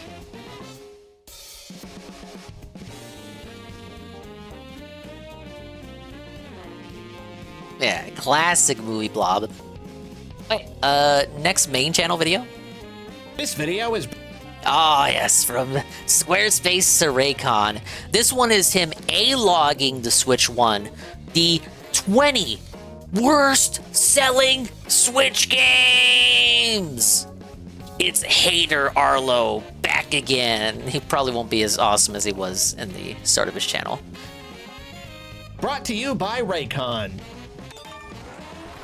It's almost Father's Day, and I've been using the same junky old headphones since the 90s. What are you guys getting your pops for Father's Day? With like the thin What are you getting, metal strip? oh, It was basically just like a wire, and the 2 ear parts were just like black foam. Thoughts on Noel's It was regarding terrible. the super rant on I've been Met at the Internet? I already suffering talked for about it. decades, So I sure am glad that Arlo gave me a pair of Raycon. I think everyday Medicare has earbuds bigger for things Father's to worry Day. about, I didn't know what I was like dying. missing. These things are amazing. They're super comfy, fitting even my large grizzled dad ears, and they never fall out, even when I'm headbanging Don't to take like technology. EDM, Why would you which get is, them you know, earbuds? pretty much all the time. They charge super fast. Quick charging for 10 minutes gives them like 90 minutes of playtime. And using the charging case, I get like 32 hours total. Technology these days is crazy. It boggles the mind. These things have got so many features, you kids don't even know how good you have it. I can use them to take calls super easily. They got multiple sound profiles. I like that. They're sweat-proof, which is really helpful, I tell you. This little case is neat too, and you got wireless charging, so you don't even have to take it off. And active noise cancellation really helps when Arlo's mom is playing my contrabassoon, which she does badly as a way to, like, make fun of me, I guess. I don't know. It's a thing we got. I love her. I'm a boomer. I remember when things were affordable, so I really appreciate how Raycons are about half the price of other premium audio brands. And you can go to buyraycon.com/Arlo or click the link in the description to get 15% off site-wide. All orders come with a 30-day happiness guarantee. Boomers do act like so this, give I the guess. father or nurturing father figure in your life the gift of Raycon this Father's Day. And you know what? Now that we're talking, I hope you're all being nice to my boy. I hope you're all saying nice things about him in the comments. Aw, okay? Chat. He's a good boy. He's a You're good, letting Arlo's sweet dad boy. down. We love him. That's pathetic. Some Switch games sell good. Some Switch games sell very good. Some Switch games, in fact, have become the best-selling titles in their respective series multiple times over. That is just how good they sold. Ah, but in stark contrast, Did he say some sold? some Switch games sell bad. A lot of Which, children's it's kind entertainment. of surprising. Considering the Switch's install base, you would think that every piece of decent software would sell decently well. At least Look, he's not compared to retarded, games he's just on trying to other be funny. systems, which shifted a lot fewer units. More people with systems, more overall interest in Nintendo, in theory means more sales for everything. A rising tide raises all boats, right? But I guess the Switch is proof that install base isn't everything. There are many, many variables that factor into the success of each game. You know, the game's quality, its appeal, its marketing, its price, its release timing. You know, then there are people who own multiple Switches. There's another thing to consider. And we've seen time and time again that a lot of sales of Nintendo's own IP come from a core Nintendo audience that buys just about all their systems. It's why the Switch can sell 10 times the units as the Wii U, but Pikmin 4 can't even sell 3 times as many units as Pikmin 3, for example. It's frustrating because sometimes it's like, if a series isn't going to sell well on this wildly successful system, then when is it? If only 10 times the systems meant 10 times the sales for every game, but alas, that is not how it works. Some games just don't do that well, despite everything. And in this get out of here, you're bumming me out. In this video, I'd like to take a look at the Switch games that sadly did not perform as one might hope. Yeah, I A saw few Boss things Man before came we out. begin. Today we're focusing Got out of on prison games again. that are exclusive to Switch, appearing on no Thanks to other the systems excellency of and the that are Virginia published prison by system. Nintendo. So mainly first party with a few third party sprinkled in there. We are not covering remakes, remasters, re-releases, etc., as those tend to perform a little. We're not covering remakes because his beloved Thousand Year Door didn't outsell Origami King like he would have liked. So his favorite remake that he port begged for and then eventually got and then never finished, we're not going to include that in the list because that makes Arlo look bad. Less consistently overall and would just muddy the conversation. So only new original games. We are also only looking at full games that have been released both physically and digitally, so no small download only games. Some of these are kind of budget games, so small-ish and not quite full price, but still bigger, still more notable releases. Also keep in mind, this is not comprehensive. I have not scraped every corner of the internet for accurate sales numbers. Sales numbers are often very unclear, especially when it comes to games that didn't do so well. Sales are generally measured by the millions, and anything less than that isn't really reported accurately by Nintendo. And even if a game does move more units, Yeah, sometimes, so when it comes to getting sales numbers directly from Nintendo, the game has to sell 1 million units in each quarter for it to appear in their quarterly report with updated numbers. So if the game does not do that in a particular quarter, then that's probably it, and it's not ever going to sell 1 million ever again, so you'll never get the full numbers. So just the sale numbers aren't accurate unless it sells 1 million in that particular quarter. So the first time a game fails to do that, high chance it will never do it again in subsequent quarters. And then you have games that were just flat out delisted after a couple years, which I'm sure he'll talk about more than a couple of them in the video. I'm gonna get A-logged a little bit, I feel. After launch, they won't update the numbers unless it crosses another million threshold. So yes, that's basically, true. some of these figures could be off, could be behind, out of date, or otherwise just wrong for some reason. I've done my best, and I think at the very least, this will be close enough for the sake of conversation. And finally, it's good to remember that we have no idea how much any of these games cost to make. We don't know which games were and weren't profitable, so I'm not suggesting that all of these games were like abysmal failures. You know, not every game has to sell 1 trillion copies to be seen as a success. Every series is different. So with that said, let's take a look at the 20 Nintendo Switch games that sold the baddest. Let's start with number 20, the top of the bottom. Yeah, it's a little bit of a bummer to see Mario and Luigi Brothership on this list. It sold 1.97 million. Nearly 2 million. How is that bad? It doesn't have enough time out on the market. It could still have legs. It's not even a year old yet. As of the last time numbers were reported, I'm sure it's gonna coast over that 2 million mark at some point. And yeah, I'm not gonna lie, I wanted more for this game. I mean, a couple million isn't bad for sure. I want to believe that RPG Mario has so much potential. Super Mario RPG and Thousand Year Door remakes sold. I love Brothership. It's not my favorite Mario and Luigi, but I really enjoyed my time with it. I only had some gripes with performance issues, which I'm sure if you played on Switch 2 now, because I think it's targeting 60, but it can't reach it because it's on the Switch 1. So I'm pretty sure it should play better on Switch 2 without a dedicated update, but I haven't tried it on Switch 2 yet. But here are the figures for the other Mario RPGs that came out within that same year.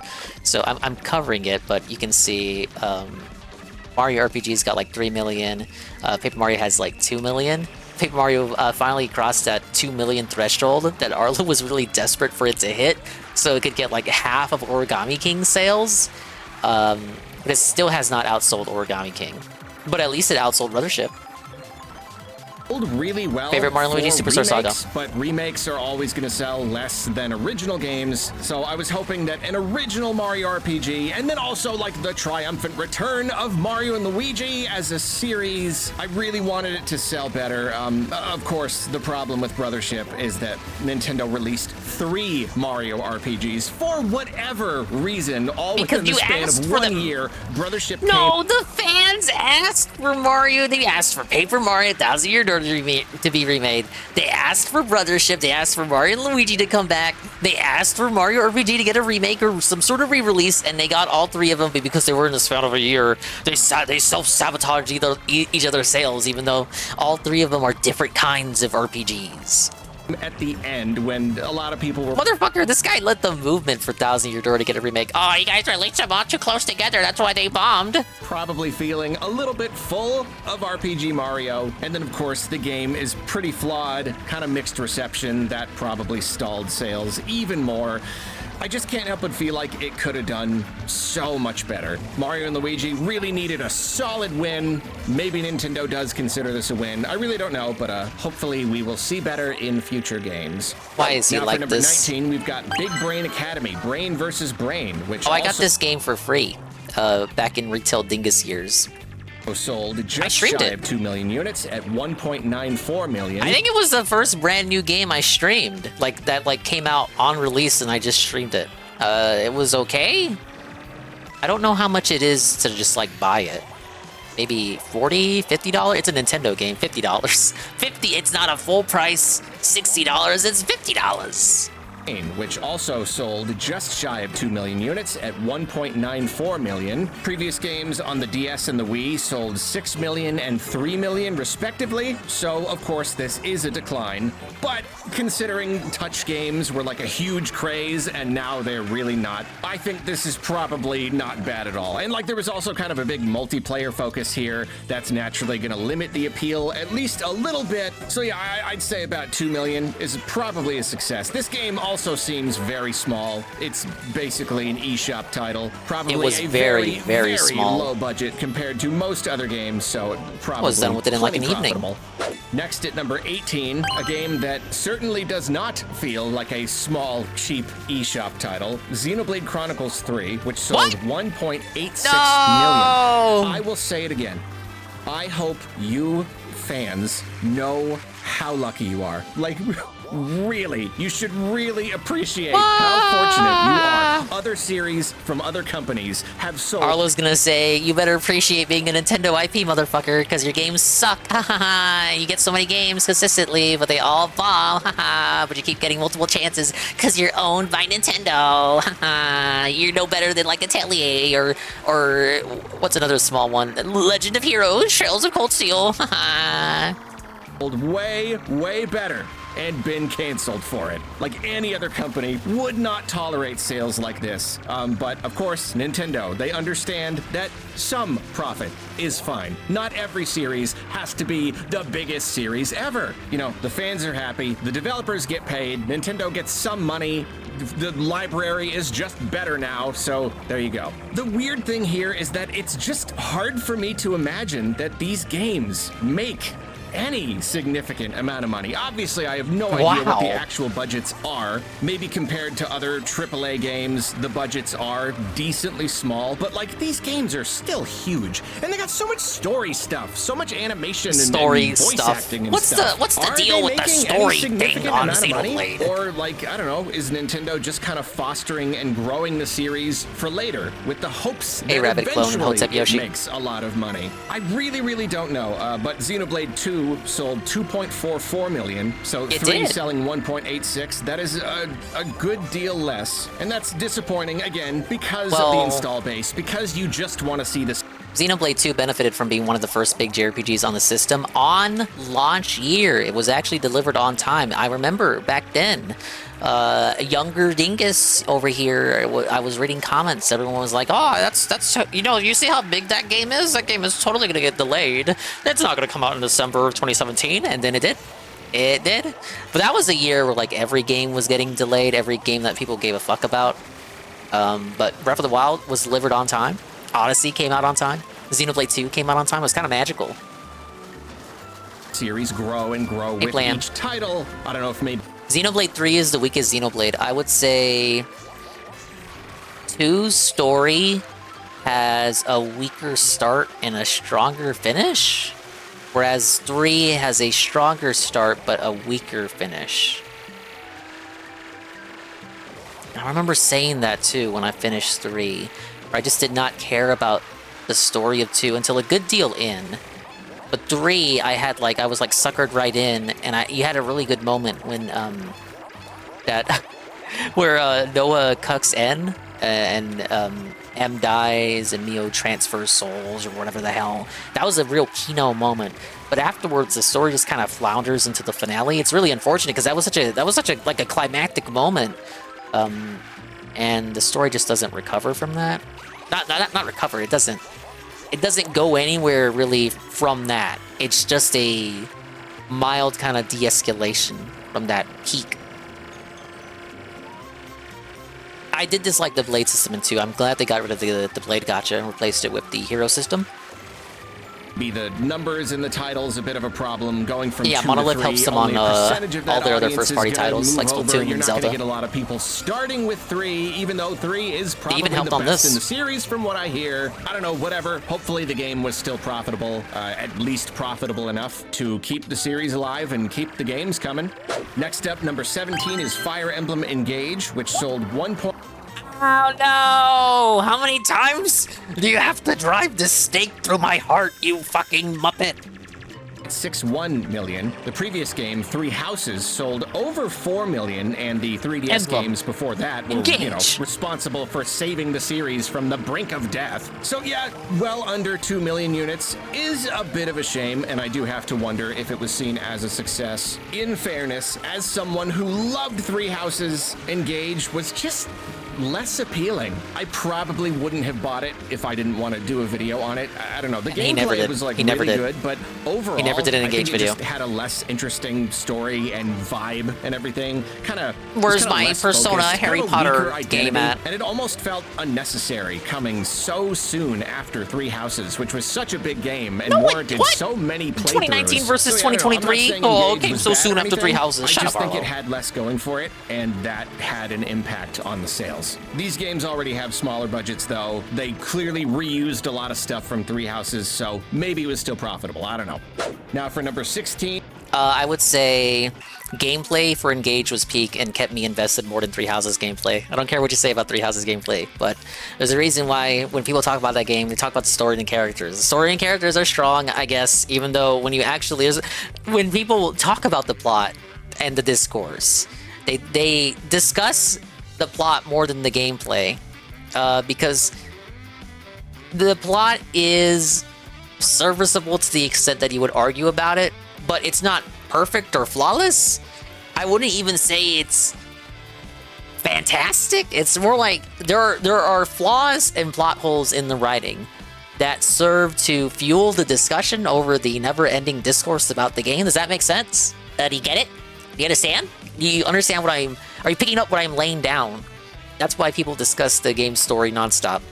The characters, they develop an attachment to the characters, and they discuss the story. But when they discuss the story, it's actually about how Edelgard's a retard, and how she was wrong, and how Dimitri is right, and did nothing wrong ever, and Dimitri is like the best character ever, and we love him, and like Edelgard sucks. They don't actually discuss anything else about the plot. Just nonstop, never-ending Dimitri and Edelgard discourse. And when it comes to gameplay, everyone just kind of mums the word on it. Then you talk about Engage, everyone's like, oh yeah, the gameplay was pretty great. Story, it's just smash through start like you do during Fates. Oh yeah, and Three Houses has like shit performance. Probably improved on Switch too, I haven't tried it yet. Engage ran pretty decently on Switch, but that's because it was a Unity game. Marvel Ultimate Alliance 3, The Black Order. I forgot this came out. Which I will never stop forgetting exists. Like, Switch has an exclusive Marvel game. An exclusive Marvel game. And it's a sequel to the ones on the GameCube.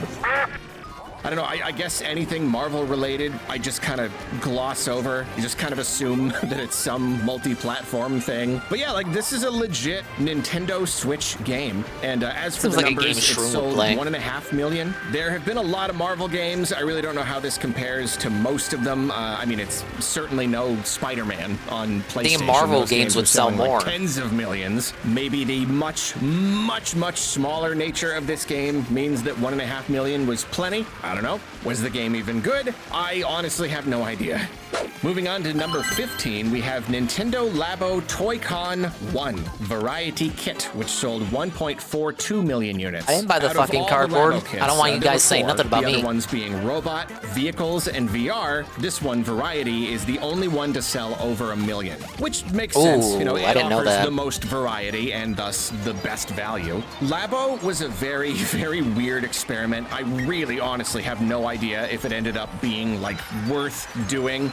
Nintendo did say they stopped that to making them it was a success, so I suppose I should believe them. I don't know. I just imagine it must have taken a heck of a lot of R&D. Like, this really was a big thing to develop, and I can see the potential. We make fun of Labo, but it really was an incredibly cool concept. He's sweeping for cardboard. This stuff. He bought the cardboard. It was really cool, and I'm sure Nintendo wanted it to become a big thing. I could see something like this becoming big in like classrooms or whatever. It actually really is genius. I think the problem is that it's kind of pricey for what it is. And then, like, really the worst part, you gotta keep all the stuff. You got all this cardboard stuff. It's too nice to throw away. You don't want to throw it away, then you can't use it ever again, but you don't want to keep it around, so yeah.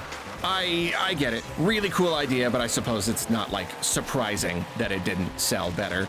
Next at number 14, we've got Princess Peach Showtime at 1.3 Oh, yeah. million. Numbers for that and one I were really bad. apologize, but I do have Too many to go misogynists on a in this little rant world. here. As Gamer always, I would misogynists. say there are plenty of people who love this game, and They're there's sexist. nothing wrong with wanting really simple, approachable experiences like this. Totally Wait, is he gonna valid. defend I'm the trying girly to game? Look at it Hold up. objectively, though. I really do think Nintendo just screwed up here. Nintendo games, mainly Mario you mean Good games, Feel. across Wasn't the a board, Nintendo EVD they are game. simple enough It was for Good Feel. younger or The less Woolly World guys. experienced or less able people to get into, but still deep and fun enough for everyone to enjoy. And look at even the simplest Nintendo games aimed at the absolute youngest audiences, and those games still have so much more appeal than Princess Peach Showtime. It was so overly simplistic, and I think that that alienated a lot of fans, you know, and I did a review. I enjoyed aspects, mainly like the whole spectacle of it,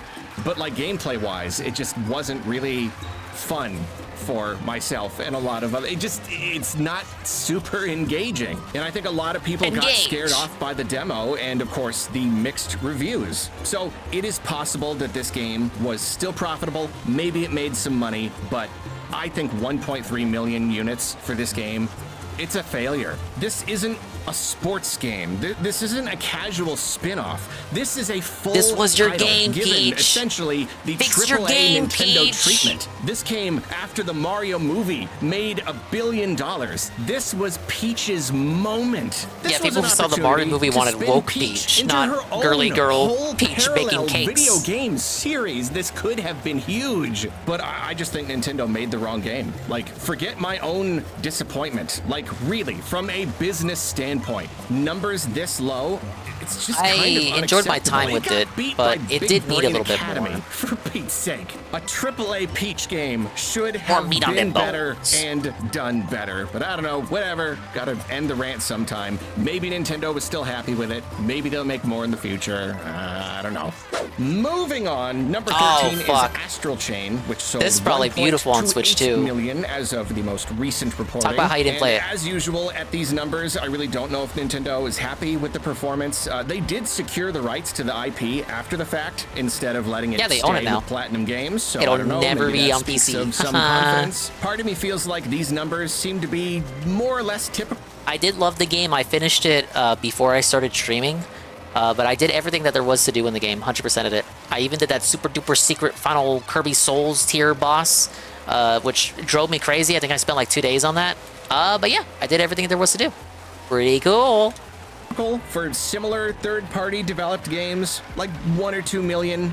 But then again, Astral Chain, it's a very good game. Like it's got really decent production values. It doesn't feel like a budget game. It feels decently big. I have no idea how much it costs to develop.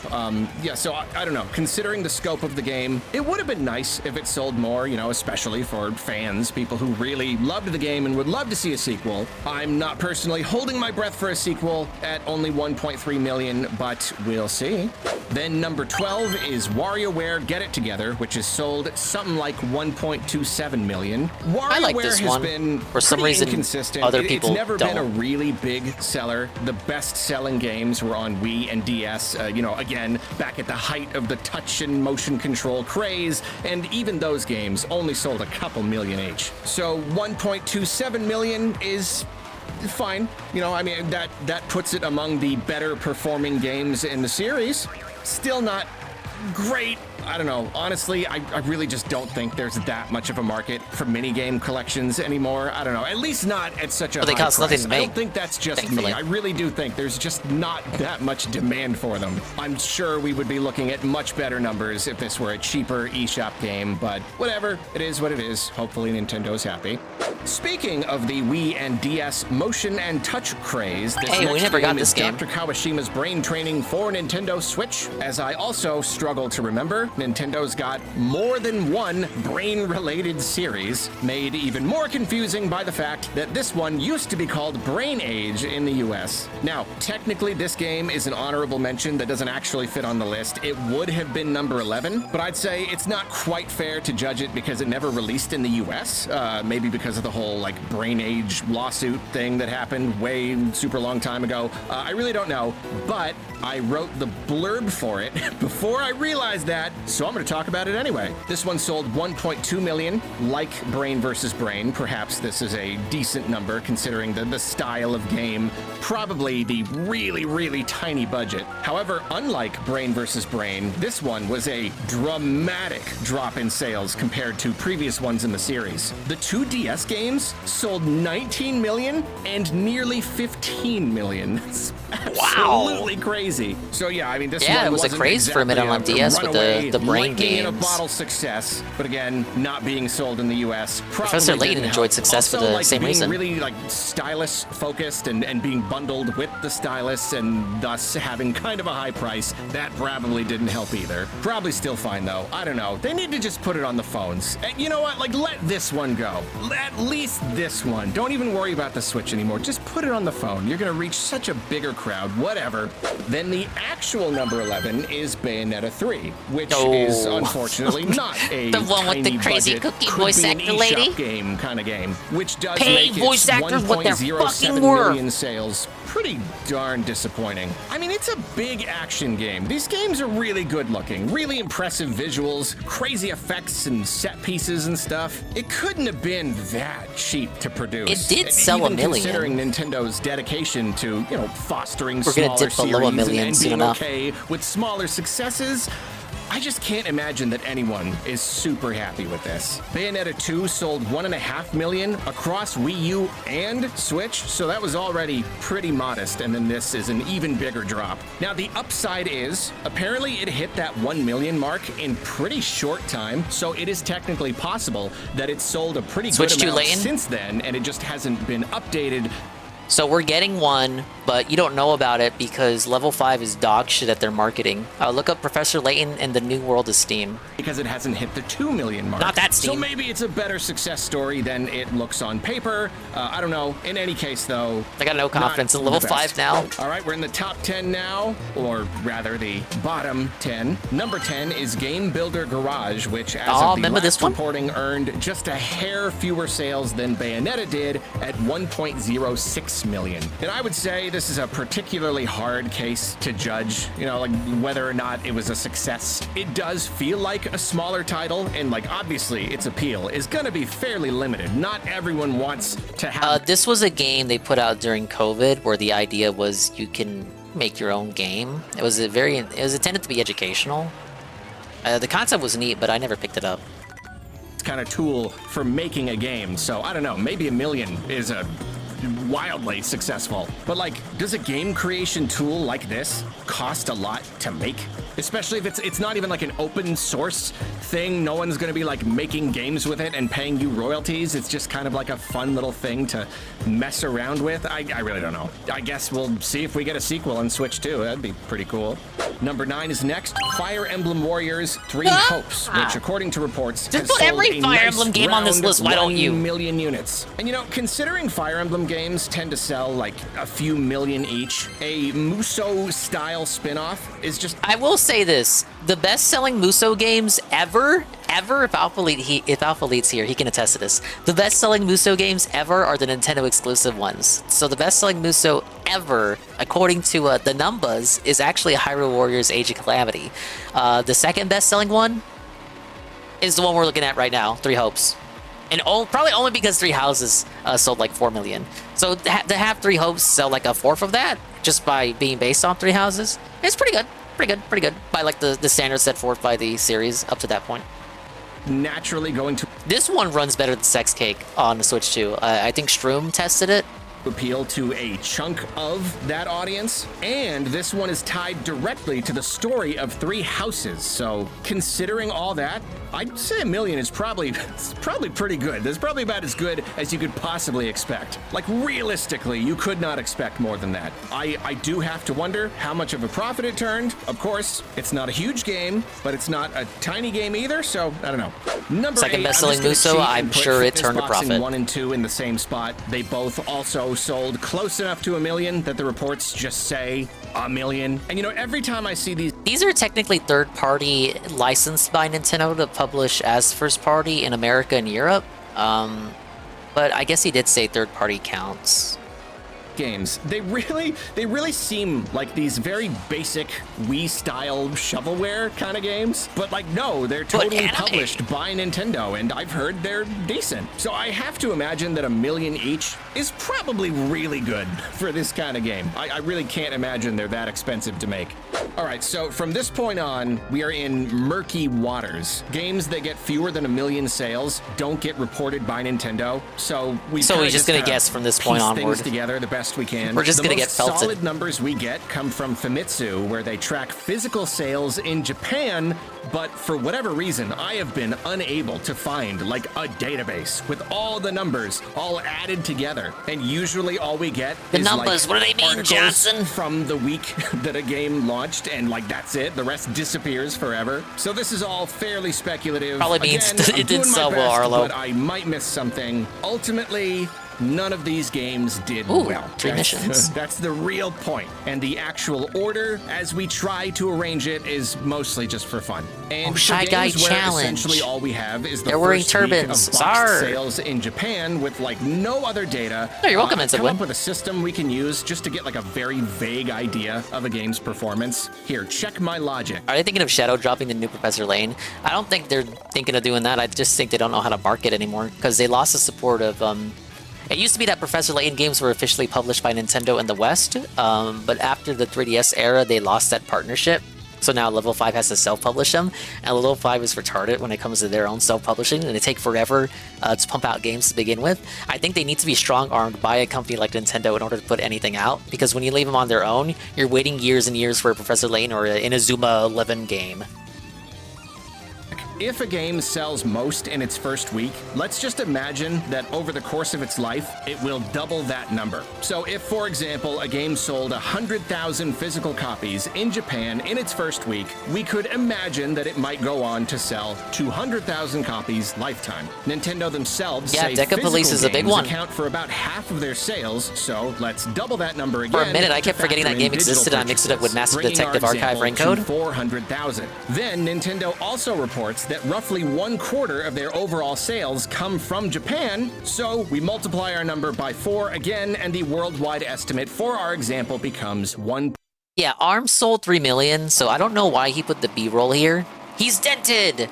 0.6 million. This is not going to be accurate. There are so many variables to consider for each individual game, but when we're working with such limited information, I say this is still a tool that we can use just to get a super basic ballpark. So with all that said, let's look at number 7, which is the first regular old Fire Emblem Warriors. Is every Fire Emblem game on this list?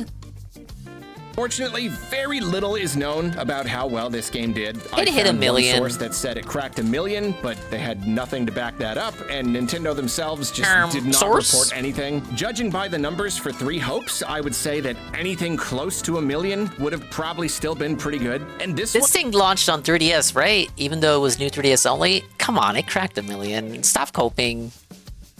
Was a big Fire Emblem crossover. Not Shroom tried this one out on Switch 2 as well, and no, Tevin did Hyrule Warriors, but it ran well. Not tied to any one game, so I feel like that probably would have appealed to a good number of fans. And it wasn't tied to any one game, but it only included characters from Awakening, Fates, and Shadow Dragon. It did have Lyn and Celica, but no other representatives from their games. Year 1 Switch title too, so that probably helped. I wouldn't be surprised if this one reached into the upper hundreds of thousands, maybe. Then number 6, Detective Pikachu Returns. Oh my god, this one's tough, because that was like last year, and it was never brought up again. I don't know anyone who was asking for a Detective Pikachu sequel. Man, this one really slipped under the radar, didn't it? Just really came and went without making much of a splash. You know it's a wash when not even Dingus plays it. That's the funny thing about Pokemon. It's like the most popular I mean, look thing. at it. The art style is like, mamma mia. The characters look like ghetto fucking discount, great value, Dollar Tree Pixar. Much of a splash. Or like some DEI Corpo slop. The humans that appear in your DEI Corpo slop tutorials, your training videos. That's the funny thing about Pokemon. It's like the most popular thing ever. Yeah, he tried to put ARMS footage in there to imply that ARMS flop, but we know the sales numbers for ARMS. Main games sell just like tens of millions of units. But that's the thing, Pokemon fans like the main games, they fucking hate the spin-offs. Go look up the numbers for Mystery Dungeon, and Mystery Dungeon's like the most successful of the spin-off games. The spin-offs. They don't buy the spin-offs, they just really don't. just don't reach the same market like you would expect. And it seems that something about Detective Pikachu just makes it less appealing. Here's my issue with Detective Pikachu. It shouldn't have been Detective Pikachu. It should have been literally any other Pokemon more thematically suited to being a detective. You get it? Why did it have to be Pikachu? Because he's the fucking mascot. When you have like a thousand Pokemon more suited to the detective role. Why couldn't it have been Gumshoes? The literal detective Pokemon. Oh wait, because he's not marketable and he looks like Trump. To general audiences, I'm getting conflicting info. It didn't even have to be Gumshoe. It could have been Psyduck. Yeah, like it could have been Psyduck. It could have been Jigglypuff, Detective Jigglypuff. That would have been cute. Little fat pink balloon with a detective hat. Some sources say 137,000, not quite sure where they're getting at, but then one source says it sold, quote, over 100K in Japan, which would definitely suggest much higher worldwide Detective numbers. Beedrill, I would have bought Detective Beedrill. Whatever the case, I think at least a few 100,000 is like Detective a safe bet, Halucha? which again is surprising for Pokemon. I would expect anything with Pokemon branded on it to sell millions at least. But hey, I mean, they can afford to take a hit sometimes, huh?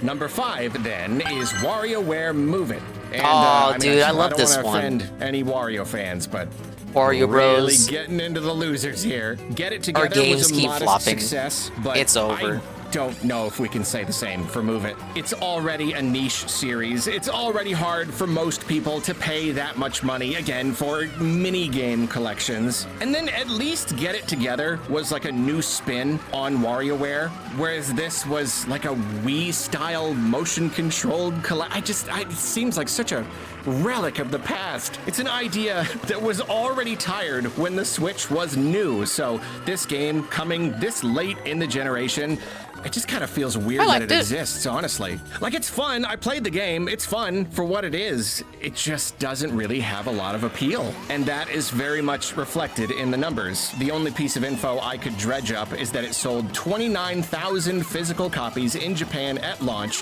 which makes it the second worst selling game in the series, second only to the Wii U one. And that 29,000 is less than half the sales of Get It Together. Well, I mean, we can use that. If we assume that it got less than half the sales of Get It Together overall, then we can imagine maybe it moved. It did come out the same, around the same time span as Mario RPG and Mario Wonder, so you could cope and say it had that going against it. Like, we had, what did Phil say? Mario Burnout, Mario Adjacent Burnout.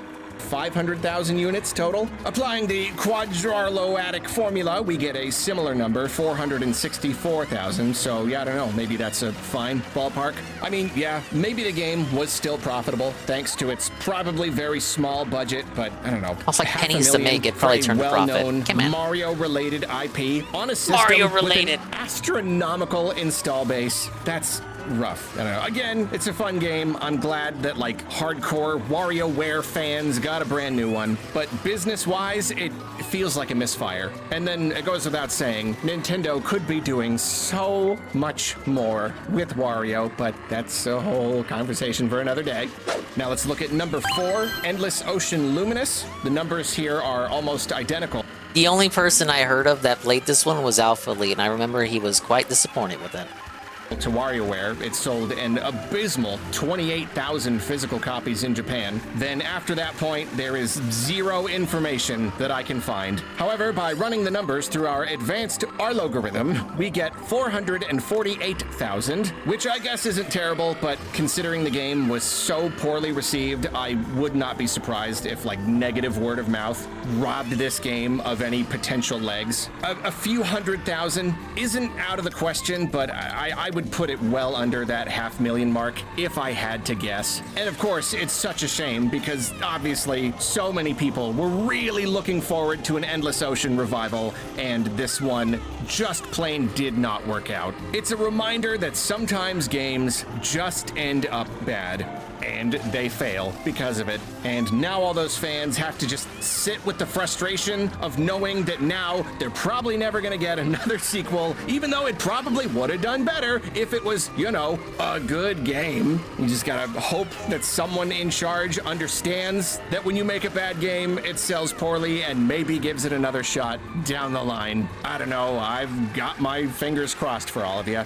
Then number 3 is Famicom Detective Club. Oh, man. Hyphen the Smiling Man. The bad news is, yes. Dude, he made like 2 or 3 videos hyping up this game before it got revealed for what it was. And then when it was revealed for what it was, he was like, oh, I'm so happy for you guys in the fan base who got it. Like, very obviously trying to hide the fact that he doesn't give a fuck about it because it's an anime visual novel. I thought the story finale there was very keynote. This is definitely one of the worst selling games on Switch. First week boxed sales in Japan were only 25K, which some simple Arlo arithmetic tells us adds up to a They probably spent so much money on the voice actors. Even that might be on the high end. I could see the series doing better in Japan, but I don't know, that's pure speculation. Obviously, the big issue here is that you've got a visual novel, which is a fairly niche genre, but it's also a very well... Man, Phil mentioned this maybe once, and then never again. Not even a candidate for chill night streams. Yeah, maybe that's something we can do. Elio the Smiling Man. Okay. Well, he didn't even watch this trailer. Someone just mentioned it, and he didn't even look up what it was. Explored genre with a lot of titles and, you know, a lot of dingus games in his bottom 10. I think it's just a hard sell for most people. Like, I would love to play the game. It looks really good. I just can't too much money. Even almost justify spending that much, especially considering you're probably looking at pretty darn poor replay value. So yeah, the game probably didn't sell that many units. The good news is, however, that I would not be surprised if this was the single cheapest Switch game to produce. I mean, just looking at what the game is, I have to imagine the budget was probably microscopic compared to... The budget was voice actors and the full-length 30 fucking minutes, half-hour anime special at the end. Just about any other game. So I would say there is a fine chance that this game was still plenty profitable. For all we know, it absolutely did well enough to warrant sequels down the line. Maybe they're working on the sequel right now. Who knows? So that's... Well, here's the thing. The reason this game exists is because the remakes did well enough. So, like, we already have the proof. Like, he hasn't brought up the remakes yet. So maybe the remakes are like number 2 or number 1 or something. But the remakes doing as well as they did is why we have this game in the first place. Like, we already have... That game existing itself is proof that the series does okay enough with the numbers that it gets that Nintendo sees a reason to keep making games in that series. Nice. That makes me feel I haven't played the remakes yet. I would like to. You can come in nearly last and still be a winner. It's all about your attitude, isn't it? It's all about perspective.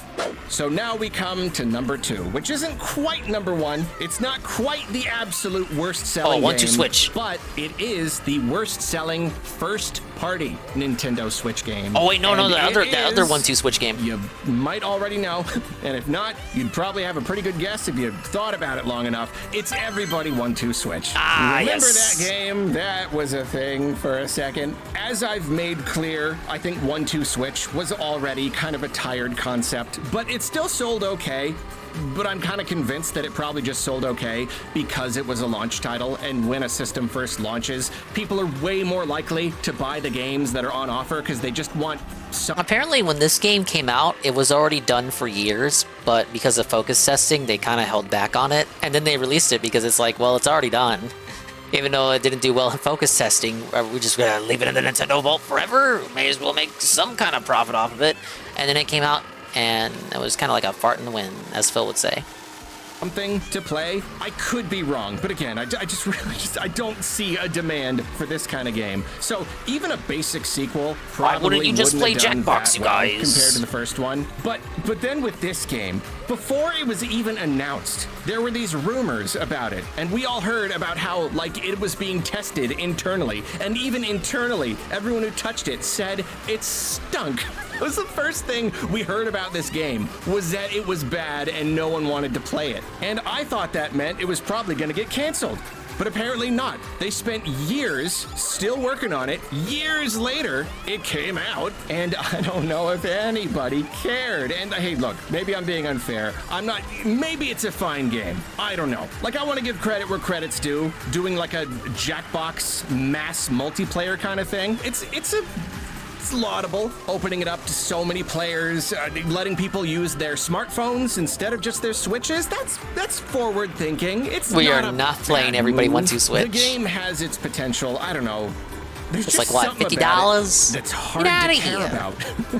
I don't know. Like, I told this story already, but like Nintendo Live, they had their big show at PAX one year, and right when you walk in the room, they had a big thing for everybody 1-2 Switch, and they had people there, and they were doing a really good job trying to pull in a crowd and get everybody playing together, like trying really hard to hype it up, and it looked like they were all having fun, but I don't know. For the most part, really, nobody wanted to play it. So yeah, I don't know. Maybe it still sold well enough for what it is. I really have no idea, but it came and it went, and we have almost no data here. In fact, I have no actual numbers. The only thing I have is that apparently, for some reason, there was like a random week, like a single week in Australia specifically, where it was at the top of the charts. No one even knows why. It wasn't even like a meme or something. I've seen people theorize that it's because Nintendo just like sold their overstock for cheap to retailers, which like technically made it a good selling game for that. I don't know. As I said, They only the sold exact the order of overstock these last exclusively items in is a little bit up Australia? in the air, but I think we can probably safely assume that Everybody 1-2 Switch was the worst selling first party Nintendo title on Switch. Which leads us to what seems to be, if I what have about to assume, number one? the absolute worst-selling Switch game. Number one is Bayonetta Origins, Cereza and the Lost Demon. I do that's not kinda wish to sad. disparage Bayonetta or its fans. Bayonetta is not my thing, but it does seem to be of pretty high I didn't play this quality. one. But the fact of the matter is that the games simply don't sell well. As I said earlier, it is hard for me to imagine that any of them have made much money. And a spin-off of a series with a completely different style is already automatically going to sell significantly less. You'll get like a percentage of the pre-existing fans without pulling in many outside people. And you know, I don't doubt that this game is good. Let's make that clear. It looks interesting in ways. I like the art style, for instance, but it really does look and feel. Look, if we don't have the hard numbers, could we not have just made this one number 2 and just like, haha, everybody's 1-2 Switch is number 1? Why do we gotta do that? Like it has a much lower budget. So this was a low budget spin-off of an already niche series, and it was sold for full price. And I don't know, if you need proof that Nintendo likes to support smaller, fan-pleasing projects without necessarily making a lot of money, this is it right here. Maybe they really did expect more sales somehow, but I don't know. I feel like the game performed pretty much exactly as well as anyone could realistically expect. Yeah, the first week boxed sales in Japan, 6,500. 6,500. 6,500. Yeah, there are games There are games that have literally sold 1,000 times the copies in the same time frame. And even with the Arlo Joker that adds a 2x, 2x, and 4x multiplier, we get 104,000, just barely cracking 100K. I mean, kind of goes without saying, this really should have been a budget game. Maybe even just an eShop game, but even if they were going to make it a full thing, $40, maybe 50, at least like 50. Can you at least bring down the price a tiny bit? But I don't know. Wait, this means the Mario vs. Donkey Kong game. That's not on here. Well, that means that game sold way better than all the games here. Oh, I ain't no businessman. Whatever the case, while we don't have solid numbers, I think we can be reasonably confident that Bayonetta Origins is the worst-selling Nintendo-published Switch-exclusive game. Though I do want to give honorable mention to Xenoblade Chronicles 2, Torna the Golden Country. It's a piece of content for Xenoblade 2, so it's like DLC and it functions like DLC, but it's also sold as a standalone piece of software, which kind of makes it its own game. And it's like $40, so it meets the criteria for this list. This is another case where we've got next to no data. I've seen some estimates as high as a couple 100,000, some as low as tens of thousands. It is DLC, sort of, so it's naturally gonna sell less than the base game. Though, if Xenoblade 2 sold 2.44 million, I feel like a pretty good percentage of those people would have picked up Torna. Like, why wouldn't you? You're playing Xenoblade. You're enjoying Xenoblade. You want more Xenoblade. I think that's a fair assessment. Why would you not purchase it? So considering like the demographic that would buy a hundreds of thousands makes more probably sense more than likely bought the DLC too. I'm not talking about like ultimately, kids here we do or not families. know, but I thought I would mention it. I haven't played because- Torna yet, but I really want to. So there you have it. Those are the Nintendo Switch games that sold the most bad. Now please head down to the comments and let us know. Have any of the sales figures of these games disappointed you personally? Or perhaps are you just like me and all you can think about is how glad you are that Pikmin is not on this list? Oh, thank you. So off of Pikmin, oh, let's talk about fucking 3DS Pikmin. Hey, let's talk about Hey Pikmin sales, Arlo. He didn't like that one.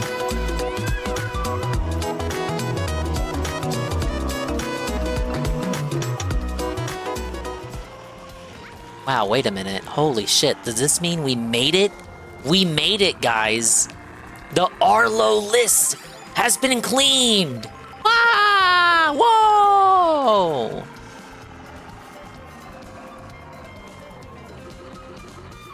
Like I said, with Xenoblade 2, I enjoyed the... What happened to my head? I fucking broke a fuse over here. I enjoyed the ending much more than I did the beginning. It took a while before I got attached to the characters of that game.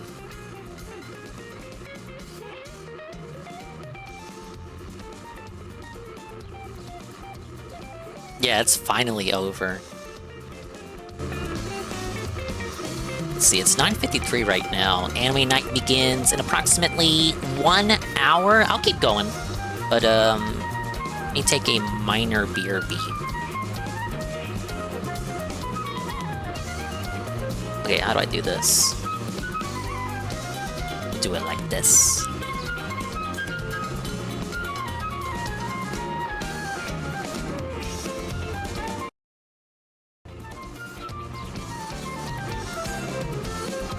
There we go, now you can hear the amazing music of the game. I'll be right back.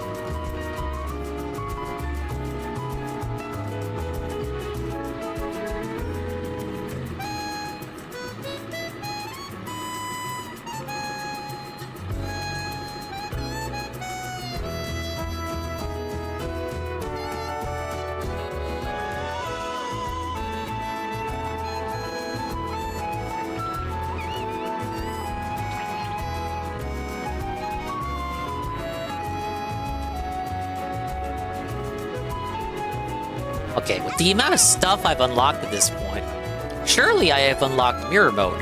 Correct, chat? Oh, is this Yoshi's story? What? It's restarting the Arlo video. Yo, go away. Go away. No more Arlo. Go away, Arlo. We don't like you. Oh, we're just a bit hard on him. Let's see here. What do I got?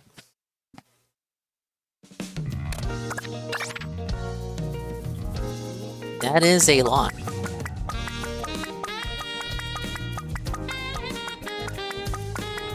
I can sort these, but is there a way to sort them by their achievement?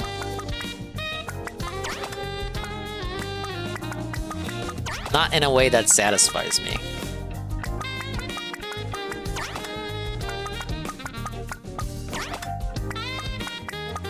Sort them by color?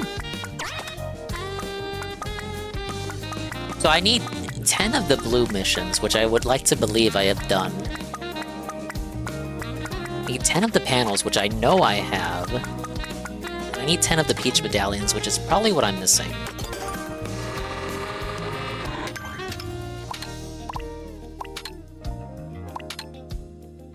Just between all these levels alone, I've got 10 panels. I should have 10 switches. I've done fucking a lot of them already. I need the medallions then. Where is my medallion?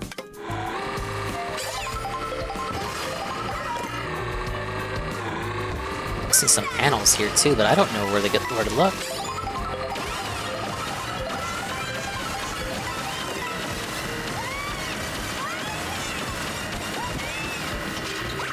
Daisy, what are you doing? I bought 10 switches? Not those switches. You just go to Wario Stadium?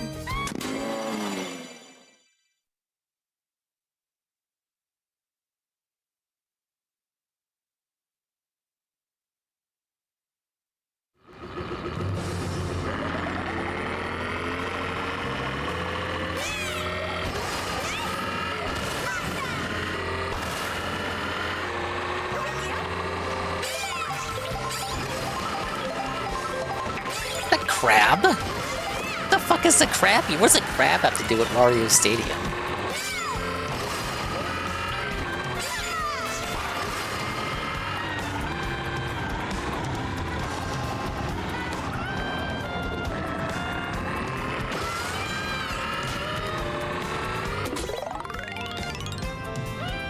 Ramp to rings and over flames!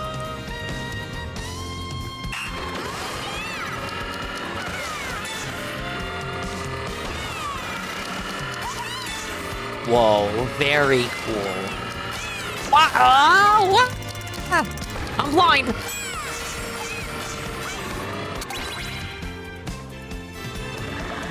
What's wrong with Daisy? Are you comparing Daisy to Cat? What is the matter with you? You got brain problems, buddy. You need to go get checked.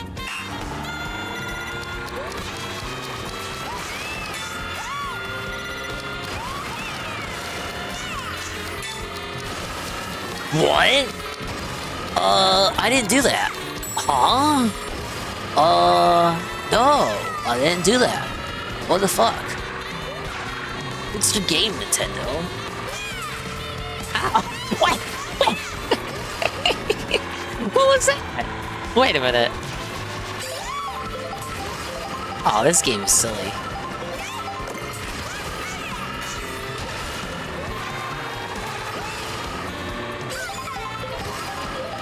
Alright, I want to retry that though. Where's that switch at? Not that switch.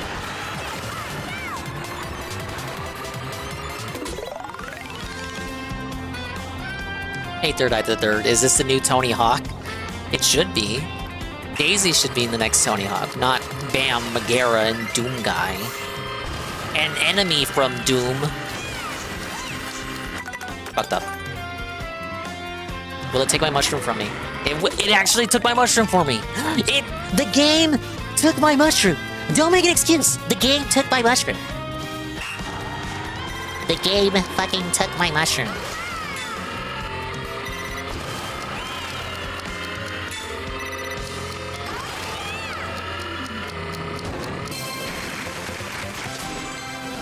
Garlic power.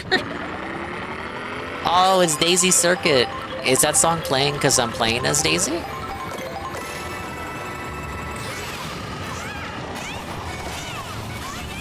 Oops. Okay, I see another panel that I can't get to. Very cool.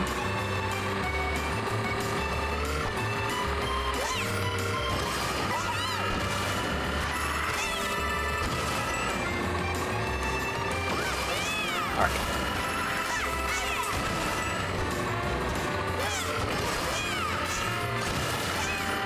Oh wait, no! That was where I needed to be. Wow!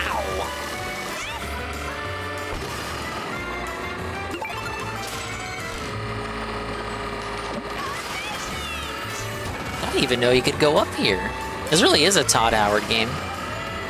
You see those rooftops? You can go to them, buddy. Hello, John Fraga. DSP told us there's no point to any of this, just quit. Correct. Why are you doing this? Like, what is the story reason? Like, why am I doing this? Just no reason at all. Just, here you go. Your Switch is a paperweight. Throw it away. Yeah, throw away the thing that lets me play Switch 1 games without my Switch 1 chugging, desperately begging for its life to be ended. Just throw it away. There's no skill tree. Why am I doing what I'm doing? There's no reason. There's no logic in it. Why? Don't make an excuse for Nintendo. It's time we teach Nintendo a lesson, guys. We need to boycott Nintendo for the good of mankind. $80 games! They can't be allowed to get away with it.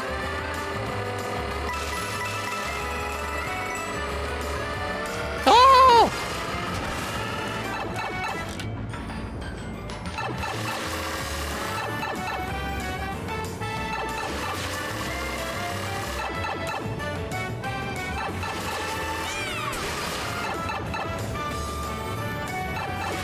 Pretty cool. And we get a reward, my positive reward. And we'll get a sticker just for doing that. See, Phil would be like, okay, but like, why did I do that? Well, what was the point of me doing that? Did I learn anything? No. Did I get better at the game? Oh. Why did I do that then?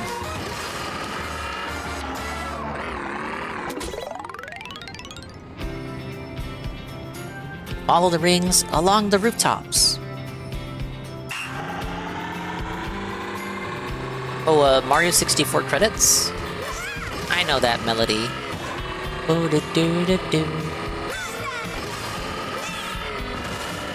DSP will never hear like half of these remixes because he already dropped the game.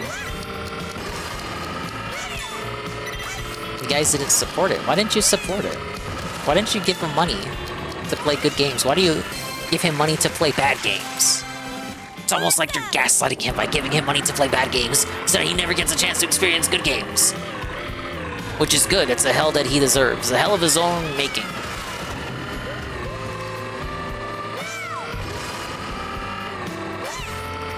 Yeah, the remixes, they speak to my soul.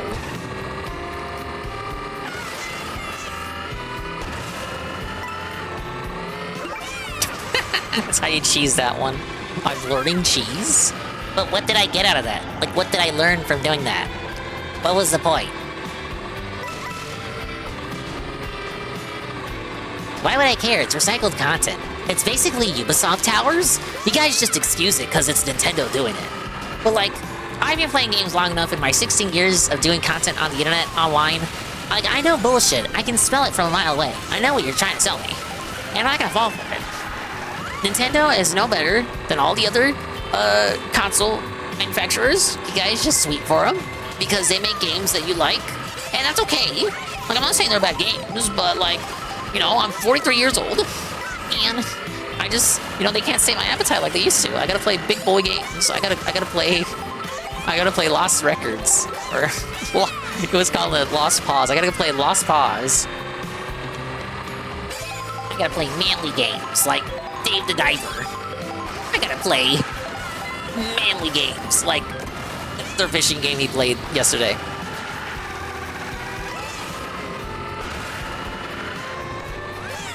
Big ups for the moral support. Dave's status seething. Yes, that's true. Oh, how'd I miss this one?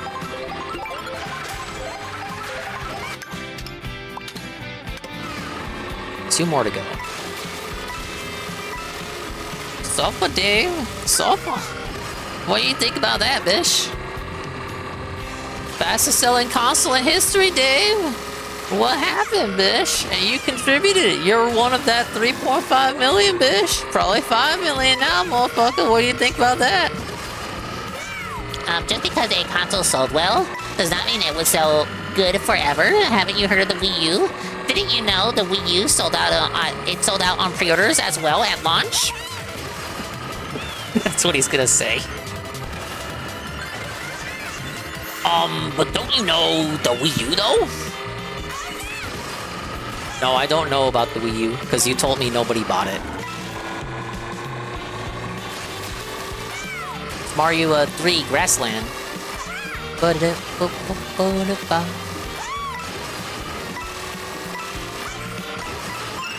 Is that enough? Give me mirror mode. I need 10 of those. Hey, Toastman. He could have been 2 to 3.5 million if Walmart didn't cancel his orders.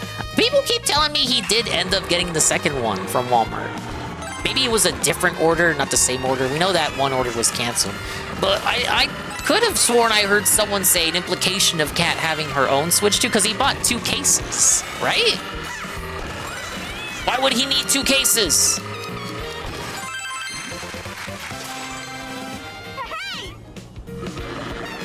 Phil 100% of the game in 6 hours, yet Dingus is still playing. What a loser. He's slow. Wow, Phil is done with the $80 game in 6 hours? He's just completely done?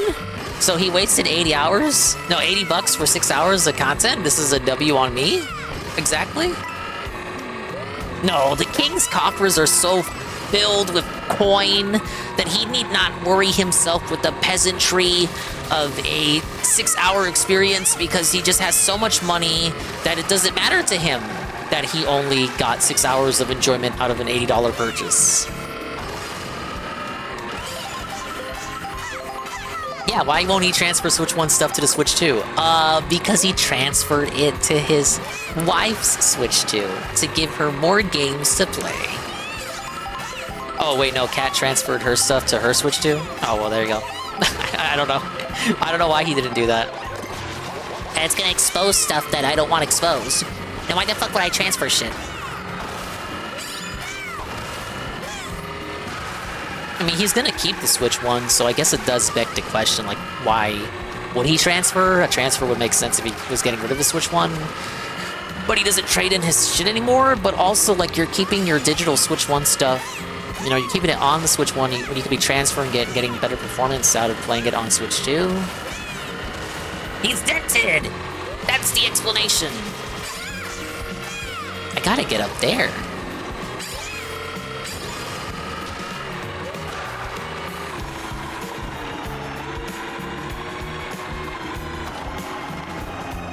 Oh, dude, is that Iceland? It is. Oh, wait, no, not... That's not the Iceland theme. Wait, no, it is. I'm mixing it up with Skyland. Oh, that is so beautiful. Hey, Gondola.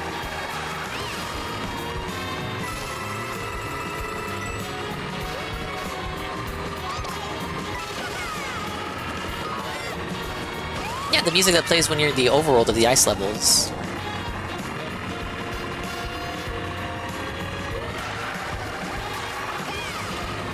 I've only listened to this song for the grassland portion. It has a very beautiful rendition of Iceland.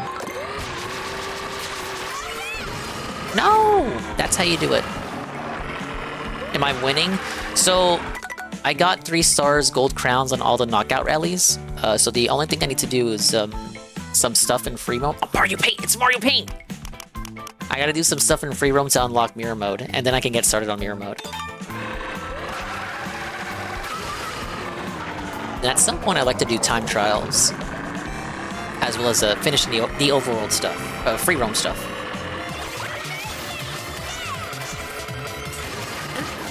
No, I had the right idea.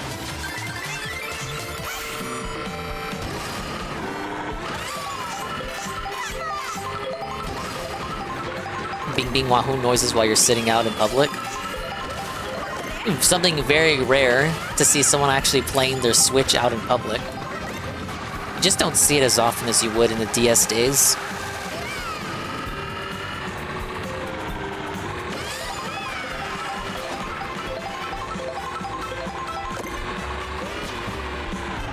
You only need 10? I can't count. I'm dented. I don't know if I got 10 Peach medallions is the issue. Why? Oh wait, you're right. It's on the bottom left, 14, 35, and 46. I have well over the amount that I am required of. Okay.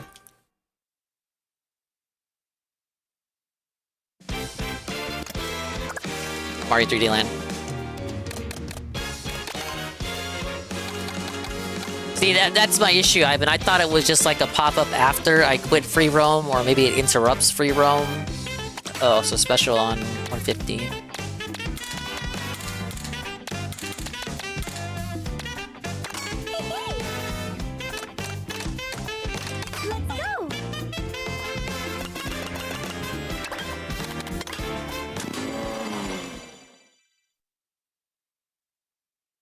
It's a bit more elaborate in this. These motherfuckers, they wanted to fucking hide it, right?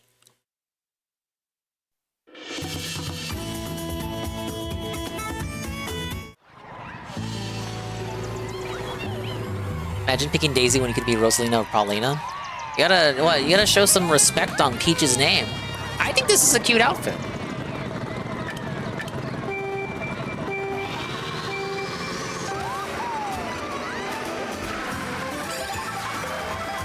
Paulina got really fucked over in terms of outfits. She only has one, and then her default outfit. Oh, did you see that? Whoa, what a recovery. You see that? Right? You get it?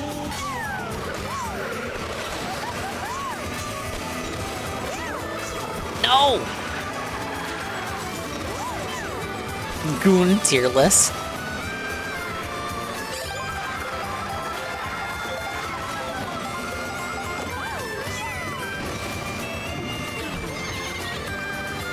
Yeah, they're waiting on Bonanza for DK and Pauline stuff. And my man Diddy, I just know Diddy's gonna be in Bonanza. They're just hiding him. They're hiding him because the trolls at Nintendo know that people will spend for Diddy. Not that Diddy. They know people want to party with Diddy. That's why they're holding him back.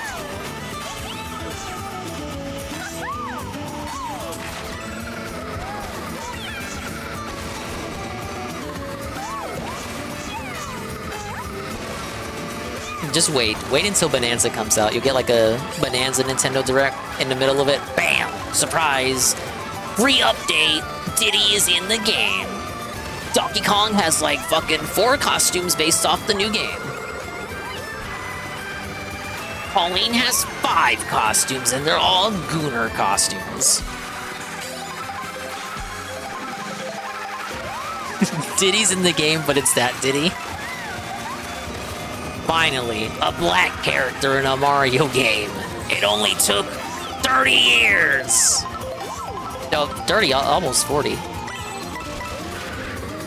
I'm sure one of those educational games they made in the 90s had a black person. Hey, MTC dude. I am in fact karting. I'm trying to unlock mirror mode.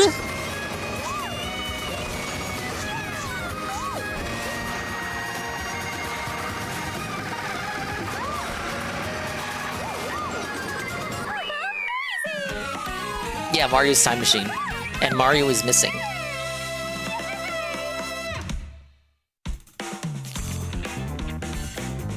Figure I'll have just enough time to do this, then do one mirror mode cup.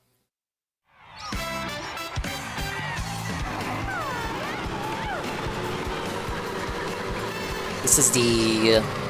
what was this? This is from 3D World. It's, is it the Savannah theme? It's either the Savannah theme or the Jungle theme.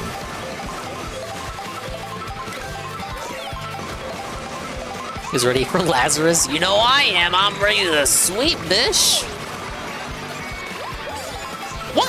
What happened to my awesome yukata? That's what I get for eating food. This is what happens. DoorDash did this.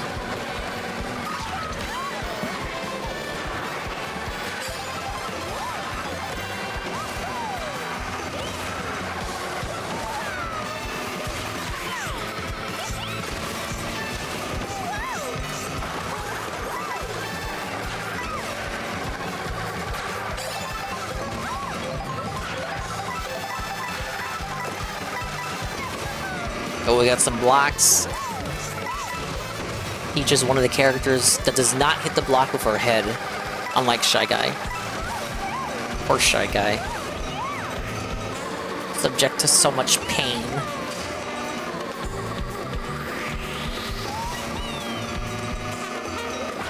Now, Mario, why do you get to have 2 circuits in this game? He's got Mario Circuit and Mario Brothers Circuit. I guess sharing one with Luigi just wasn't enough.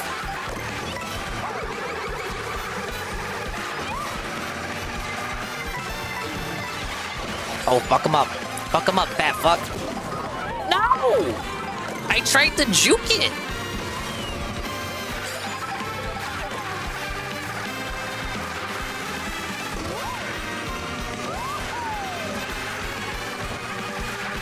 What do you think about that, bish?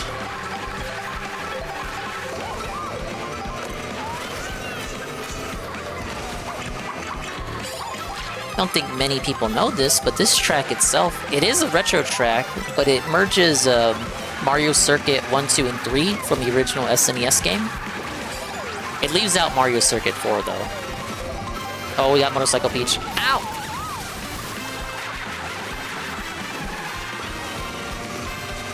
He fell for the DoorDash scam. I think Peach, you know, she's a little princess lady. She deserves a few treats in the road. You think so?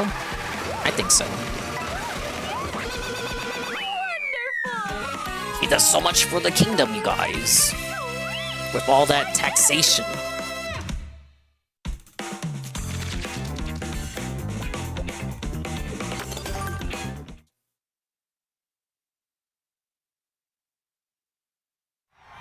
She's gonna get fat. Shut up. We're not feeders here. Oh, I got my yukata back.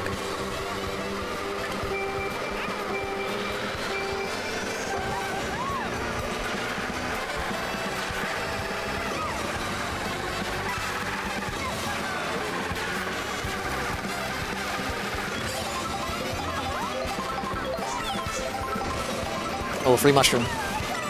I ain't passing that by.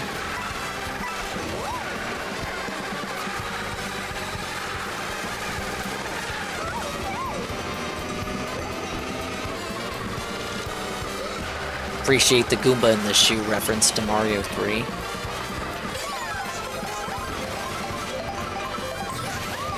In the English version of that game, that enemy is called Karibu Shoe. Like it should have been properly translated to Goomba Shoe, but the translators were dented. They fucked it up.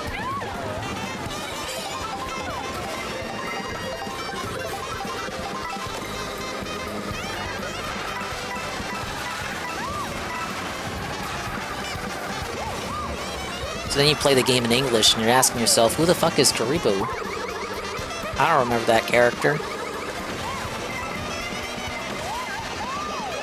And then they ended up renaming it, you know, to Goomba Shoe and properly calling it that. And I'm like, well, what the fuck? It was called Karibu Shoe before. Well, Mario Odyssey, like me, we pay attention to the lore. Oh, what am I becoming? I'm Spike. I'm spiking out.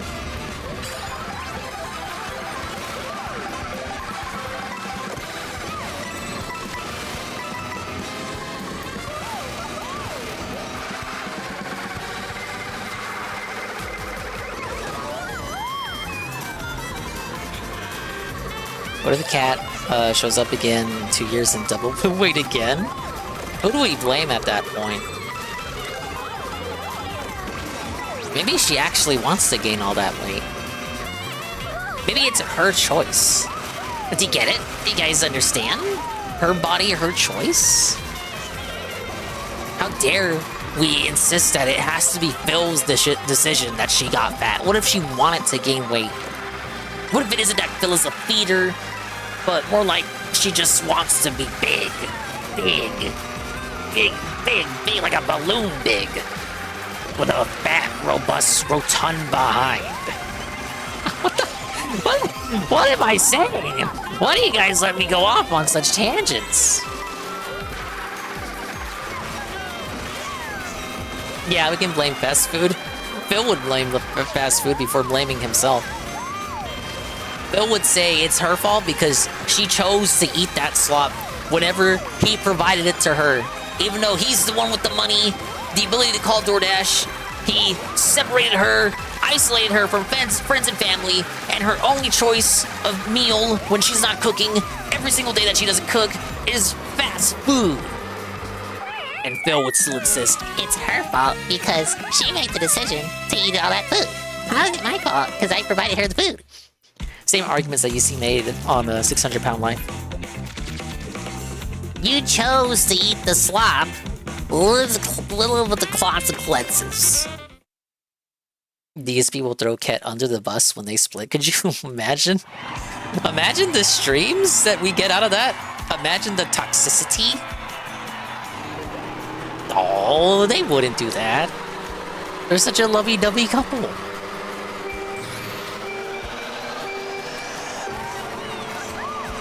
Nothing could tear them apart. Think about it. They've been together 7 years, coming up 7 years. The trolls have failed to invoke the divorce up to this point. Ket, she's got like a high defense build. She can face tank everything. Drama just like rolls off her like water up a duck's ass.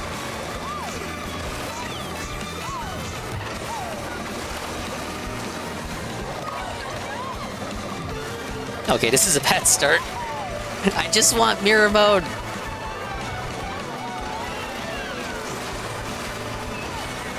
Why would you divorce your best friend? Why would you marry your best friend? I don't know, I get it. Some people call their wives their best friend. But when you say that, it just makes me think you have no friends. You're the one. Ket wouldn't fit under a but you guys are so mean. I'm gonna have to be Dinger's advocate. LT isn't here. I gotta like Dinger's advocate Ket. Now guys, let's think about it. Lien was Asian, and Ket is not Asian. That is all. So, you know. Theoretically, if Phil was trying to advocate for the advancement of his own kind...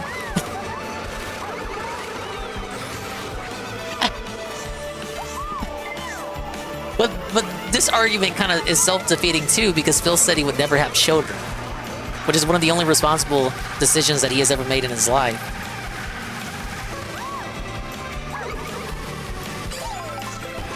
Well, I know I don't gotta do it perfect, but I mean, I've been doing all first so far. I'm not gonna relax now. This is like the final course in the game.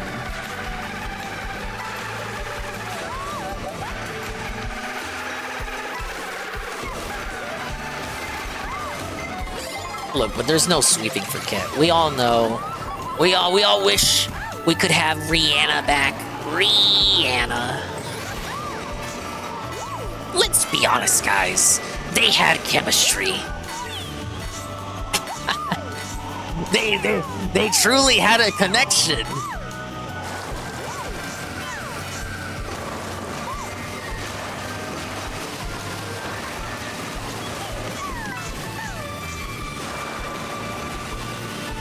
Their connection is so strong, chat, that years later, someone can stalk Phil in a game called Handily 17 and completely turn him off from ever wanting to do online in the game ever again because he ran into someone named that in that game. That's how strong their bond was. It persists years later.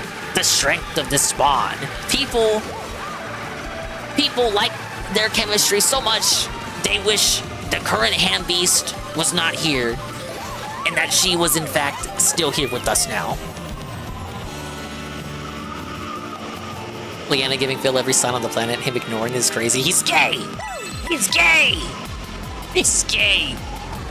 Not that there's anything wrong with that. Okay.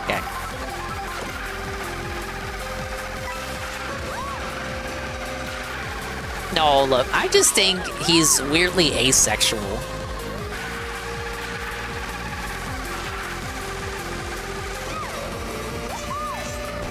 I know he likes to hide it as like, I'm not gonna do this. It's my private life. A separation of public and private life. That's for stuff off the stream. I don't feel like he's any different than he is on stream than he would be off stream, except maybe a little bit more self-aware. Like 10% more self-aware, 5% more self-aware. The Discord leaks show me that he does in fact like to play dumb when he thinks he can get away with it. Nah, he has to be gay, and he's just been in denial his entire existence. They say you're a gay boy, and we're gonna make love to each other tonight.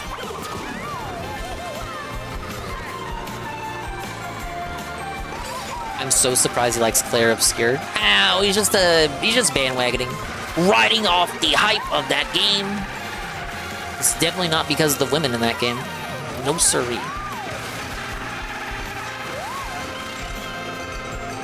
If anything, that's just like a thing he has to deal with in order to get a good RPG that isn't made by Japanese people. Because he hates the Japanese because they beat him in Street Fighter. And because he could never get like a honeymoon with Kat to Japan. I haven't had sex in ages. Better than sex cake? Better than sex cake?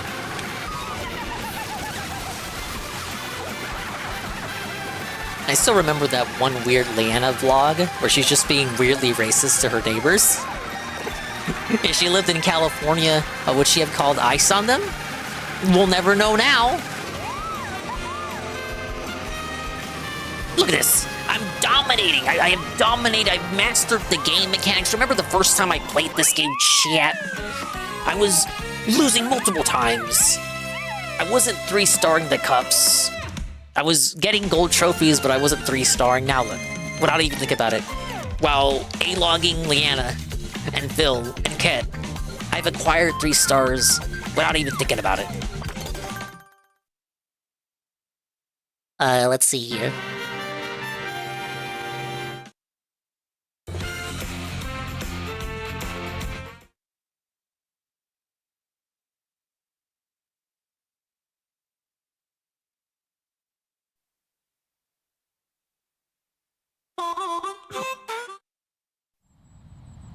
Oh, here it is. Whoa. What's happening? Whoa. Oh my god, reference? Jump in the thing like in other game? Oh, it flipped from left to right. It's like a manga. Mamma mia! Huh? Oh. You see that, chat?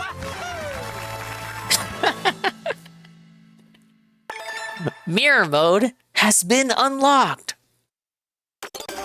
DSP will never, ever see that. Ever. Phil will never see that. This content you only get on the swollen __ dingus stream. Wait, what did I get for that? Oh, it's just regular stuff. Oh, dude, that's the WarioWare logo. No, not that one.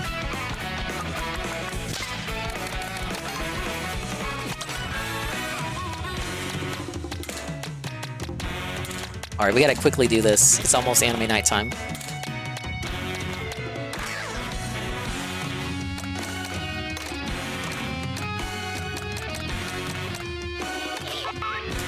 That looks so stupid. Oh, do I have to drive in the thing? Now, there is a new Lazarus.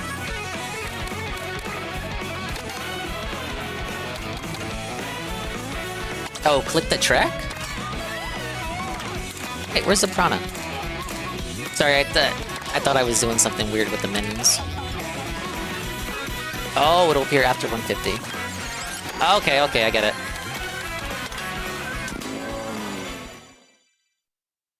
It's usually something you set up. I remember in 8, don't you like pick the CC before the cup? And now it's you pick the cup before the CC. Alright, let's fucking do this.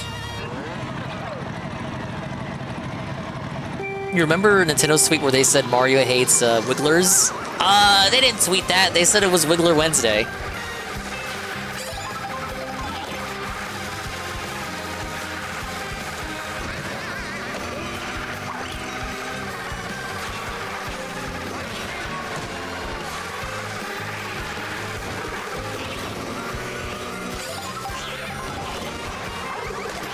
Obviously, the next goal would be to 3-star every mirror cup.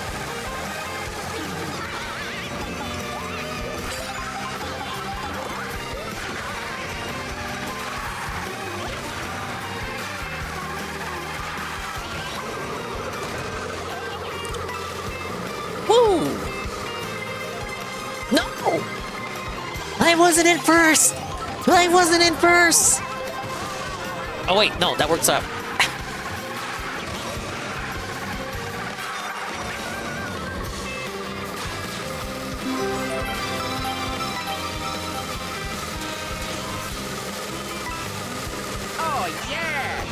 Thank you, just a random Pokemon for the follow.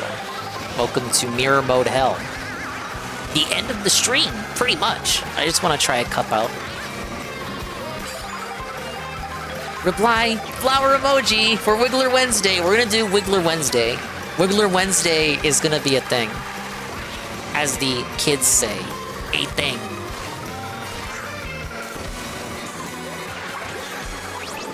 Cool. Can I get Peepa? Like, what the hell?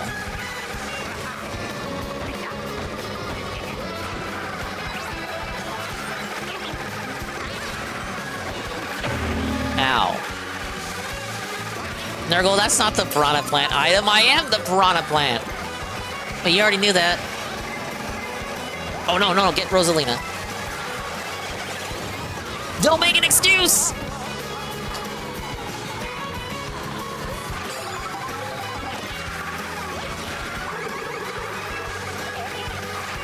Wait for it.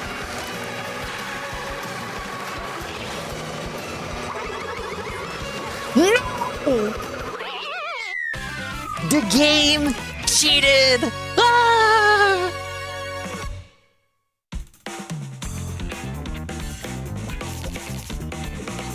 It's so over.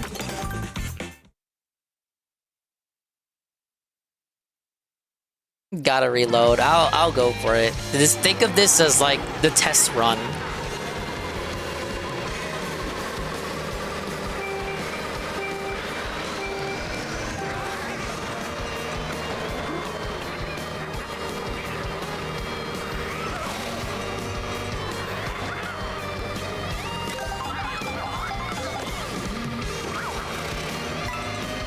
Why can't Piranha Plant have any fucking outfits? He's got like a shitload of variations.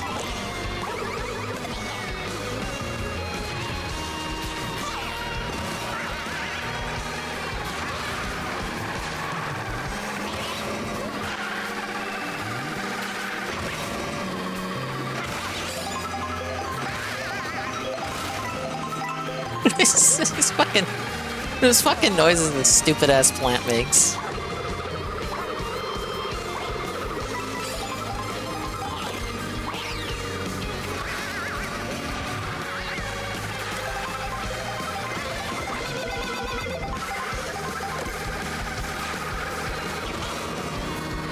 Nah, if it's like an enemy character, they don't have outfits. Unless you're Shy Guy or Koopa Troopa.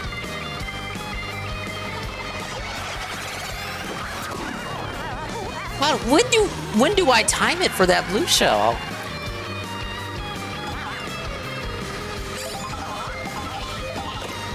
Timing is too strict, you guys. I gotta turn on baby mode.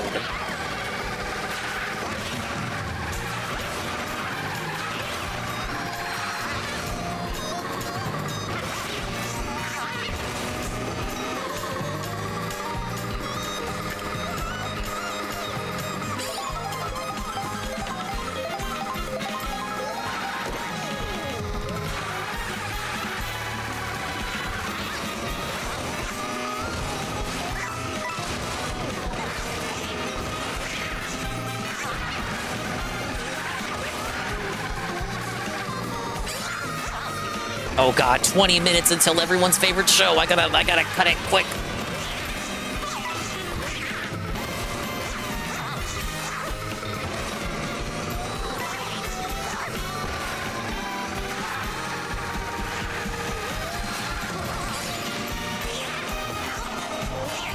I don't know if it's literally 3 frames, but it is a very tight window to dodge it. You gotta boost at like exactly the right time. You're not watching that shit, dingus. The hell you are.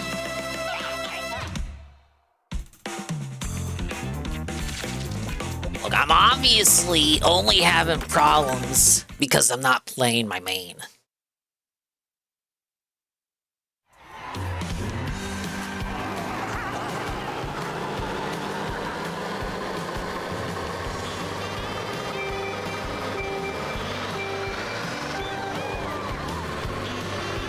DK just dab on me? Why is he like that? You refuse to watch Lazarus at the hardcore lady? She never appeared again after that episode. What? I think she'll reappear tonight. Assuming the whole episode isn't just guy fighting a vicious who is not actually vicious, but is serving the same role that Vicious served in the acclaimed series known as Cowboy Bebop. I like to call it Bebop.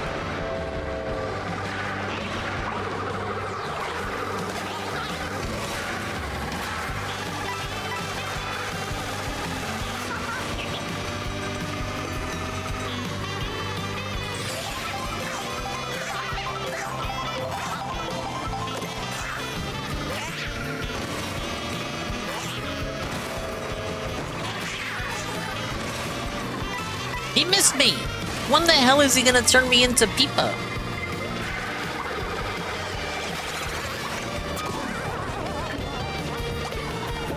Dude, DK's... Look, DK can keep up with me.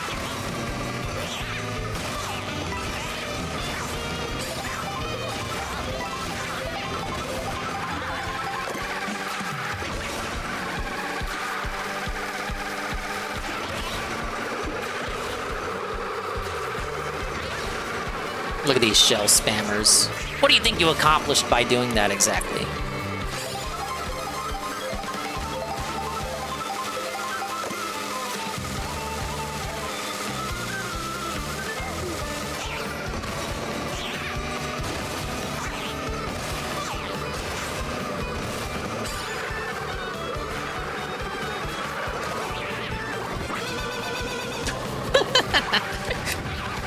I didn't even check rear camera. I got lucky.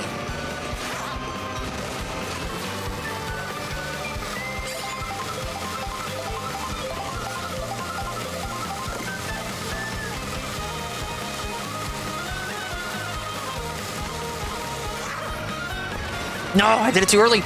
No!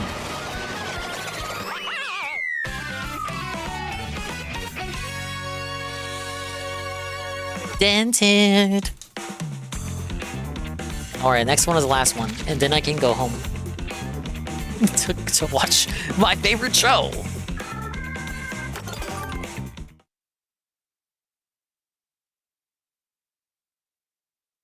Another Dinger L?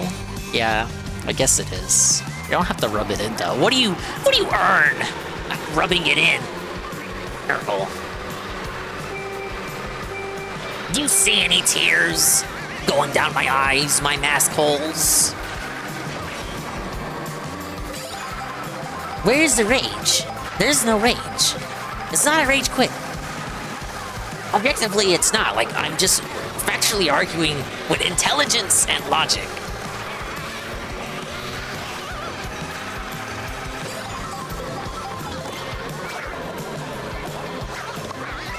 Your Shy Lady Tears would be a good stream gimmick.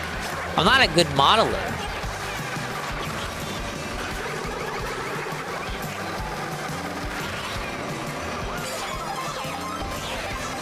Or else I could do something like that. I don't know nothing about no blender, not no way, not no how. I'd have to do some ghetto budget workaround. Yes, I'm gonna learn Blender, ladies and gentlemen, in order to depict tears rolling down the mask holes of the Shy Lady whenever she loses bigly in games.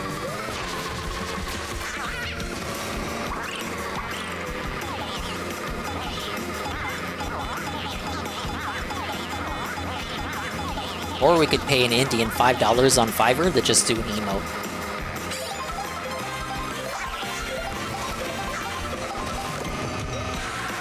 I love the music in this track.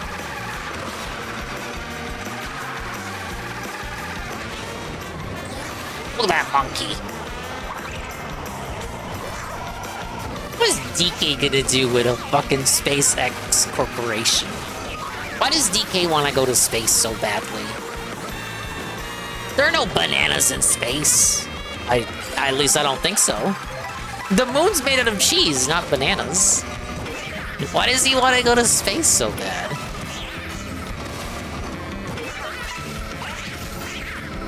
Malware Blender files? Similar to how 4chan got hacked, except with 4chan it was through malicious PDF files. Not those PDF files!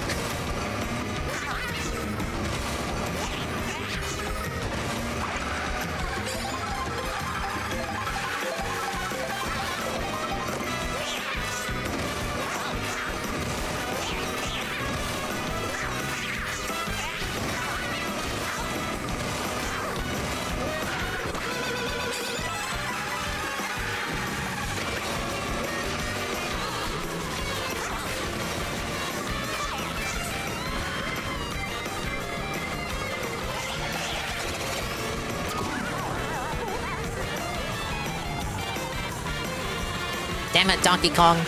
And his dumb tractor. Now, why does DK need a tractor?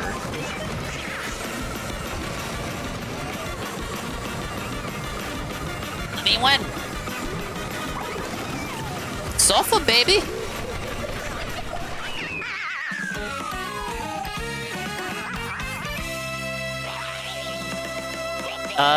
I saw you send something. I saw the compilation video about shortcuts. I think if you sent another one, I don't think I saw it.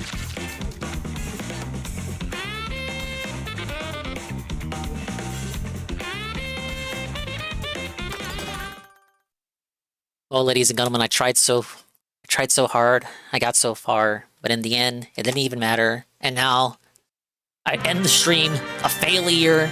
Though I have won. At what cost, chat? For I do not have my 3 stars. I may as well go to bed crying right now. I may as well just skip anime night entirely. And just curl up with a blanket. Tears down my eyes, rolling. He's a failure. He's a bum. He's a loser. Ah! I'll keep at this. Next streams of this will be definitely dedicated to mirror mode. I got 1 star. That's all I'm good for, chat. 1 star. How unfortunate. Okay, I gotta prep for anime night. Thank you to everybody who stopped by. We'll go over the stuff. I should pull it up now, so I'm not wasting your heckin' time. We got a roost. Yeah, I could go for longer. I could. It's not like I got anything else planned. But sorry, guys. It's a Saturday. So all of my time must arbitrarily go to watching shows. And we're going to start with a show that's not even that good. But like it's good. It's good for heckling.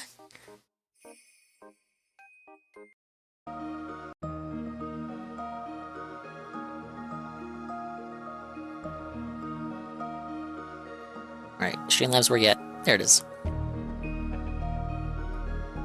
And then... See, I rated Shroom like twice this week, and I think Ann and the boys went over there too. And Tevin's on BRB. We'll probably send you to Sangers, because he's doing a Switch subathon. And I think he'll be playing this too. As much as I would like to join him. Again. My time this evening is arbitrarily dedicated to Japanese basket weaving cartoons. But you can go anywhere you want. The buyer's market for people to not necessarily fall asleep to, because it's 10:50 p.m. But a buyer's market of people to watch. Spend your evening with. Alright, where's the thing? Pablo? Get me out of here. Please? Where's the button? He's not hitting the button. Hit it. There we go. Thanks for stopping by. Bye-bye, adios, maybe time. And we'll see you when we see you. And if we didn't see you, then we didn't see you. But if we did see you, then we saw you. And if we didn't see you, then hopefully we'll see you next time. If I can see myself in the mirror each and every single day, hopefully I can inspire viewers like you, Rue, to see themselves in their mirrors each and every single day. Thank you to Pokemon for the follow. Thank you to Captain Lego Man, the raid with the party of 1 viewer. And Sevi, the 5 bits. Stephanie, 6 months at tier 1 for 4 months. Wait, 6 months at tier 1 for 4 months. I know, that's because they had paid multiple months in advance, I think. Okay. It is, me reading that, it's just, it reads kind of weird. I get it now. I remember why their messages read like that.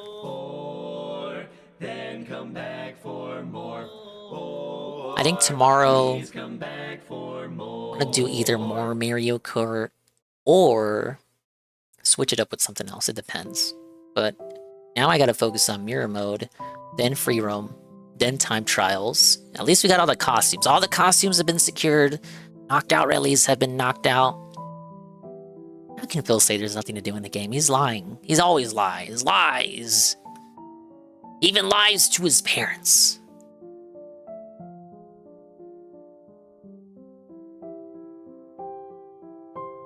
Anyway, we're rating this guy. He's pretty cool. He's begging for your money.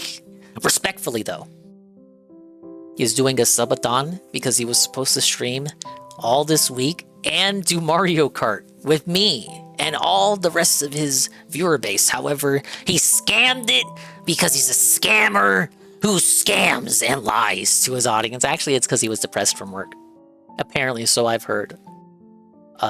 He's making it up with a subathon. And he'll play his Switch too. But I won't be there.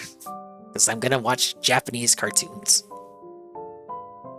That's what they are. Like, you can call it anime, but they're Japanese cartoons, though.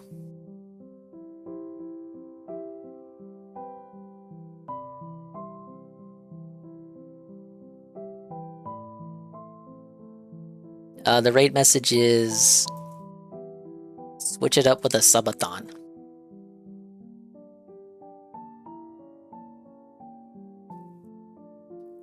He's gonna be like, whoa, Dingus, I'm so glad you're here. And I'll be like, yeah, I kinda am too.